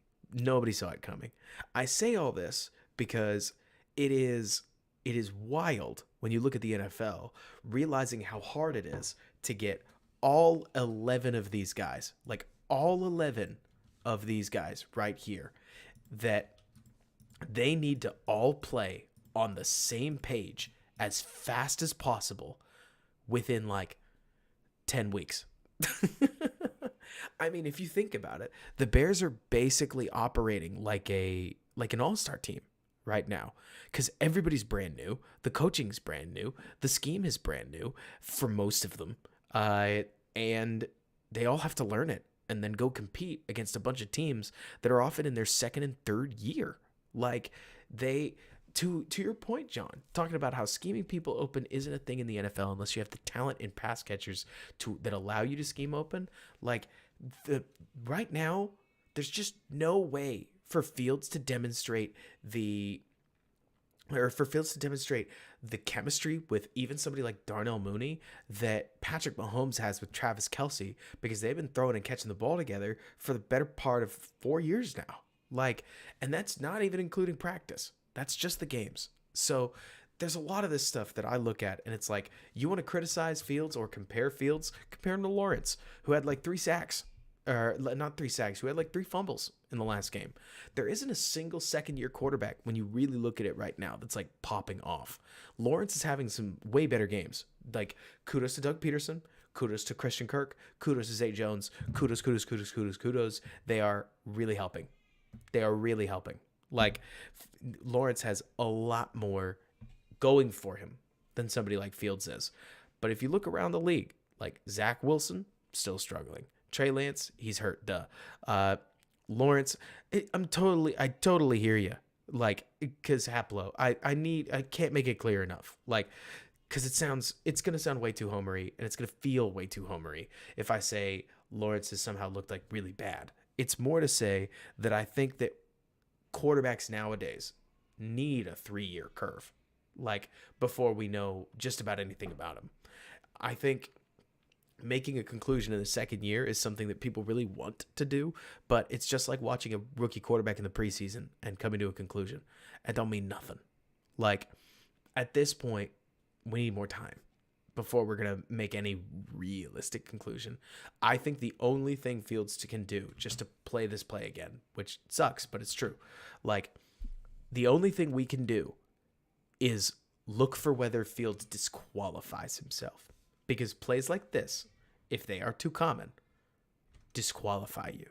You cannot make these plays and continue starting for an NFL team, no matter how bad you are. Because this is open. This is open. Let me put it this way. Trevor Siemian probably whoops the Texans. I don't think Trevor Siemian does anything other than getting shuttered with against the Giants, because I think the Giants were going to kill us. Like, and the play calling certainly didn't help. And by that I mean picking run every time we got into the red zone and just getting barn doored. Like, like you're saying, Haplo, Fields is really young. And exactly like you're saying, Nikhil, can you imagine drafting a quarterback in the first round and not playing him for 3 years? Like, at this point, John, I wanted the same. Like, to pivot a little bit, I wanted us to put talent around Fields so that we could come out with the answer. And I'm going to tell you right now, the best answer I think we're going to get this year is he's not the guy, right? If Fields can finish this year, Joe, I think he's experienced at an NFL level. That's for sure. Like, obviously it's going to sound like a duh, but I mean like pro style offense. Like he hasn't played. We can say what we want about the RPOs. OSU's RPOs could also come out extremely slow, and Fields was fine because Garrett Wilson was just open. But so the when I look at what Fields and the Bears are going to look at going forward, I think that the only definitive answer that Fields can give this year is I suck, right? The only definitive thing Fields could do is say I am not good. If he ends the year like he does against the Giants, there are going to be some Bears fans. They're going to come in and they're going to say, IDK, Kenny Pickett looked boss. And I want Fields to look more like that. Despite the fact that, there are open guys to throw to all over the field in Pittsburgh. And it's just a different scenario. It really is. And that it makes a huge deal. It's a huge difference. And so within this year's structure, I don't know if we're ever going to get a 350-yard pop-off. I don't know if we're ever going to get a huge game. We might get 250 yards and 2 touchdowns at some point. That'd be neat. But the Bears offense is awful. The trouble is that what words, Robert? Because we're not going to get these huge games, there's going to be somebody out there that says Fields ain't it because people that have a 200-yard per game average, unless they're Josh Allen, aren't good. And you can't really argue with that. The most yards Fields is thrown for right now is 290-ish when he was a rookie. But the main thing that I'm looking at, AGM, is the context of it. The big thing that I'll point out with the Bears running game, yeah, exactly, CV, right? Historically speaking, the production is horrible. And we probably aren't, John, getting the Tampa Bay game. Mitch had dudes around him. We could say what we want, but Trey Burton, a boss, in his 2018 season, Trey Burton, Allen Robinson, Taylor Gabriel, Tariq Cohen, and Jordan Howard, kind of a stacked out offense. In Bears terms, one of the best offenses that we've had in a long time, talent-wise, very long time. And oh yeah, CV, good point.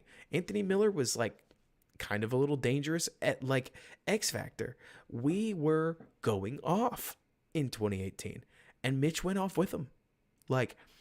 Is that even shocking? Mitch's best season was in a 2018 Bears team where he was loaded. Let me see. I don't think Stroud or Bryce Young are better prospects than Fields. Agreed. Still only scored 1 TD in the playoffs with all those guys. Yes, 100%. I think that I personally just look at this team and think if Fields can get to the end of the year with us at least still asking the question about whether he's the guy, he did a good job. He'll have done a lot right. Because if he can keep any fire burning, like the Giants game, amidst really horrible, really horrible. The worst part about this Giants film on offense, which we've watched, is that all this blitzing stuff that the Bears or that Martindale did against the Bears, it's not that hard to copy. If all they have to do is to throw a double A gap blitz at Chicago and Sam Mustipher suddenly ends up with a blindfold on, then it's pretty easy to stop to stop this Bears offense whenever you want. To stop, do I think Fields has Hurts potential? Yeah, I actually think so. I think they're really different, right? I think Hurts has a little bit more West Coast in him than Fields does, but I think that Fields could easily take that step. At this point, Haplo, you know what? A quarterback that is a glorified game manager and is also really fast, is a real weapon. I mean, at the height of Aaron Rodgers' career, not quite the height, on the lead up to Aaron Rodgers' career, I think you could have legitimately described him as game manager because he just threw to wide open dudes. He'd throw to open dudes that were open because Green Bay's scheme was unthinkable and the guy was playing with clicker vision. Aaron Rodgers would find open people where nobody would find open people, but he found them anyways. And he was quick enough to just make plays. I think quarterbacks look really good when they're surrounded by really good people. Like, I think it's not that hard to understand that Blake Bortles, even when he had Allen Robinson and the Jaguars offense around him that he did, can look good. And when Blake Bortles can look good, we can all agree that when your offense is juiced, you can look juiced. I also agree, John, that I don't think Fields can be a game manager. Like, I think you're exactly right that Fields is in a weird spot where he doesn't play fast enough to be a conventional game manager. I do think that Fields can be a weapon. I think Fields can be. I keep going back to Russ, and Russ is kind of like everybody's favorite problem. I think Denver's a weird example because his Denver years are when he's like old. And I mean, generally speaking, another example, Cam Newton is a pretty terrible game manager. Not the same player, right? But the same vibe of when they're on, they're going to look incredible. When they're on, they're going to look dominant. When they're off, they're going to look bad. They're going to look like the problem. They're going to look like the limiter, right? Russ last year did not play well. Jay Cutler, in terms of physical talent, I mean, I think Jay Cutler wishes he had this kind of talent. I think raw physical talent is insane, right? Like, let's say Fields kind of overrated. Legion of Boom was that Seahawks team, never about Russ. Like, two-stop, I understand that that's like the narrative now, but Russ was still plenty good. Okay, let me play with you a little bit. Sorry, that sounds so weird. I think Russ has been overrated. Yes. I think that people talk about Russ like he's a first ballot Hall of Famer. And while he probably will be, I do think that Russ isn't that guy. Like, people put him for years in the Brady Manning Rodgers category. I don't think he's quite there, and that's okay. But so I do think Russ has been really good. I think there were years after the LOB where, while the defense may not like it, Russ was the only reason that those teams were winning these magic games where they'd put up 32 points. I think regular season Russ was utterly dominant at times, and that we can't not note that, because there was a point where Russ was the greatest regular season quarterback in the NFL, period. Probably like 2014, 2015 to 18. I feel like Russ was having these just crazy fantasy weeks every single week. And within that, he's gotten a little overrated. Like, exactly, John. Like, elite, maybe not clear undisputed top 5 is a good way to put it. But so the main thing, I told you we'd talk a little bit about the Bears running at some point. It's time for bed. But I'm going to make good on my promises because it's not that hard. The Bears running game mostly just got beat up on the front. Like, let's see. I really feel like if Fields was drafted by San Francisco, we would see a totally different guy. Joe, I don't disagree. I think that the Bears still have a shot at having the same guy. It's the whole, like, what if Mahomes was drafted by Matt Nagy kind of thing, right? Or not Nagy, but you get the idea. He's spicy. It's when you think about what Mahomes would have been in Chicago under John Box, like, would he have been the ultra star that he is in Andy Reid's scheme? No, but gotta think he would have been pretty good. It's hard for that kind of talent to not rise to the top, I think. But even within that, like, San Fran certainly had their opportunity to draft him, though. It's always worth remembering that. So check this out.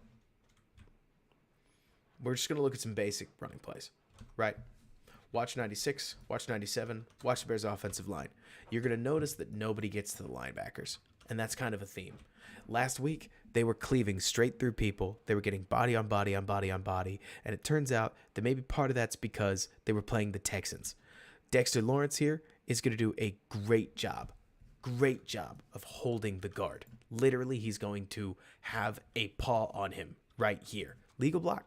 Like, it's not holding because you're not wrapping around the guy. That's just grip strength and strength that basically makes Lawrence take up this gap, that gap, and because 96 pulls, I think that's Patrick over here, this gap, this gap, this gap, that gap are all closed.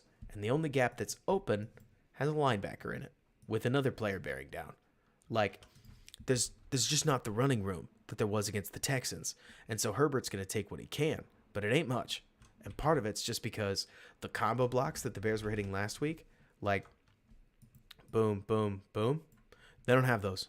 Not against 97. Like, he's just unmovable. And we watched the Bears tape. Like, we watched the Bears defensive tape. That's not what Pennell looks like. That's not what Blackson looks like. This is what Akeem looked like. We remember. Like, I'm still of the opinion that 2018 defense, Mac was the most popular player and Akeem was the best. Like, I even think with Jackson within that, like, I think Jackson was awesome. I think Akeem was the best. Like, nobody ever talks about the fact that if the Bears had won more than one playoff game, we would have openly acknowledged that Akeem was at Aaron Donald's level for that 2018 season. That Vikings game he had it's going to make me cry, which is depressing that I would cry over an old football game. But, like, Akeem Hicks was a one-man wrecking crew on another level, and it was crazy. Anyways, back to current Bears. So they even tried to get the fullback involved, but what do you do when Thibodeau sets the edge so hard? Or there's other plays, because this isn't the one I'm remembering. Like, let's see. Like, what do you do when 96 is going to just absolutely tank Braxton Jones on this play? Is it 96 or is it 49? Looks like it's 96. You're running a fullback run, but the second you did, Braxton got driven all the way back into the backfield, and the fullback's having to skip around him and lose a bunch of his momentum just to try to create a hole. And of course, 97, who, like I told you, looks like Godzilla today. Like, look at this. Long arm. He's just going to wrench Sam Mustipher back and just make him look like he's playing with him. I'm going to put you where I want to, and there's nothing you can do about it. And so Herbert's going to, like, crash through, but the Bears are just getting out-bodied. Like, this isn't really scheme. And there's not a ton of coaching you can do when Dexter Lawrence is that much better than your center. That Lawrence, look at this paw. This is such good defensive line play. He's going to get a paw out, and he's going to help usher Cody Whitehair off of the linebacker. Like, literally push him off of the linebacker as he drives Mustipher straight into the run hole and uses Mustipher to clog the lane. Mustipher is the reason Herbert can't get through.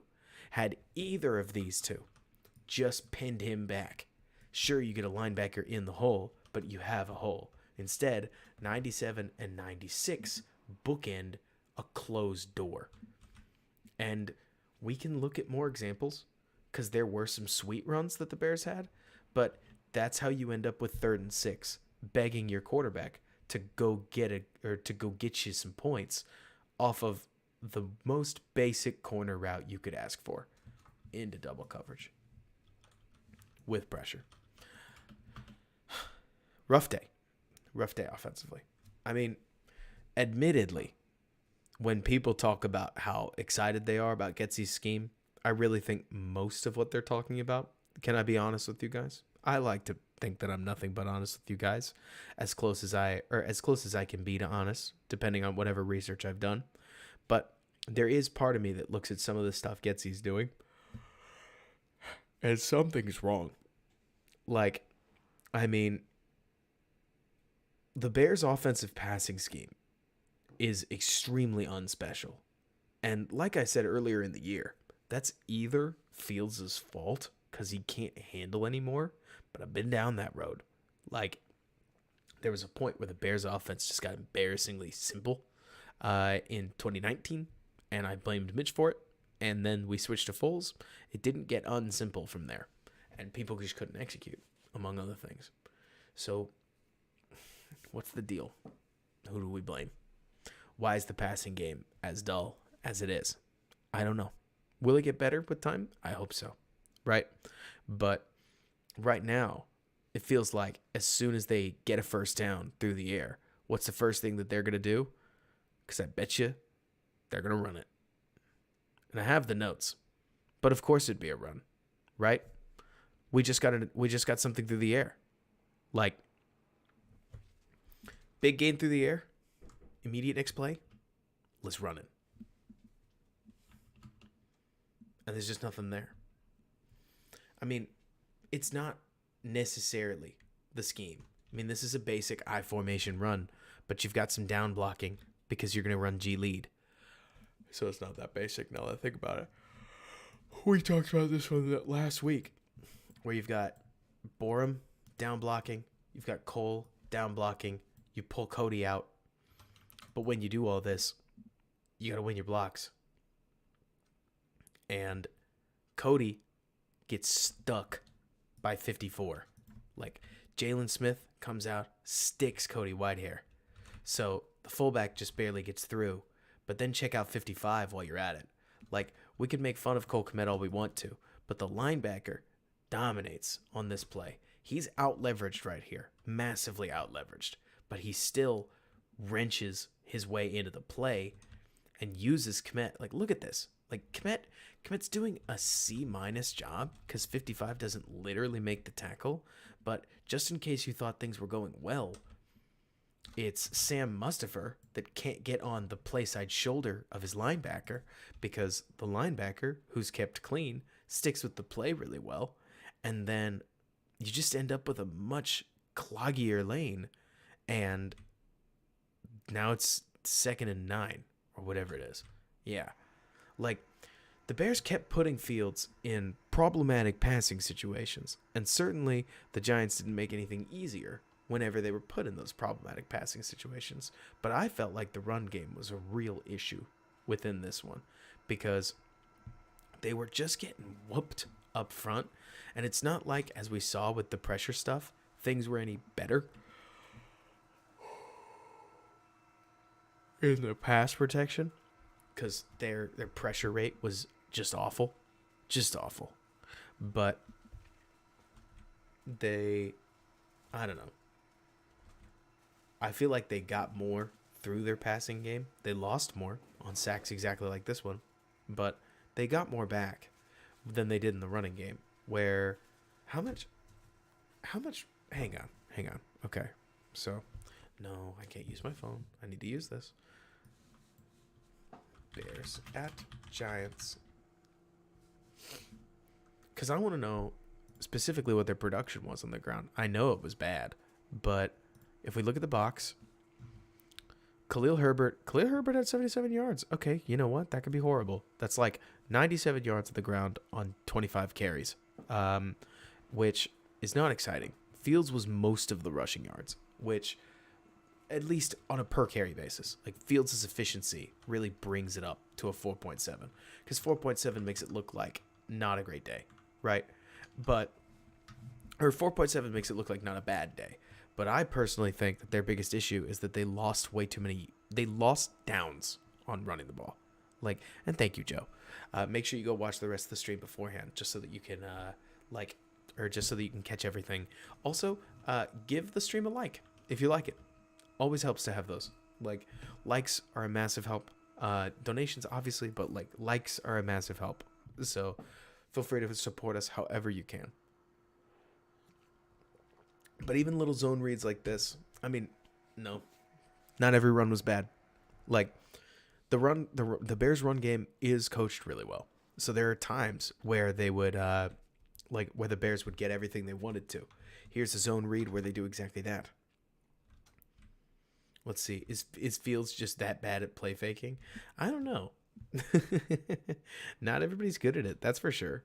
But yeah, exactly, John. High variance runs where they had like a 14er, but they'd end up with 1s and 2s and losses of 1. Ebner can barely see. On this one, it looks like Dex Lawrence just completely controls Mustipher to the inside, but he doesn't play both gaps super well, and even so, he still gets a hand on him. But then on 3rd and 3, this call hurt my brain. Like, I hear you, 3rd and 3, let's run it. But really, like, a prescribed handoff, we're still doing that on the 6-yard line? Like, look at this formation. Look at this formation, for crying out loud. They've got 1, 2, 3, 4, 5, 6 on the line, right? They've got 2 in bunch with nobody over there. They've got 3 off the line. I understand that in theory they are prepped for something like on the rollout game because you got him and you got these 2 that are both there. But within this, if you theoretically had a shotgun option of some kind where you had ESB either arc block out, could go with 2 tight ends, like you could very feasibly have him arc block him arc block him, Herbert arc block him, and leave a foot race between Fields and this safety. And then in the middle of that, it wouldn't be that hard for you to then immediately like have ESB arc block and then pop out for a pass. I don't know. I like creativity. So things that are way more in like exciting. Exciting is the wrong word, but like plays that are more nuanced than inside zone where we just get beat and so we kick a field goal are great. And these plays kind of make me sad because 71 just sticks Whitehair. Like, actually, Dex ends up over here. Good old Godzilla. He's not near as impactful as you'd think, but 71 sure is. And 71 is Leonard Williams' backup.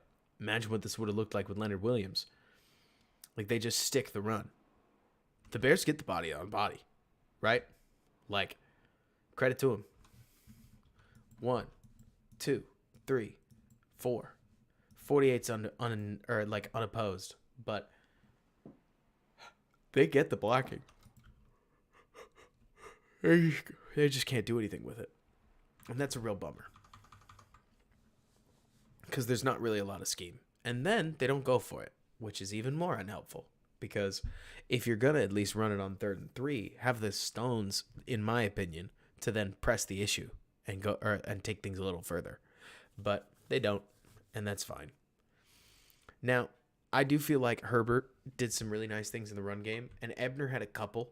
Like, this was one of Ebner's better runs, but there were a couple times in particular that the problem might have been Ebner. Like, look at this. This is actually pretty well blocked. Patrick is, Iceberg.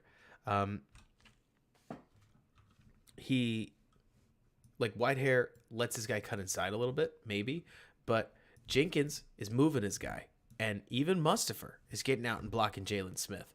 This is normally the hole you would take here, but Ebner's going to take it this way, and he'll get some yards. That's fine, but bouncing too far outside, very, very much an Ebner problem in this game. Let's see. Is there any interesting run that I can go over? Oh, okay. Here's 2. Some cool stuff that they did. I am obsessed with this. What kind of run do you think this is? It's not that hard to guess. Like, it's fine. But one thing I love about this is so they've got Blazing Game out wide. And I want them to keep having Blazing Game out wide. I want Blazing Game to catch a screen.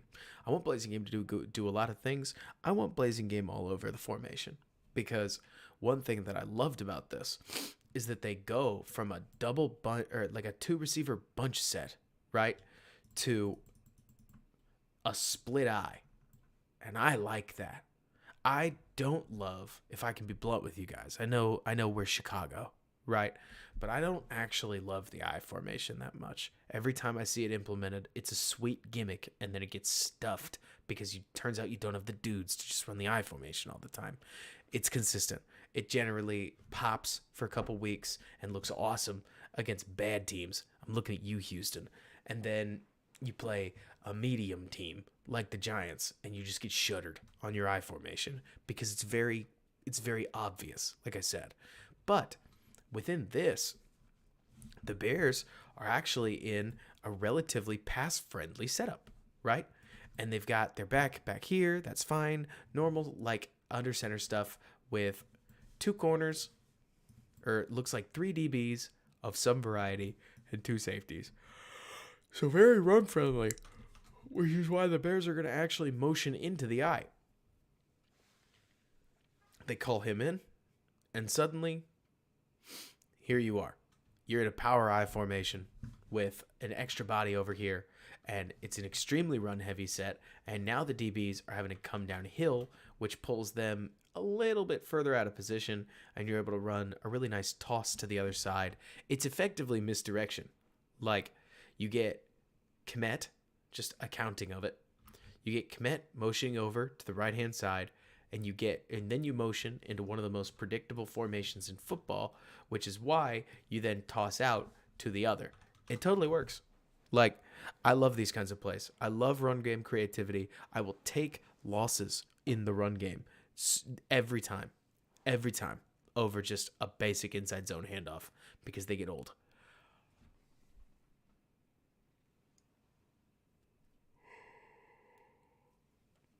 It's sweet. Ebner does not follow. Ebner does not follow Blazing Game through the hole, and Blazing Game makes it work. Little does he know it. Now, had Ebner followed him through the hole, this is a little bit of a bummer. But if he had theoretically been right here, he might have gotten tackled, now that I think about it. But might have been a bigger play. I don't know. Maybe not. But so, that was a good one that the Bears had. Yeah, exactly, John. It really is. Like, it's motioning into it instead, which I think rules. All you got to do is get Blazing Game a little bit more action so that it's not like, oh, Blazing Game's on the field, they're running the eye. Because that changes later, right? If you do that more than literally twice, then you need to use Blazing Game outside of it. Like, ideally, you could use him in some kind of, like, faux blocking assignment, and then he streaks downfield.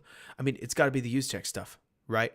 I like the use of the football, very awkward for decent. Yeah, of the football, of the eye. But so, let's see. Oh. Whenever the Bears did fail, sure, some of it was boring inside zone, wide zone handoffs, but others of it was just dudes getting blown up. Like, this toss doesn't work. The fullback, gotcha. It autocorrected to football. Like, watch Kmet and Jones on this play. Neither are a fun watch, but pass forward. Jones gets driven back 3 full yards, so much so that Blazing Game bumps into him, trips over him. Like, massive play by Thibodeau, who had himself a really nice football game, I thought. But the Giants' defensive line just outduded the Bears on most of these plays. And Ebner, theoretically, like, I saw somebody say he should have stopped here and cut back. And sure, maybe you can, but Herbert does that. Like, gosh. Braxton gets full turned, which, like, I know the runners, like, or that theoretically Braxton, that's like Braxton's final resort. That's like his anime sacrifice, is that right there. But the Bears lose 2 yards, and they definitely weren't planning to, suffice to say. They just couldn't get outside of their guys at all, and that completely denied Blazing Game's ability to make any impact whatsoever. Which put Fields in a 2nd and 12, which you gotta love. And that gets him sacked. Like, the worst part about bad running is that bad running sets up obvious passing, sets up the Giants' double A gap blitz, sets up your franchise quarterback, your young quarterback, so to speak, taking a huge shot with some glancing helmet-to-helmet contact, too. Like, at the very least, face mask to side of head, which is not ideal. It's not ideal at all. I appreciate that the Bears used the pass game as much as they did. I mean, as much as we would say they didn't. They called 33 dropbacks, which is helpful. Like, that is real balance. They didn't 66 like things started, or 66%. But then a couple plays later, to start off the next drive, because the Bears get a field goal there. Who else but Dexter Lawrence is just the guy, dude.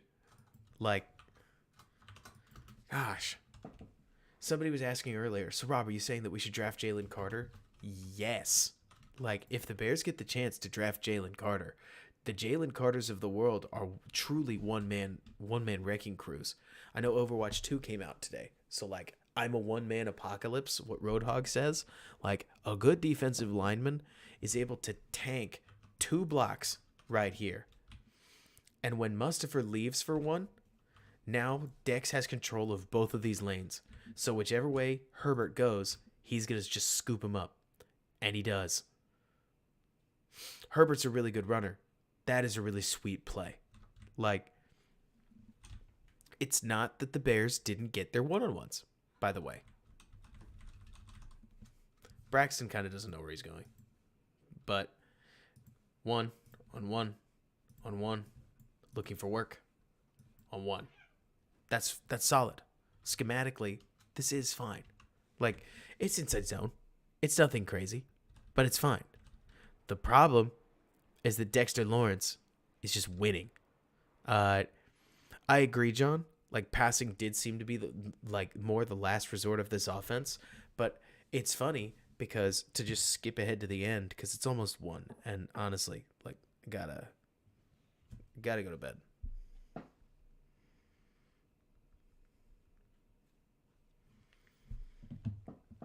He might be Bernard, but are you a Falcons fan?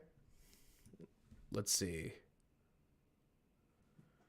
The main thing, John, that certainly frustrates me when I look at this is that whenever the Bears got into obvious running scenarios,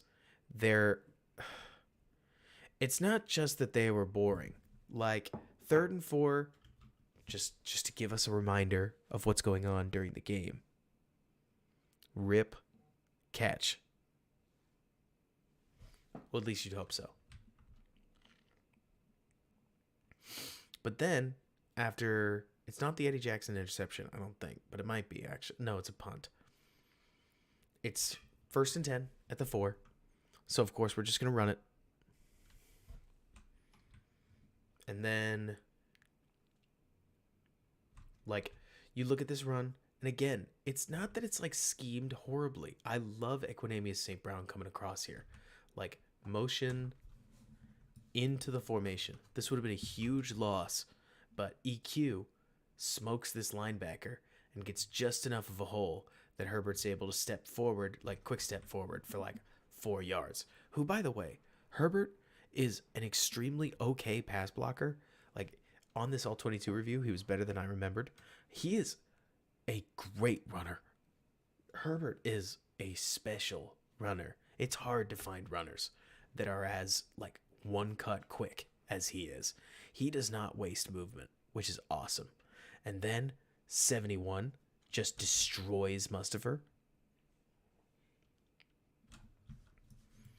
This is awful. Hard to do just about anything in the run game when a defensive lineman does that. Oh, and at the same time, check out the edge set. Like, maybe if Braxton had gotten on the edge of this guy, that's one thing. But does he? Oh no, he does not. He gets long-armed. So where's the runner go? Nowhere. Goodness gracious, how does Herbert do that? You skip these things and you're like, oh look, he's completely isolated. What could he possibly... Oh wow, he got to the 11. That's amazing. It's little stuff like that. Then 3rd and 3. Do you think the Bears... Or that's when the Bears take this throwaway, which is a bummer. But it felt like they kept putting themselves in positions with their run game, where they went, run, okay, that didn't really work. Run, okay, that didn't really work. All right, now we'll pass. And I wish that they could have been more creative, because it's like, no, not every toss run is amazing. I love toss, but a lot of that's because of what you can do with it. Look at all the guys that get in space. We'll keep it simple. I mean, they just get a bunch of guys in space. They get a bunch of guys confused. Mooney tees up Jalen Smith. That's the reason that these kinds of things are fun, is because you get a receiver involved. ESB does an amazing job climbing here, as you're going to see him engage, get to the second level, and re-engage. Like, throws him on the ground, arcs, gets the next guy. Blazing Game sticks his head in another guy, and then Herbert plows forward for like 13 yards. That's sweet. There's a lot of things that the Bears are doing that are really, really cool. Like this. Look at this. It's a toss, wind back, inside run. It's a between the tackles run for like 6 yards. But I love it's simple stuff like Blazing Game's early motion kicks out to the left. Everything about this play says we are hitting over there. But then the fullback comes across, sifts the edge, and now you've got yourself a hole. If Kmet can hit his block, that is. But that's a different question, I guess. The issue I have is that when the Bears had these, like, gotta have it downs, they seemingly always picked the run game. And the pass game was chaotic. It was a mess. So I get it. But their run game plan was just like... The Giants actually started out in a formation that if they'd quick snapped it here, I'd have been comfortable with it. But they didn't. ESB comes in. When ESB comes in, they packed everybody in. They just got tighter and tighter and tighter and tighter. I actually think that this run may have had a better chance if they left ESB out. Looking at it again. Like, you've got Mooney, you've got ESB, and they've got 4 defenders sitting back because the Bears have been passing with 5 down on the line. And remember, the line to gain is like here. Ish. Might be here. All the same. The problem is that as ESB motions to tight with the formation, to behind the formation, the intention becomes really obvious. And so the Giants adjust. The Giants say, now I know this play. And they just plug the hole. Dadgum. Look at this. Look at this. Wow, I didn't see this on my first watch. Bears line up. Huge hole. Run's going to hit that way. But they give it away. By the time they actually go, this defender moved from here to here. This defender creeps from here to here. And then there's just too many bodies.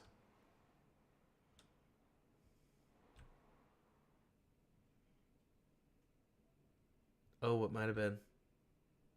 And then they punt. And then they lose.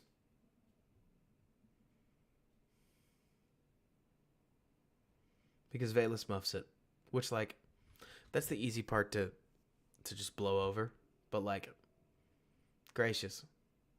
I am so unenthusiastic about a run like this against a 9-man box.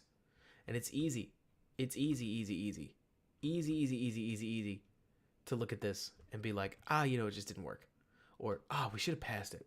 But the more I look at it, the more I'm like, maybe we shouldn't have motioned ESB. Spread it out if you're going to do that. When the Bears are in... Oh, gosh, where is it? Yeah, we do have the last play, John. I owe it to you.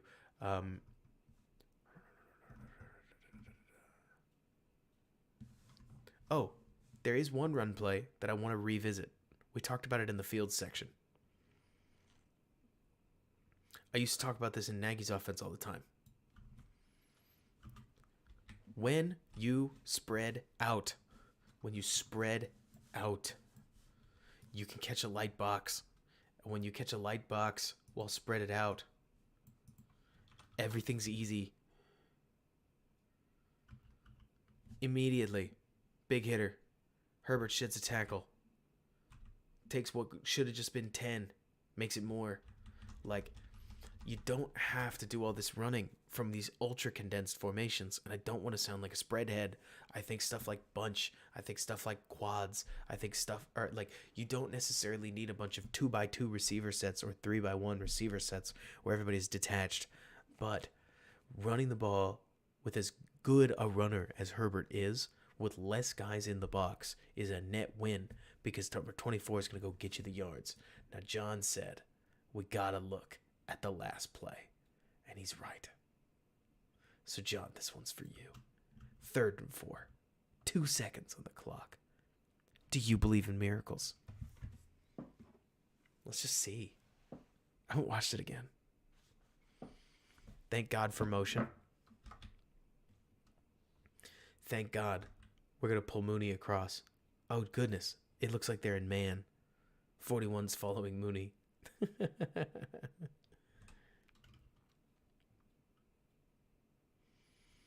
Quick out. Hook and ladder isn't there, but they're ready for it. So they get the blockers out. And ESB throws it across. And it's a horrible toss. I thought it was already over. The moment I saw this, I was like, this is bad. But Fields gets the ball. And he's going to run for it. And he gets a little bit of an edge. Why is Ebner the back?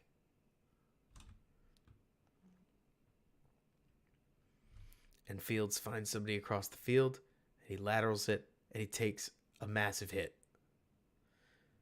And it's a dart. If ESB was almost any faster, maybe. But they make some light progress before ESB lobs it back. Ebner does a good job to stay on his feet. Bears are progressing. And then Ebner gets massively hit. And Whitehair's going to take it and scoop it back. And Fields, who got hit earlier, has it again. And he is mostly fine.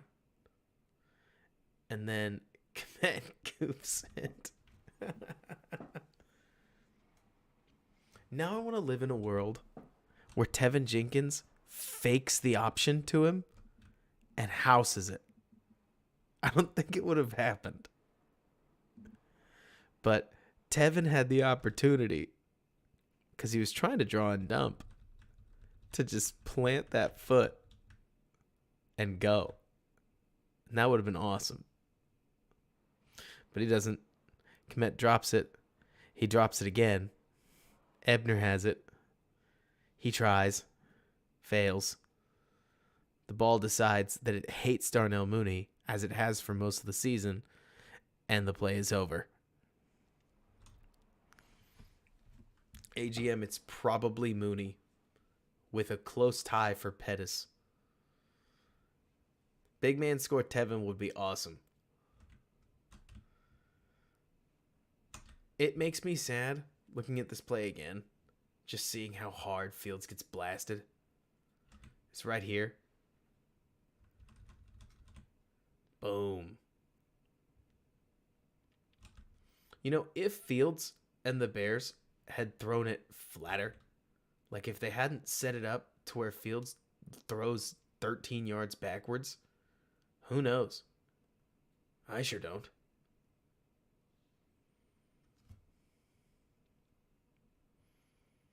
19 also throws it really far backwards.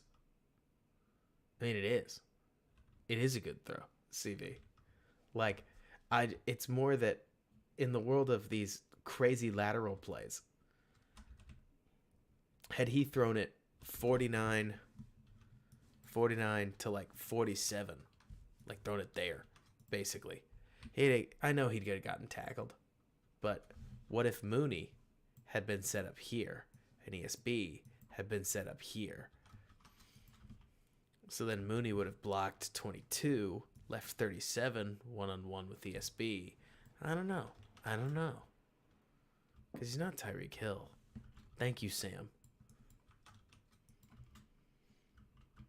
ESB with a nice little fake out, and then the throw really could suck a lot more. Like, ESB just heaves it, but he ends up getting there. The Ebner lateral is big sad. Kudos to Patrick for the shovel. Oh, nice little bit of Braxton violence here. Fields with a perfect little shuttle toss. And then this was just the moment, looking back, that I needed. Where Vela should have been here, Haplo. That's a great thought. You know, I have a stupid idea.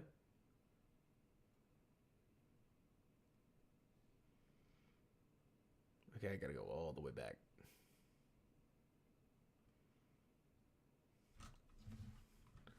Why not sub in a bunch of receivers to play line? You don't need a legal center. The guy's just got to be at center. You could very feasibly do this with like a bunch of... Why does it have to fail on commit? I don't know. I think the Bears tight ends are cursed. Okay, so I have to get my VPN on for this because we're not just going to end with this play. I want to go back and watch the one that almost was. Like, Game Pass. Are we back? I think we're back. Like, okay, so this is my NFL. If I didn't make it say, or if I didn't make this clear, that like I will always wonder what the Bears, like, I don't know, what their life, like, what would the franchise look like, y'all, if when we go to, so we go to games, we go to, I think it was 2020, and it was so bad.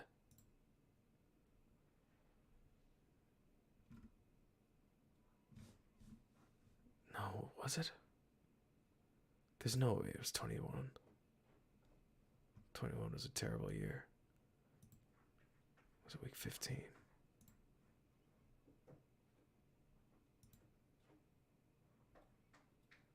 Do you guys know what I'm looking for?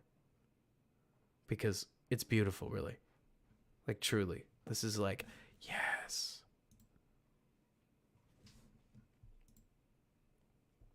Not quite the Miami Miracle, CV.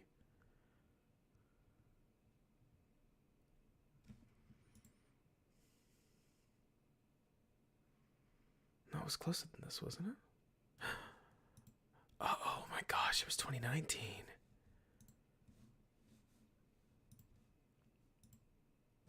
It is the one with Mitch. Like, it's this one. Yes. My NFL is always wondering. Yeah, Marshall, we're still going, but we're ending with a real goof. Like, my NFL is always wondering what would have changed had the Bears scored this, because it wasn't out of the question. 1 second left, and I'm sure we all remember how it ends. But so, basic kick out. Cohen, being Cohen. Mitch, making things happen. He breaks like 3 tackles there.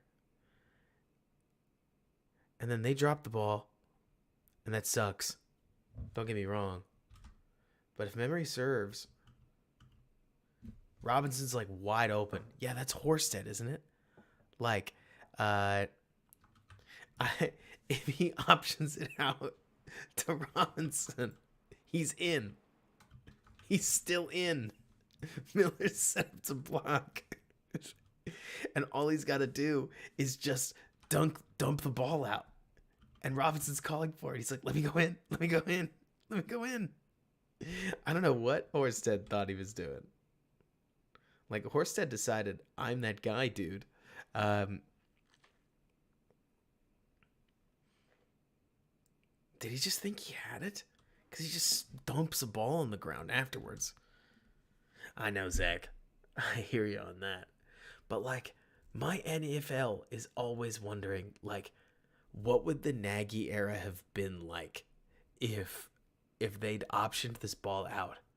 And after he optioned this ball out, like, he gets in and the Bears tie it and they win this game,